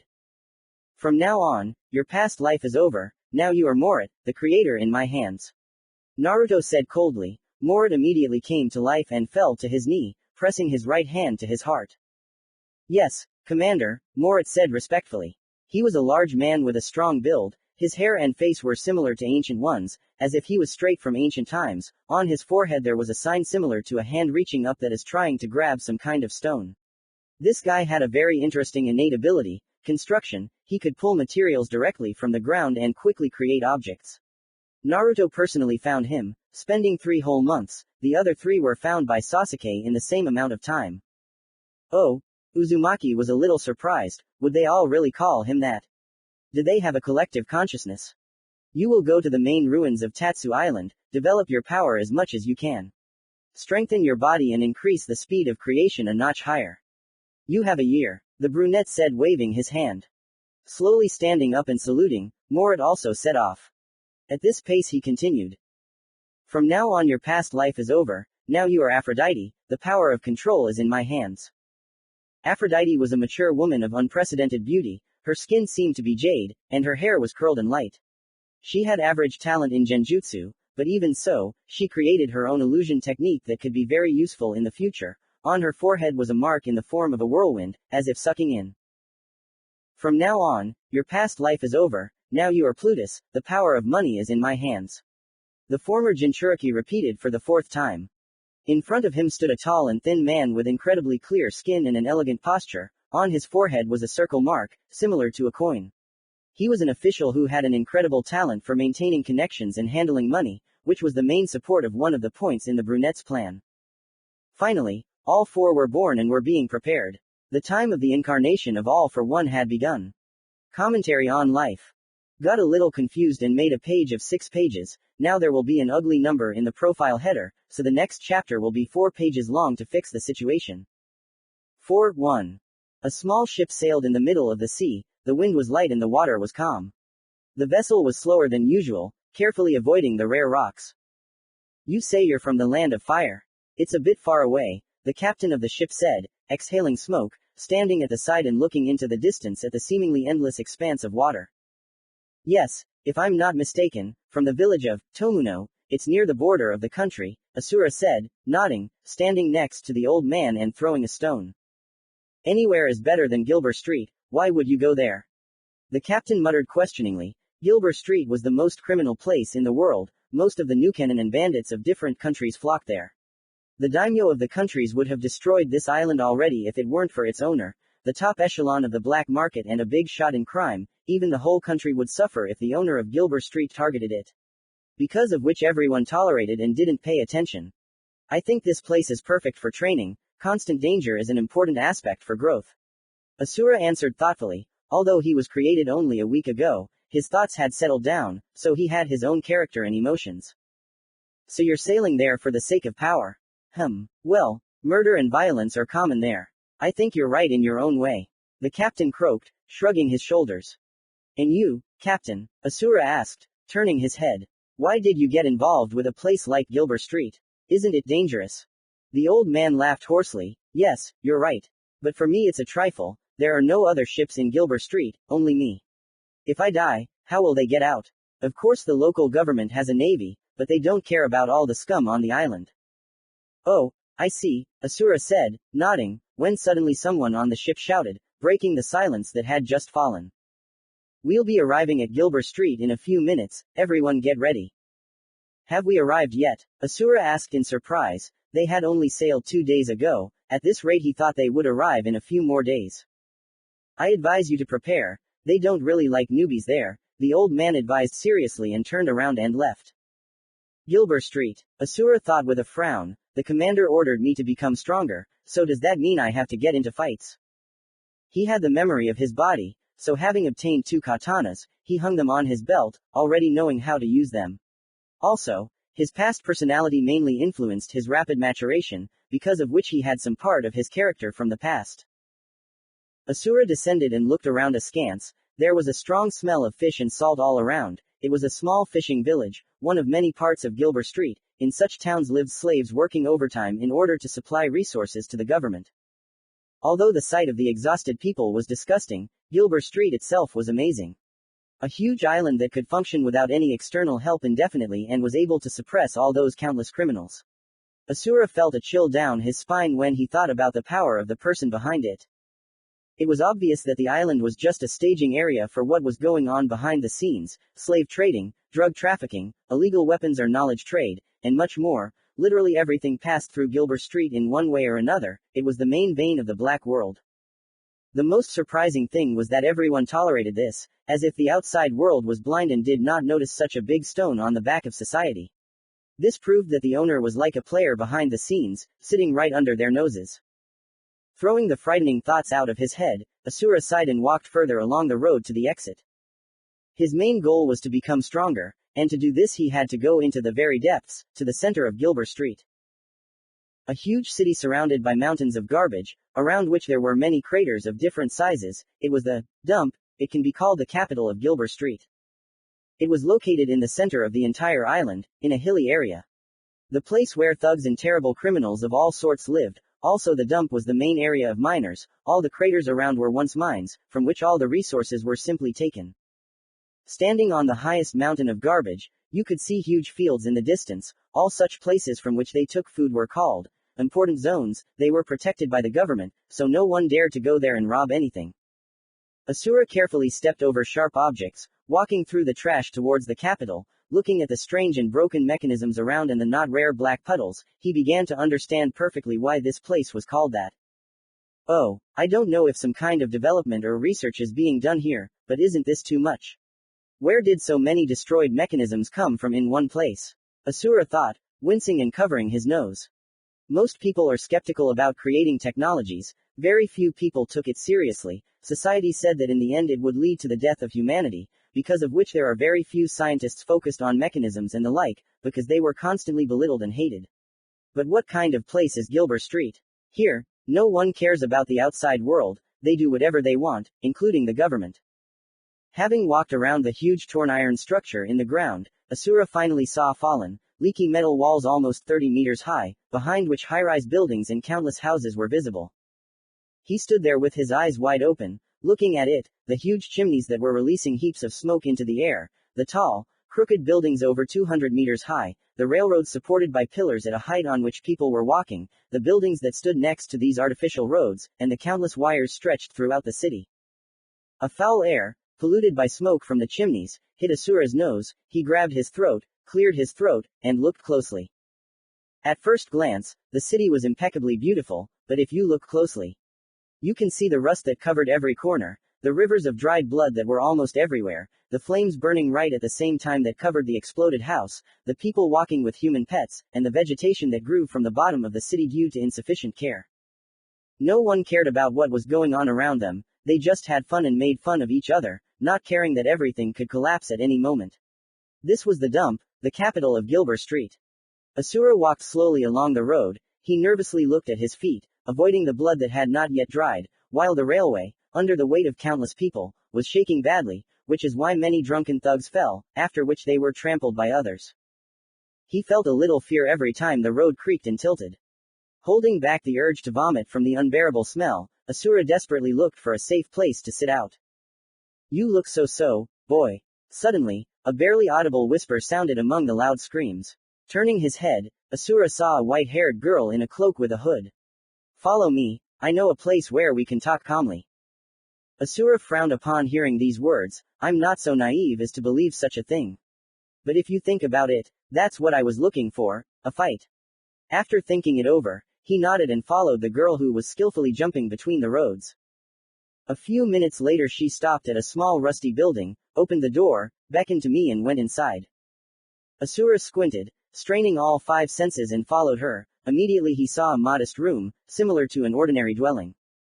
The girl stopped and pulled down her hood, revealing a beautiful, smooth face and bobbed white hair. "Let me introduce myself, I'm Thea, and you?" The girl introduced herself, looking at Asura. "I am Asura, why did you bring me here?" he asked. looking around cautiously. You are different from the locals, I saw it on your face. That's why I brought you here so you could calm down, Thea explained, sitting down and pointing to the chair in front of her. I'll stand. So you're a local virtue? If so, what are you doing in a place like this? Asura continued asking questions, waving his hand. Not everything here is drowning in violence, Thea said sullenly, looking intently into his eyes. I'm more interested in what you're doing here. It doesn't matter, since you're so kind, tell me more about Gilbert Street. Asura said, staring at the ceiling. His sensor power was still weak, but even so, he could sense the person hiding on the ceiling. Tisk, you're too cheeky, Thea said with a chuckle, immediately after which a shadow jumped from the ceiling. Expecting this, Asura calmly took out his blades. There was a screeching sound of metal, the house shook and the floor broke, revealing Asura and a young man in a strange black suit with built-in iron clubs. You shouldn't do that, boy. Your sister wanted to help you. The attacker shouted. I'm Kim. It's not a good time, but it's nice to meet you. What the hell, help? You attacked us yourself, Asura said, landing painfully on some roof, quickly rising with his katanas clutched in his hands, blades facing backwards. Kim was unable to catch hold and fell down, stopping in a bundle of wires. Exhaling a viscous air, Asura began a counterattack. 4-2. A large man and a girl walked slowly across the bridge that connected the mainland with Tatsu Island. Why did I even come with you? These ruins are making my eyes bleed, Aphrodite muttered haughtily, squinting at the ruins. Morit looked at her coldly. The entire journey she had only bragged about the beauty of her body, constantly comparing everything around her with herself, which is why she had managed to bore him. I think you would have been stoned to death if the commander had sent you to a crowded place, with your character, Morit muttered as he approached the ruined temple, assessing everything with his gaze. You're just jealous, right? Aphrodite asked with a smile, puffing on the pipe in her hands and exhaling smoke. Well, okay, the commander ordered us to develop, so I'll go find a victim. Waving her hand, she quickly turned around and left. All of them had already fully regained their minds, so they could think and talk freely. They also received part of the character of the previous owner of the body, which is why Aphrodite began to adore her beauty, and Morit became a believer. In one way or another, they were all subconsciously connected to Naruto. Only Morit, due to his past personality, considered him a god, and worshipped him. Aphrodite walked down the busy street with her heels clicking. She quietly left the island and returned to the port to find something to do. Oh, Commander, and why did you put me with a man like Morit? He's just a simple brute, he doesn't even understand the true value of beauty. Aphrodite thought angrily. In a week she managed to hate Morit, who constantly ignored her and prevented her from showing her beautiful body to pathetic people. Her pride wasn't taken from nowhere, she really was the most beautiful girl you could find. Even Naruto was very embarrassed when he saw her, maybe if he was older. Looking for something interesting, she walked into a pub, shook her dress and sat down at a table. Almost immediately after, a young guy from a small group at a nearby table approached her. Young lady, allow me to treat you, the guy said politely, sitting down next to her. After examining it, Aphrodite snorted and waved her hand. I'll allow it only in the next life. Have you even seen yourself? She said haughtily, continuing to look at the menu indifferently. The guy winced. His self-esteem was greatly damaged after these words, and hearing the loud laughter of his friends behind him, the guy got angry. Ugly thing, I wanted to throw up when I saw you, but I still came up to you out of politeness, and you're like this. The guy shouted angrily, turning around and walking towards his group. Aphrodite sneered contemptuously and looked at his back with narrowed eyes, slowly getting up. What an impudent fellow. Slowly shifting his gaze from one wall to another, Morit squinted. Before him stood a white temple, sparkling with light, without a single crack, which had recently been completely destroyed. Something's wrong, Morit muttered thoughtfully, I'm too strong. Looking at the corpses around Uzumaki suddenly stopped. I feel something. Frowning, closing his eyes, he concentrated, trying to understand what happened. Around him was a completely destroyed village, covered in blood. This week, the brunette moved from one village to another, doing tricky things with Sasuke, but this village was destroyed shortly before their arrival, which was suspicious. Oh, the connection with Morit and Aphrodite has strengthened. Why did this happen now? The Asura chain has also become stronger. Is this maturation? In the end, shrugging his shoulders, he threw this idea out of his head and continued his investigation. That's right. Over the last few days several destroyed settlements have been discovered, the reason is unknown, there are no survivors, Shikaku said, frowning at Tsunade, who was sitting in the Hokage's chair. Oh, she said, rubbing the bridge of her nose, remembering with a plaintive look the days when she still had free time. Entrust this matter to Kakashi, pay special attention to the settlements located near the scene of the incidents, question them, Senju said, coughing into her fist and gathering herself, lifting the sheet with the report. Lady Tsunade, Kakashi is already doing this on his own accord, and we've also already asked around the villages closest to the victims, but there's no result yet, Nara said, shaking his head. Before Tsunade could take another breath, the door swung open and the head of the financial department flew in. Lady Tsunade, some company has taken away several of our overseas branches. The head shouted, wiping the sweat from his forehead. What company and how much did they take? The shocked Hokage asked faster. Konoha and the other great villages could boast of their stability in many areas, their financial department was almost never seriously attacked, and those who dared to do so were susceptible. Were not sure yet, but they called themselves the one among all, they somehow took over branches number 34 and number 79 on the border of Suna. The department head quickly answered with trembling lips. What are you standing here for? Go and deal with this. Tsunade shouted angrily, standing up from her chair. But we already tried. The branches were completely captured by them without the possibility of a full return. After these words, a serious silence hung in the room. Could the destroyed villages be related to this? For the first time in so many years, we're being attacked from many sides. Shikaku muttered in deep thought, I'll try to figure this out, Lady Tsunade. So they've started to act? The tall, skinny man asked indifferently, looking at the sun outside the window. Yes, sir. According to my calculations, they will be able to return a maximum of 40%, the rest is in your hands, the secretary reported, nodding and straightening his tie. Great. Stop for a while, Konoha is a serious financial giant, don't underestimate it under any circumstances. The man said with a weak grin, adjusting his glasses. For a second, the secretary managed to see a strange mark on his forehead, which immediately disappeared as if it had never been there. Of course, he nodded confidently and, bowing, left the room. The light illuminated the dark part of the room, illuminating the face of a thin man. Konoha, Plutus muttered thoughtfully, looking at the floor with a cold expression on his face, it was easier than I thought. Glancing at the table with the recent news, he asked into the void, and what is Aphrodite doing? Heard. What? They say Konoha is suffering serious losses, some believe that it will fall. Nonsense, who could do that? The two guys were loudly and shamelessly discussing the news of the month, not paying attention to others. Naruto stood and looked towards the store that Sasuke had entered 10 minutes ago. Konoha seemed to have suffered greatly over the past month. Although Uzumaki didn't trust the news, he knew that his home village was becoming quieter and quieter, trying to lay low, and there had to be a reason for that. Plutus is doing a great job. The brunette thought with satisfaction, he understood perfectly well what kind of company, united among all, was and who ran it. Maybe he felt a little sorry for Konoha, but he was not going to act now. Especially considering how Plutus calmly endured the onslaught of the great village, although sometimes it suffered losses. Sasuke also took it calmly, without a clan she had no attachment to the village, so she simply did not pay attention to it. Naruto, did something happen? Sasuke suddenly asked, looking at the brunette's face, lost in thought. No, Uzumaki shook his head and answered briefly, looking at Uchiha. She was wearing a simple t-shirt and shorts, it was quite hot now, which made walking around in her usual clothes stuffy. Naruto simply took off his cloak and mask, walking around in just a turtleneck.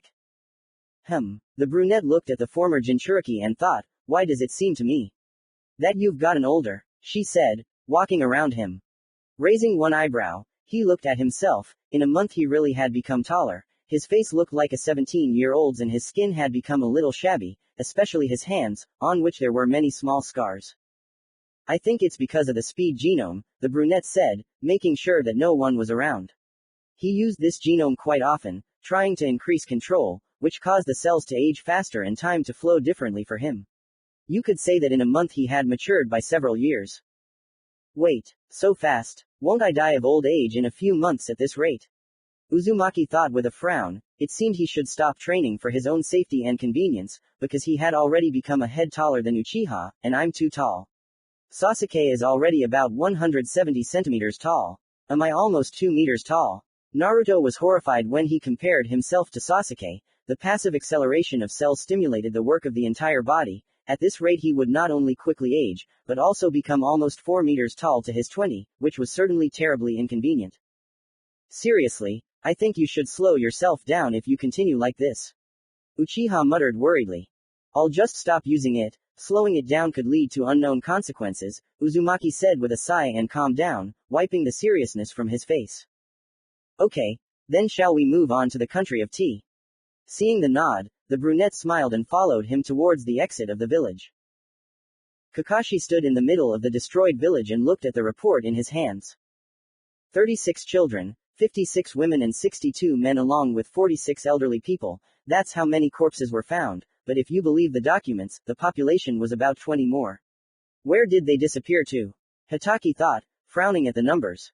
He had been investigating for the entire month, looking for clues, but he still hadn't found anything. It seemed as if the residents had killed themselves, suddenly going crazy. After accepting another stack of documents from the investigator, Kakashi began to read everything. What happened here? The biographies of the missing people are unremarkable and varied, so why were they kidnapped? Reading one sheet after another, the blonde still did not understand anything. Without witnesses, without evidence, with unremarkable missing people, it seems that someone just decided to have fun by destroying several dozen settlements. Sighing tiredly, he threw away the last sheet and looked around. Destroyed buildings, blood, traces of bodies, the smell of rotten burning, and finally, seminal fluid from many bodies. They started an orgy, after which they killed each other. Not everyone can instantly go crazy, which means a skilled genjutsu master is involved. Looks like I'll have to review every missing nin with similar powers. Kakashi put his hands in his pockets, sighed and turned around, walking, thinking about the possible participants. There aren't many such madmen, if you don't count those who are in Gilbert Street then.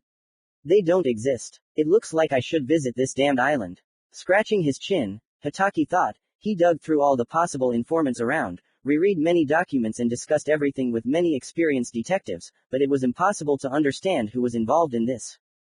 I've gone over almost all the reasons for this madness. The only thing I haven't thought about yet is appearance. Maybe the madman has complexes about appearance, so he kills all the beautiful ones. Mentally recalling the biography he just read, he suddenly understood something. No. On the contrary, the most beautiful were kidnapped, and the ugly ones were killed. I don't remember such a psycho. Everything will be more complicated if he was hiding in the shadows all this time. Jonan thought, gritting his teeth, continuing his thoughts. Revealed feelings. -23 loss of consciousness. How are you, Sasuke? The brunette asked, carefully turning the lying Uchiha onto his back. I'm fine, she mumbled, greedily gulping in air, trying to calm her rising blood pressure and profusely flowing sweat. We should stop, Naruto said, looking at the brunette's wide-open eyes, which showed fatigue. He picked her up from the grass and placed her in the tent, and sighed, looking at the beautiful nature.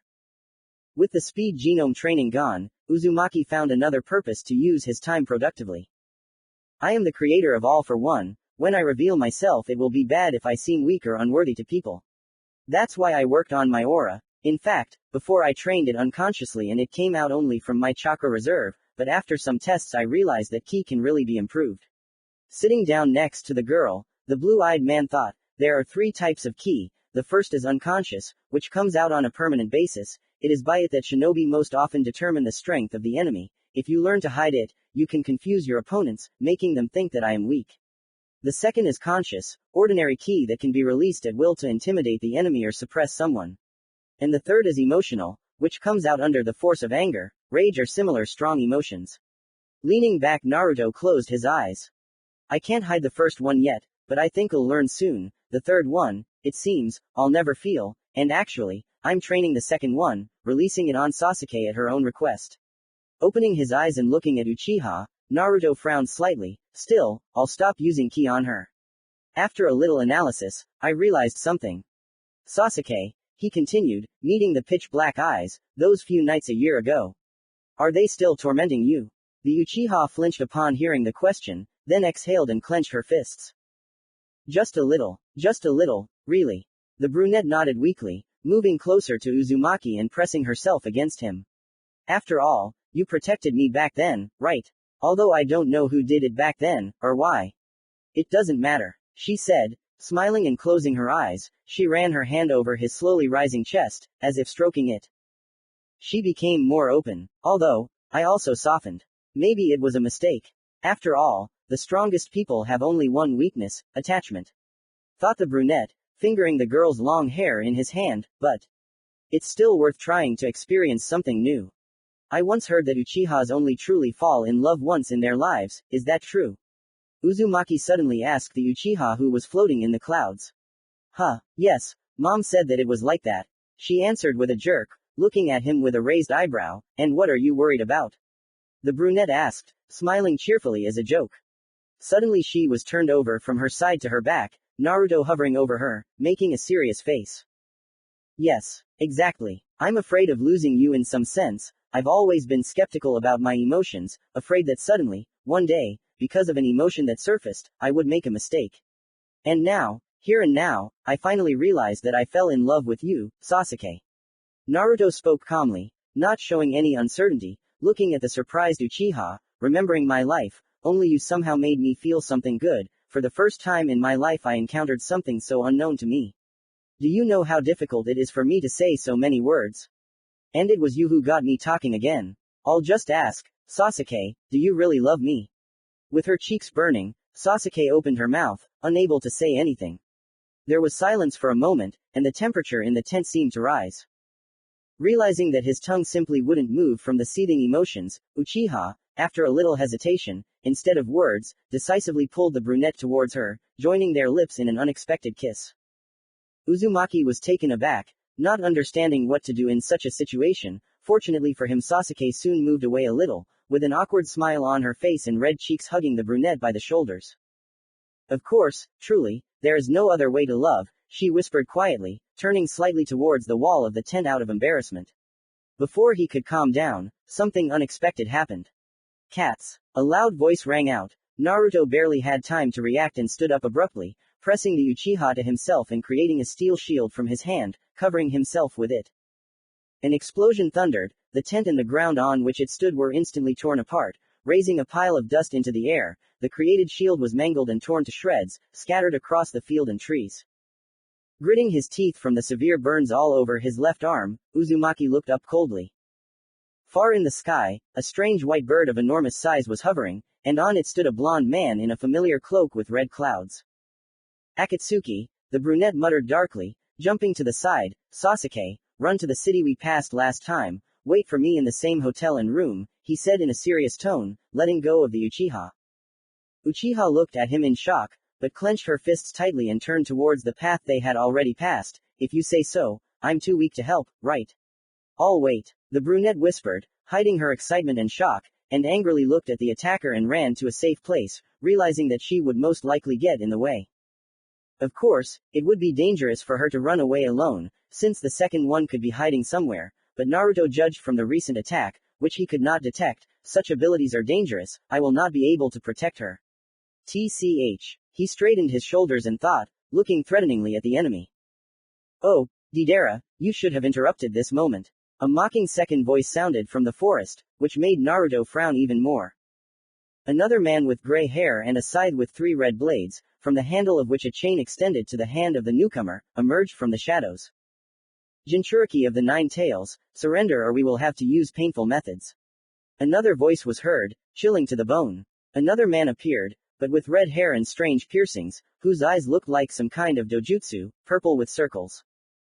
Shit. 3. Naruto pursed his lips and abruptly ran under the flying bird and disappeared into the forest. Run away right away. I'm afraid it will be useless. Do you think we'll let you go that easily? Pain asked coldly, stretching out his hand in the direction where he disappeared. However, before he could do anything, a beam of light appeared from behind the trees, instantly crashing into the flying bird and tearing it into pieces, sending Deidara down. After that, someone landed not far from them, creating a small crater. Almost immediately, a silhouette appeared there, slowly walking towards them. The same Naruto emerged from the dust, but with a different personality. You could say he had a little paranoia about his true self, which is why he was subconsciously prepared for such a moment and was able to instantly change his face when the opportunity arose. What's wrong with you? Hidan asked in surprise, throwing his braid over his shoulder, but before he could ask anything else, he was thrown to the side by a blow. Lowering his fist and straightening up, Uzumaki looked around nervously. He seemed calm, but his thoughts were raging like never before. One for all, the newly appeared bandit hunter. Since when does someone like you protect the Biju? Pain asked, looking indifferently at Hidan who was stuck in the tree, surprising the brunette. I'm small fry now, so how does he know me? However, he quickly threw these thoughts away, focusing on his opponents. There was clearly no point in thinking about such things now. It's none of your business, Naruto answered rudely in a distorted voice, concentrating his sensory abilities on the enemies who had flown away. Pain chuckled and frowned, after which the duo that had flown away earlier approached him. Bastard, couldn't you have hit me lighter? It hurt, Hidan shouted angrily, holding his cheek, which was torn to shreds. Uzumaki remained silent, his body covered in purple miasma, and he leaned forward and moved one leg forward, preparing to dash. The speed genome mixed with purple ki, causing a visible aura in the shape of flames to appear around him, covering every part of his flesh. Damn, how did they find me if I most often hid under the identity of one for all? Thought the brunette, turning his clothes and skin into steel. A gloomy atmosphere was in Konoha. The inhabitants were gloomily going about their business and the shinobi were often jumping on the roofs, sometimes running away. Emri walked slowly down the street, looking at the floor. Some people greeted him but he didn't respond, only silently throwing a sad look at them. The village is finished, isn't it, Shikamaru? Namikaze asked the boy walking behind him. Nara remained silent, looking at his desperate friend.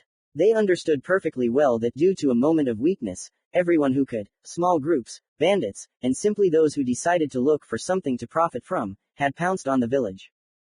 Konoha could have held out if it weren't for the country of stone, which is deliberately trying to suppress us.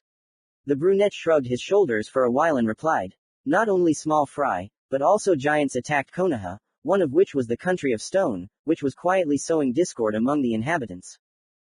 It's not just her fault, the damned ones among all started all this, the blonde hissed, gritting his teeth, remembering the day when he decided to ignore the attacks from the outside. There's nothing you can do now. How's Fushida? Shikamaru asked calmly. He was one of those people who had already resigned themselves to the fall of the village. Such chaos couldn't be stopped quickly, even if the instigators were destroyed. Nothing new, Emri said with a heavy sigh, raising his head and looking at the fourth Hokage's stone face. You're already used to it, right? You know what this means, right? Nara said, frowning slightly. He didn't know much, but he saw how Fushida had changed during this time. This is already an irreparable change. Namikaze pursed his lips and remained silent, looking even more closely at the face of his biological father. You saw how she was getting depressed, but you didn't do anything, why? The brunette tried to ask carefully, but he couldn't. Emery stopped, clenching his fists tightly. Didn't do anything, tch, funny. Ha ha, the blonde continued walking, pretending to laugh. Shikamaru waited for him to continue his words, but he remained silent. What's going on with them? Fushida is weak in spirit, so Hiruzen-sama's death and Sasuke's departure affected her, but she will never refuse help at the right time. But what is this tone, Emery? Nara thought, stealthily looking at Namikaze's cold expression, mentally biting his nails. He began to understand that not only Konoha was being destroyed, but also everything connected to it. The end of 3 years. An explosion thundered, dust hit his nose and eyes, making Naruto wince. Not a second of this unequal battle passed without explosions. It happened so often that his ears had already become accustomed to the huge sound impacts. Ha! This is the first time I feel so irritated. Uzumaki thought, clenching his teeth from the pain in his head, and not only, even his organs ached from pain, because they were constantly thrown back and forth with the help of an unknown force of a man who introduced himself as pain. Even right now, this force of gravity is breaking the ground and trees with the help of his carcass. It was annoying. No, it was really annoying. He felt like a piñata being beaten for fun. Shit, I seriously got careless when I went up against an unknown opponent. I should have run away. He mentally regretted thinking too much about his strength, because in the end, he turned out to be a weakling against Akatsuki. But why do they keep attacking me? After all, their target is the Jinchuriki, not me. That is, one for all. Naruto thought, somersaulting into the hill, trying to stop his dizziness, although most likely, They somehow checked everything around, and without finding the Jinchuriki. It looks like the Jinchuriki is hiding, I'll have to get the information out of one for all. This is a good time to show the headmaster my art, I must not lose it. That's a tough bastard, I'll kill him to hell. I think I guessed the thoughts of all three. Spitting out the dirt that got into his mouth, Uzumaki grinned under his cracking mask, looking at the three through clouds of dust. In such a short time, he roughly understood what each opponent was like by analyzing their speech and combat. However, there was nothing difficult in this, because two of them were very talkative. That's exactly why I am not a man of many words. When he was pulled back once more, Pain's black rod attack succeeded, causing blood to spurt from the stab wound on his chest. Pain must have thought this was a great opportunity. One for all, I think you clearly understand that we are not a simple obstacle that you can overcome, so it's better for you to start cooperating. Pain began to speak monotonously, extending the rod that pierced me to the creepily smiling Hidan. Huh, the brunette suddenly froze, as if remembering something, an obstacle. If you give us the Jinchuriki, you will live, Pain continued, ignoring his frozen opponent. Oh, I completely forgot myself. Warmth, communication, emotions. They pulled me down. The words of the head of Akatsuki flew past his ears, he was not concerned at all. Who am I? A person who, without even thinking, was able to leave his home village, where he was safe, and eventually began to kill people day after day. A person who considered himself a monster as a child. A person who tried to create something ideal from himself from early childhood. How could I forget that my goal is not simple? After all, your own life is much more valuable than someone else's, right? Pain's words ate into the brunette's brain, forcing him to lower his head a little. My goal must be worthy, just like my limitless dreams. Such a goal cannot be without obstacles. Naruto narrowed his previously widened eyes, looking at the enemy in front of him with a cold gleam. What do you think? One for all? Pain asked after finishing, feeling that the atmosphere had begun to change strangely. And now, Pain, Deidara, Hidan. No, Akatsuki is my obstacle. The last thought flashed. Pushing off the ground with his elbows, Uzumaki stood up. However, compared to the previous times, he seemed different, his posture seemed to have changed. I will destroy the obstacle, along with the icy voice, the blood and flesh of Hidan, torn to pieces, rushed through the forest, and I will move forward. That's the joy of achieving a goal. Only a second later, a viscous purple trail appeared from the crater where the brunette was, as if showing Naruto's movements. What happened? Thought Pain, looking at the remains of Hidan that had fallen to the ground, his side lay nearby, torn just like his body. There were no sounds, there was only a weight pressing down on the ground, which signified only one thing, the destruction of the sound barrier. Uzumaki stood by the tree, his arms hanging down and his pupils narrowed, his cold gaze mixed with the boundless emptiness of the past caused only a strange feeling in his heart. Yes, this is it. It felt like the blood ran cold in my veins. The grass, the ground, the trees and the entire forest, all of it darkened. It seemed like the whole world had turned from colorful to depressing gray. Is this Ki? Pain thought in surprise, although his face didn't show it. No, something else. It was different from Ki, something was clearly pressing on them. Your mother. Deidara swallowed, rising higher into the sky. With a pounding heart, Uzumaki's eye shrank into a black dot, and the pores of his body began to emit a strange vapor. He leaned down as if he were an animal that had caught its prey. His senses became more acute and his breathing quickened. Naruto realized what it was. Theater of Sun Rays, the only technique of the element of speed. It activated on its own. And it is different from what it was a year ago. Fly away, Deidara, Pain shouted, pointing his hand towards the brunette. Sasuke looked at the door in front of her with concern, not moving from her spot. The lock turned and the door slowly opened, letting in the foul smell of blood.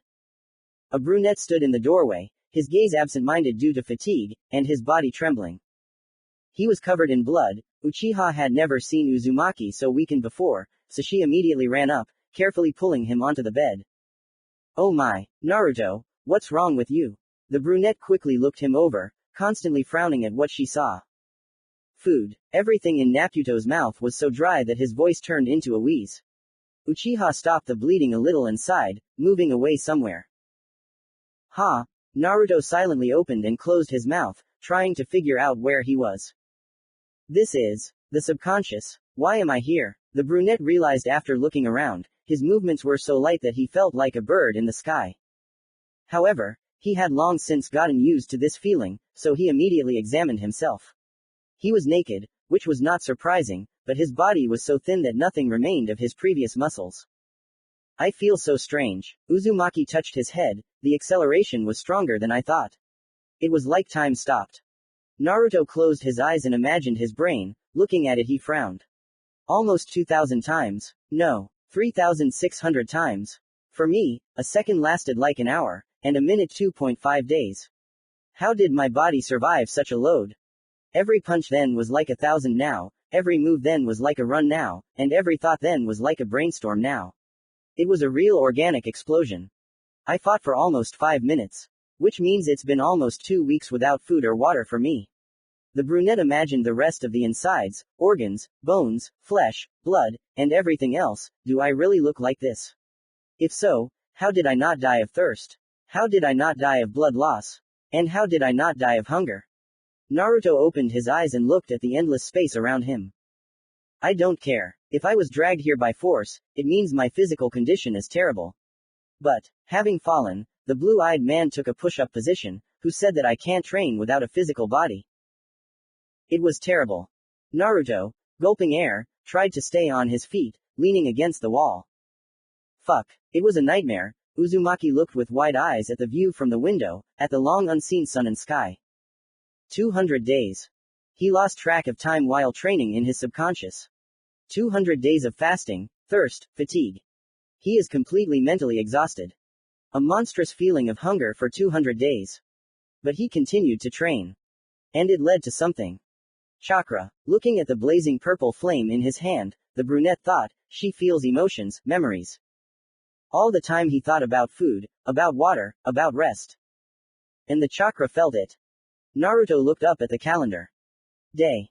It's only been a day here. And 200 there. His chakra absorbed his feelings and memories, his fatigue and despair. It changed. Naruto held the red Sasuke's hand with a smile, changing one leg to the other, stepping meter after meter. It was a smooth movement that was like a master's dance. Sunset, a small platform, and the two of them. It was romantic if it weren't for the kunai flying here and there. Every movement of his hand, every graceful step, they all meant something.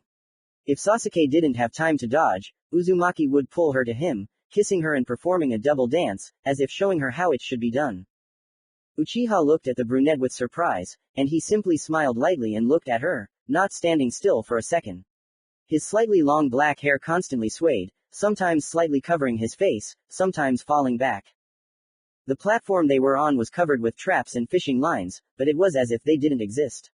If Uchiha tripped and fell, he would support her, continuing the dance. If she mistakenly tried to step on a trap, he would lift her up, kissing her again and again. Time stretched out for them greatly, which is why they danced all night until dawn. Naruto. It was wonderful, I want more. Sasuke muttered tiredly while sitting on the brunette's back. Be patient a little, we'll do this every Saturday, the blue-eyed man said, removing his casual smile as he entered the city. And when did you learn to dance so masterfully? She asked with a smile, closing her eyes and relaxing. It's a secret, Uzumaki answered, narrowing his eyes. Finally reaching their room, he laid Sasuke on the bed, after which he himself lay down next to him. A month had passed since then. Naruto, as if filled with, began to realize the truth of chakra, and the dance from dusk to dawn was the embodiment of his feelings, where he did not hold back and smiled as much as he wanted. Of course, this moment was imprinted in his memory, and the chakra, having felt it, became stronger. Hunger. His movements were slow and sluggish. Reaching the tree, the sluggish and weak hand suddenly accelerated, piercing the wood through and through, tearing the bark. Thirst. He suddenly changed his style, abandoning the first tree. He quickly reached the second. His movements were greedy, demanding, as if they wanted to achieve something at all costs, and his hands, greedily reaching out to the tree, tore it into two parts. Fatigue. His chakra changed. He became sluggish again, but not slow. His hands demanded, but did not take away, and his legs walked, but were interrupted. The intermittent swing of his hand removed a huge part of the bark from the tree, but did not damage the wood. Despair. He sped up again, changing from one tree to another, his chakra swaying as if searching for a suitable tree, and finally, upon reaching it, it relaxed. The wide embrace that had caught the tree trunk suddenly began to tear it, separating the upper part from the lower. Happiness. The torn-off tree trunk disappeared, and Naruto closed his eyes, his circular movements, quickly changing legs, chakra turned into a varied vortex, confusing the tree, maybe here. Or will the blow be here? But no, with an elegant movement, like in a dance, the hand entered the ground, and continuing, he tore the tree out by the roots. 5 different variations, this was the true form of chakra. Emotions and memories. Akatsuki, you helped me a lot. Naruto thought with a grin, looking at the sky and exhaling purple steam. Sometimes it seemed to him that time had sped up and events were happening faster. Finally. 3 years have passed since leaving Konoha. Emery, who went on the journey with Jiraiya instead of Fushida, returned to Konoha. When he entered the house, he found Fushida dead. Namikaze committed suicide at age 15, unable to bear the stress. Emri disappeared, leaving only the ashes of his sister's burnt corpse from his flames. The funeral took place without a body. They say he's gone crazy. After this incident, Jiraiya left Konoha for an unknown amount of time. Tsunade left the post of Hokage, having lost the point of remaining there. The name One for All spread after the victory over Akatsuki. The society was divided into 2 groups, some consider him a crazy killer, calling him Hunter, and some consider him a protector of the Jinchuriki, calling him Guardian. He also gained fame in the criminal world after exterminating most of the bandits and various groups. Of course, his head was starting to be worth something. The bingo book was offering almost 3 million yen for him. All for One also revealed themselves by admitting that All for All was their finance department and One for All was the head. This did not go unnoticed by people. Asura, who received much attention in Gilbert Street, earned the title, Reverse Swordsman, for using his katanas as daggers, with the blade facing backwards. The Mauritian who completely restored the ruins of Tatsu Island in a month was loved by many, which is why he was called, the Architect. Aphrodite, who took control of many villages and people, and was also the culprit of the destruction of many settlements in the Land of Fire, became the Cursed Maiden, due to her character and terrible crimes. Plutus, who revealed himself as the director of One Among All, was dubbed by the citizens as the Digital Devourer, for taking almost all of Konoha's financial departments for himself. And now, they were all in the same building, in the same room. You did a good job, Naruto said, looking at the 4 in front of him. He was sitting on the couch, crossing his legs and drinking something black from a glass. The 4 stood quietly in a row in front of the brunette. This was their first meeting in a long time, but they felt only seriousness. But, some of you seem to have overdone it. Uzumaki muttered slowly as he stood up. His mask had changed, the top part was removed, revealing cold, bottomless eyes. Aphrodite, the brunette began, looking at the beautiful girl, who was frowning heavily at that moment. Yes, Commander, the Virgin responded, bowing her head. You overdid it. I don't like your insides, do you understand what that means? Naruto spoke coldly, making her break out in a cold sweat. See Commander, I believe that my character is not important. She wanted to continue, but was interrupted. Shut up, the brunette growled, approaching the agitated Aphrodite. Barely visible sparks ran down his hand. Your punishment will be serious. These words pressed her to the floor, forcing her to kneel. Commander, Asura suddenly intervened, bowing his head with his eyes closed. May I ask what Aphrodite did wrong? No, the brunette immediately answered, pressing the Virgin into the floor. You shouldn't worry about it. If you really want to find out for yourself, Uzumaki said, raising his index finger up. Aphrodite instantly got to her feet, waving his hand. The brunette threw her out the closed window, knocking out the glass. Don't you dare move until I arrive. Wait below, Naruto added at the end, after which Aphrodite's scream was heard, falling from almost the 10th floor of a massive building. So, Plutus, Naruto continued, turning his head, looking at the thin man, who was frowning deeply. Yes, Plutus said briefly, not closing his eyes and looking straight at the brunette. He wasn't very irritating, and calmly kept his hands behind his back. The air grew colder, the aura in the room clearly changed. Plutus seemed to be confident in himself. Naruto narrowed his eyes and chuckled, waving his other hand, but nothing happened. You may have overdone it, but you don't deserve punishment. Mauritian, the brunette continued, patting Plutus on the shoulder. Yes, father. The meeting was tense, but only Aphrodite suffered. After an unknown punishment, she seemed to have changed, no longer bragging about her appearance. Hey, Plutus, what do you think the commander did to her? Asura asked with interest, looking at the silent Aphrodite, who had not changed at all in appearance. I don't know, but the commander succeeded, said Plutus, wiping his glasses with a napkin. I advise you to do everything in the future so that the commander doesn't get angry, otherwise may the earth rest in peace. Asura scratched his chin as he thought about it. Why was she punished at all? The swordsman finally asked the question that interested him. Plutus stopped. Looking at Asura with narrowed eyes, she encroached on the good in this world, he answered mysteriously after a second of thought. Asura raised an eyebrow questioningly, looking from Aphrodite to Plutus. Maybe he was just stupid, or maybe he just didn't want to think. I mean the peaceful people, she subjugated and killed whoever she wanted and whenever she wanted. The commander is clearly a serious person, but he is not crazy, and kills those who are already stained with blood himself. From this we can conclude that the commander is not going to kill ordinary workers, and will not allow all for one to do this. Plutus calmly explained, putting on clean glasses. Asura, after thinking for a bit, made a strange face again, but haven't you also encroached on the good in this world? You left many without money and home. The green-haired man asked, having found something to pick on. Asura, I think you didn't quite understand me. Plutus coughed into his fist, hearing the question. I'm telling you, the commander is a serious man. I may have made many starve and suffer, but I didn't kill, you understand? Moreover, the commander understands what needs to be done and what doesn't. And my actions clearly helped us. Having chewed on the topic, Plutus took a notebook out of his inside pocket. Not finding anything to do today, he stared at the sun outside the panoramic window. The room they were in now was luxurious, with a black wood table in the center, several pleasantly smelling single sofas around it, expensive paintings, and even personal servants. Oh, by the way, I was always wondering how you could grow so fast. Asura decided to ask after looking around the room once again, stroking the pleasant to the touch leather of the sofa. Asura-san, each of you is good at something. You've also achieved a lot in Gilbert Street, right? That's why please don't pester Plutus, he's already started going bald, and now you've shown up. The secretary, who had entered the spacious room, asked in a gentle voice. And by the way, stop using the cups in the dining room as targets for training, we'll run out of dishes like that. She added, standing next to the table and placing a tray with cold drinks on it. Okay. Asura chuckled and took one of the drinks, slowly sipping it and began to leaf through the magazine on the table.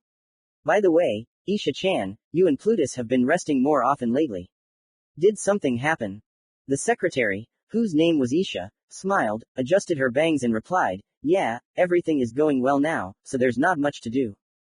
It's too early to rejoice, a calm voice sounded from the side. Turning around, everyone in the room saw Naruto in a jacket and shoes. Even Aphrodite, who was in a depressing situation, was surprised when she saw the face of the bee-net without a mask. Asura drawled, looking into Uzumaki's familiar eyes, Commander, is that you? Adjusting his tie, Naruto hissed, feeling the pressure, exactly, but now is not the time for that. Don't relax, dangerous times are coming soon, he said coldly, pulling the gloves onto his hands. Why are you dressed like that? Asura wanted to ask something completely different, but he understood that now was probably not the time to talk about it. Today is Saturday, the brunette answered automatically, without even thinking, but it immediately dawned on him, however, it's none of your business. Waving his hand, he left the room, heading to the clearing to Sasuke. The black-haired girl stood in a field of flowers, her skin smooth and her eyes as black as a pool. Her black dress fluttered in the wind, and the heels she was accustomed to covered her feet. Looking into the distance, Uchiha smiled tenderly, realizing how much time she spent with him. Are you bored, Sasuke? Uzumaki asked with a weak smile, standing next to her. The brunette had only become more beautiful during this time, and Naruto, having finally stopped growing monstrously, was also a little more beautiful, although the scars visible on his neck spoiled his appearance. It became easier for him to express emotions, although inside he hadn't really changed. With Sasuke he was much kinder. Of course I got bored, it's my habit to come earlier than expected, Uchiha answered, shrugging her shoulders. Then shall we begin? Yeah. Somewhere far away, the black silhouette of an old man laughed silently, beginning to act. Strength from feelings. Naruto stood in the middle of an endless white space. This was the place where he was dragged by force last time. It's a pity, but I couldn't recreate the time distortion. Since it worked back then due to the accelerated thinking of the brain. But how fast did it work back then? Is it possible to recreate it without becoming morally exhausted? Folding his arms on his chest, Uzumaki closed his eyes. If you think about it, during this time I still haven't been able to make any progress on the topic of true chakra. Although, what is true chakra, anyway? I throw this word around so much, but I don't even understand what it means exactly. Frowning, the brunette began to gradually repeat his actions back then. He imagined the heart, the brain, and the center of the chakra. The hearth is a place where chakra is renewed by connecting physical and spiritual energy. But then I realized that the hearth means nothing, in fact it creates it, but does not interact. But if not the hearth, then who? What other important parts of the body are there? Of course, the heart and the brain. Then, suffering from hunger, after this thought, I could not throw out a strange feeling in my heart. Remembering Naruto fell to the ground, starting to do push-ups, hunger devoured me. I thought only about food, imagining my internal organs in such a state was dangerous. I could easily go crazy and pounce on my own flesh. But instead, something strange happened. Uzumaki quickly did push-ups, bending his elbows, then arching them. His movements seemed flawless, as if honed a huge number of times. I couldn't imagine anything. Maybe I was out of my mind then, but it didn't change anything. I was very scared then, because all I could feel was hunger and fear. The brunette remembered this moment, reproducing it in his head. He runs, constantly stumbling and staggering. His eyes are absent-minded and his mind is clouded. Fear is on his face, and his body was skin stretched over bones. He didn't think about anything, but continued to move, doing exercises. Of course from the outside it looked terribly strange, but his body moved itself, doing the movements that it remembered best in life, training. At that moment he was like a little child who wanted to know what this heart of yours is. But even now, scrolling through the memories in his head, he still did not understand how he achieved his goal. And it was impossible to understand, because instincts kill hunger, and hunger kills consciousness. Since only instincts can master hunger, I should not rely on reason. Instincts are the heart, and therefore hunger is the power of the heart. To be more precise, hunger is not a memory, because I do not remember anything, but a feeling that I still feel. Thus he curbed his hunger. And with hunger came thirst.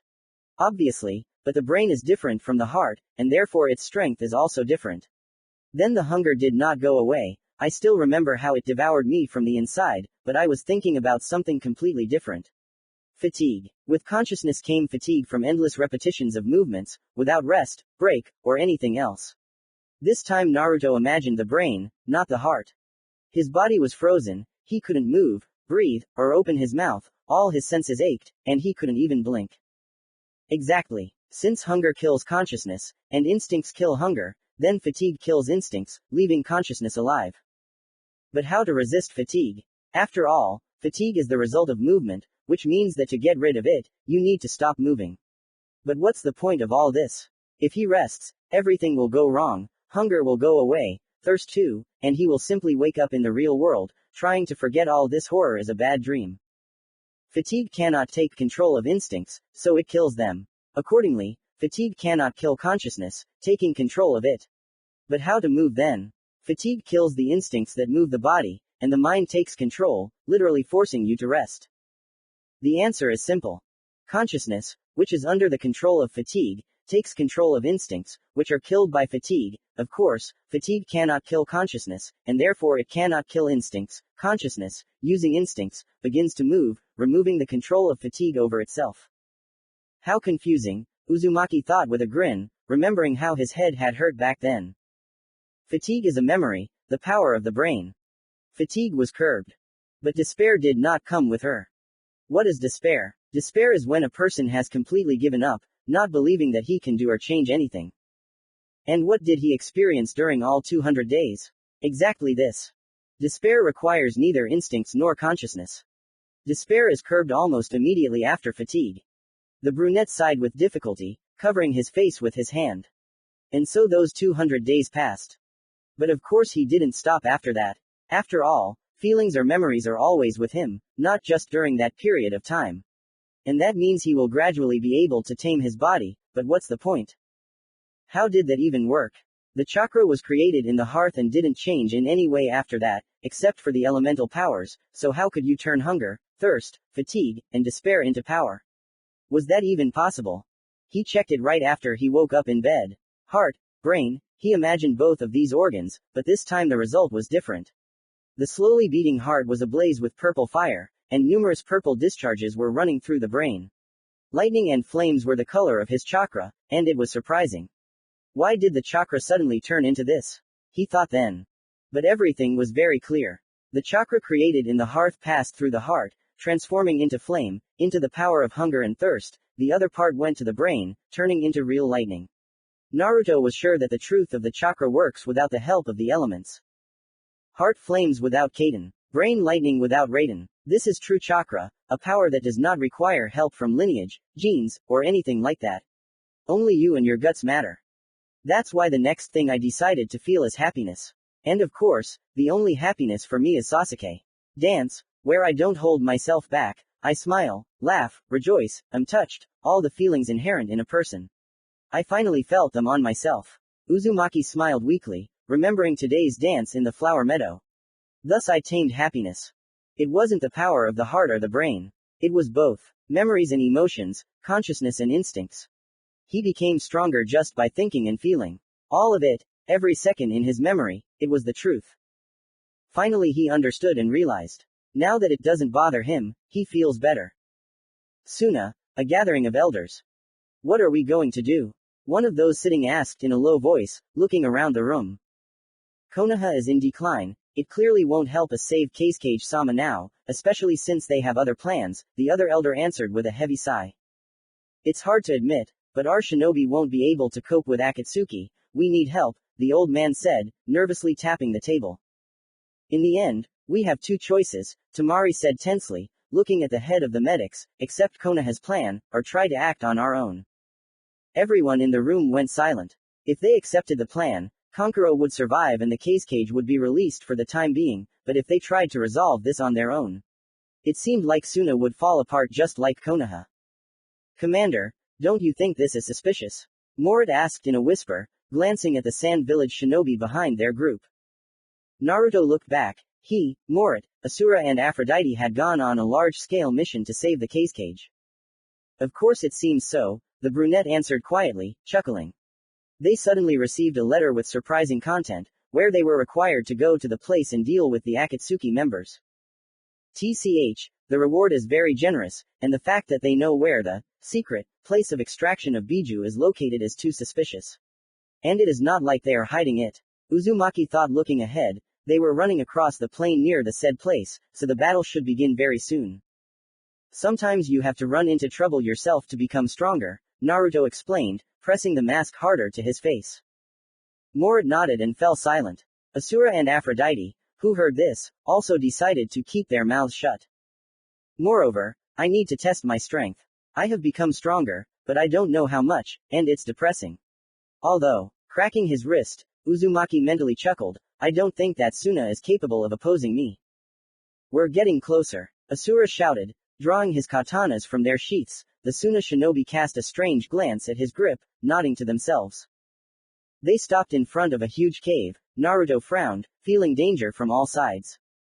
So, the cursed maiden, the architect, the reverse swordsman, and one for all, what a pity that the digital devourer is not here. A loud voice sounded. Shinobi crawled out from all sides, from the bushes, trees, and the ground. Seeing them, the brunette thought, Suna, Konoha, and Akatsuki together. I see, they decided to get rid of all for one. Konoha has its reasons, as does Akatsuki, but Suna. It seems like they were dragged into this fight by force. He thought, noticing familiar faces. I never thought we would meet like this, Naruto, said a gloomy Kakashi, stepping forward. I thought you'd recognize me by my eyes, the unsurprised brunette said with a chuckle. In any case, he had recently decided to stop hiding his true identity. MMA. What happened to you that you became like this? I'd like to hear it, but now is not the time. Hataki spoke as if this battle did not bother him at all. One for all. An angry roar echoed across the clearing, pushing Kakashi aside. An angry Tsunade in a Jonin suit came out. You, bastard, destroyed Konoha. It seemed like she was sick from the rage boiling inside. Pain chuckled to the side, or rather pains, there were 5 of them, which was surprising, but now was not the time for that. Well, what a meeting, another voice sounded, but it surprised the brunette the most. Turning his head, Naruto narrowed his eyes, looking at the black silhouette in the middle of the day. You, Uzumaki drawled, looking into the single purple-looking eye. It was the same silhouette he had met 3 years ago. Oh, don't worry, I just came to look at the descendant. Nothing more. An old man's grin appeared through the darkness of the silhouette. Everything is much larger than I thought. The blue-eyed man looked at the familiar Konoha Jonin, at all the Akatsuki members and the crowds of Suna shinobi. It seems that this obstacle is especially serious, the brunette muttered, a series of discharges running through his hands. Commander, this will be fun. Asura said with a grin, getting into a stance. It seemed like he was used to fighting with a crowd in Gilbert Street and wasn't nervous at all. I will do everything I can. Merciful God, forgive me for the future blood spilled here. Morit folded his hands and began to read a prayer, and Aphrodite growled angrily and folded her hands into the seal of concentration. Naruto jerked, turning around and raising his arm. From his shoulder to his wrist his skin turned into steel, slowly spreading and transforming into a huge shield. Cats! Something landed on the shield, after which a dozen small explosions were heard. Having absorbed the steel back, Uzumaki glanced at the familiar bird in the sky, Deidara. He only said a word, but after that, the real massacre began. The brunette crashed into the mountain with his back and blocked a double kick from Might Guy and Rock Lee. Grabbing the feet, he threw them to the sides, and he himself sharply dived under the kunai with an explosive seal, easily running away and dodging. Ahead of him, a crowd of Konoha men, led by Tsunade and Kakashi, ran towards him. He shook his arms and rushed towards them. Hunger. His movements slowed down abruptly, causing Tsunade's fist to pass over him, causing a huge shockwave. However, as soon as Senju was over him, Naruto suddenly sped up, hitting his palm right in the liver and throwing the blonde back. A cloud of sparks gathered around him, kunai flew around, constantly bouncing off the steel skin. Throwing away the explosive tag weapons with his hands, Uzumaki looked at Kakashi who appeared before him. But the battle of glances did not last even a second. Having filled his tanto with Raiden's chakra, Hitaki attacked the brunette from under the corner of his eye, making a sharp cut. However, Uzumaki suddenly slowed down again and easily dodged. Squinting, the Jonin jumped away from the accelerated attack, avoiding damage. So this is his fighting style. The blonde thought, watching the brunette destroy many shinobi, breaking katanas with his fingers as well as bones. He uses the peculiarities of the brain, constantly changing his rhythm after getting used to it in order to briefly confuse the enemy.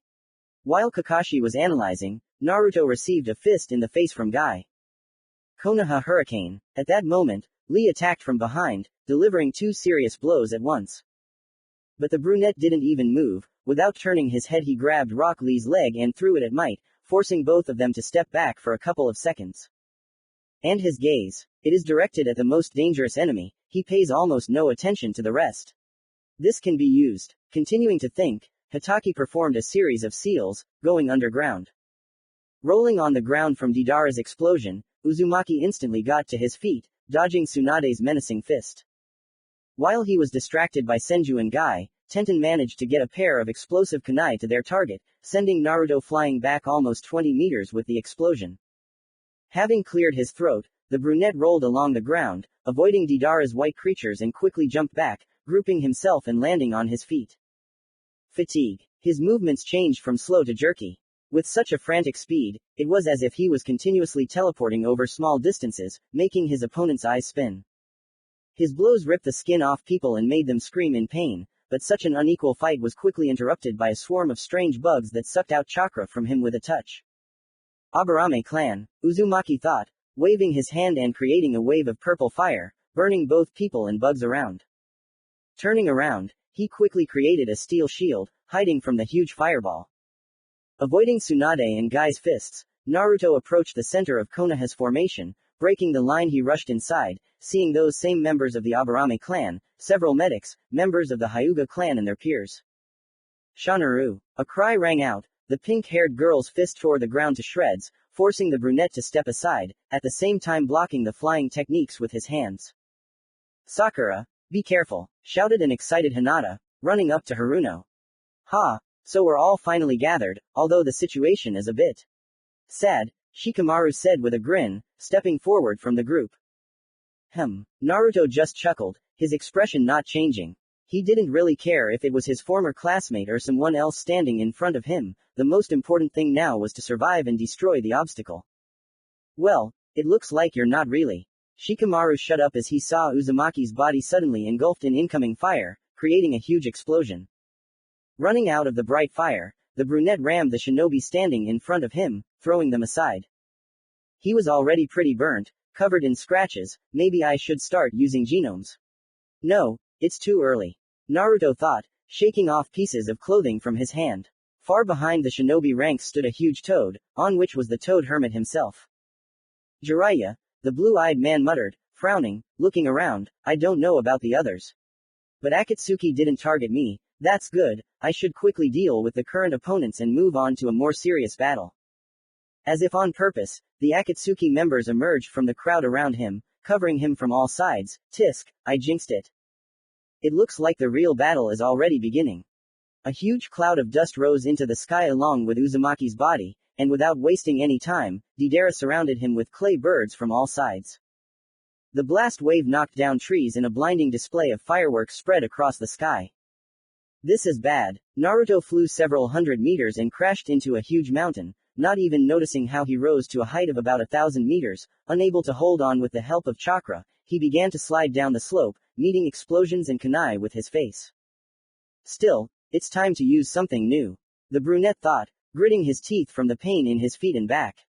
Suddenly, instead of the ground, ice appeared under his feet, allowing him to slide more easily. Ice Genome. What kind of monster is he? The shinobi using earth techniques thought with a frown, so as not to let Naruto get out of an open position. However, he avoided all obstacles on his way, easily handling the icy surface. At great speed, Uzumaki hit a natural ramp, flying upward. This is my chance. Not far from him, Deidara was hovering on a bird, who was about to fly away, but a chain that suddenly wrapped around the bird did not allow him to do so. Pulling the steel chain that extended from his palm downwards, Naruto slammed Deidara straight into the earth's crust, creating a crack. The momentum from such a blow sent Uzumaki crashing straight into Suna's troops, scattering shinobi wherever possible. Using his hands he jumped out of the dust, landing with his feet right on some guy's face. He created fire on the soles of his feet, listening to the screams of agony beneath him. Despair. The brunette, stepping aside, jumped from one person to another, gradually burning most of the ninja. I shouldn't forget. This power is the emotions of chakra. It is mine and only mine, so I can use it as I please. Both for murder and for virtue. The head of the attacking shinobi shattered into pieces. The second new genome is explosion. Jumping off the burning corpse, Naruto placed both palms on the ground, quietly exhaling steam. It was as if a volcano had erupted in this place. A huge jolt of power came from underground, tearing apart everyone in its path. In the blink of an eye, Suna's large detachment was destroyed, and a terribly battered brunette calmly emerged from the resulting curtain of dust. He himself was also damaged by the explosion. His steel skin was deeply blackened and charred, turning into one huge burn. Licking his teeth, which were aching from the knocking, with his bloody tongue, Uzumaki wiped away the flowing stream of blood with his hand. How strange, I feel more tired than a minute ago. He frowned, wondering what it could be, but waving his hand he clenched his fists and dashed halfway across the field, meeting face to face with Akatsuki. Flying past, he saw Asura and Aphrodite dealing with the Konoha people, and Morit, covering them, scattered the Suna shinobi. Then, all of Akatsuki is on me. The greeting was not soft. A strange huge sword with scales hit him in the stomach with all its might. Spitting out saliva and dirt in his mouth, the brunette skidded along the ground for several dozen meters, still managing to stay on his feet. If he didn't have the habit of not eating anything before a mission, he would have thrown up. It seems I can't do without it. I haven't used it for a long time. With these thoughts, his body began to grow a layer of metal, covering everything except his head with compact steel armor. Well, come on. The speed genome began to gain momentum, emitting transparent chakra around. Let's see who's going to beat whom. Akatsuki. Using the energy genome to control Naruto, it was as if he opened valves, starting to release a huge amount of chakra for the average shinobi. Slowly raising his hand he began to sharply draw his finger in the air, creating hieroglyphs and signs from empty space. This, Kisame muttered in surprise, gripping his sword tighter. Fuinjutsu, answered Pain, who had approached him. He knows his stuff, since he can create seals out of thin air, but with this pace and poor skill he will quickly run out of chakra. We need to wear him out. Pain said coldly, looking intently at the brunette. Then we should attack now, and not wait for him to prepare, Kakuzu said, intervening. No, with such skill he won't make a strong seal, but he will spend a lot of effort. It's more profitable to wait, answered Pain, squinting even more. Looks like they got caught. That means one of them is good at fuinjutsu. Naruto grinned to himself, calmly finishing 4 seals. I'm not good at FUNN, but I don't need it. Raising his head, he took a deep breath. And descending, his open mouth emitted a sound, amplified by the volume seal and the genome. A scream, more like a rupture of 2 worlds, split even the stone, causing hell on earth. Empty space to add 10 pages, just so that the total number of pages looks nice in the header.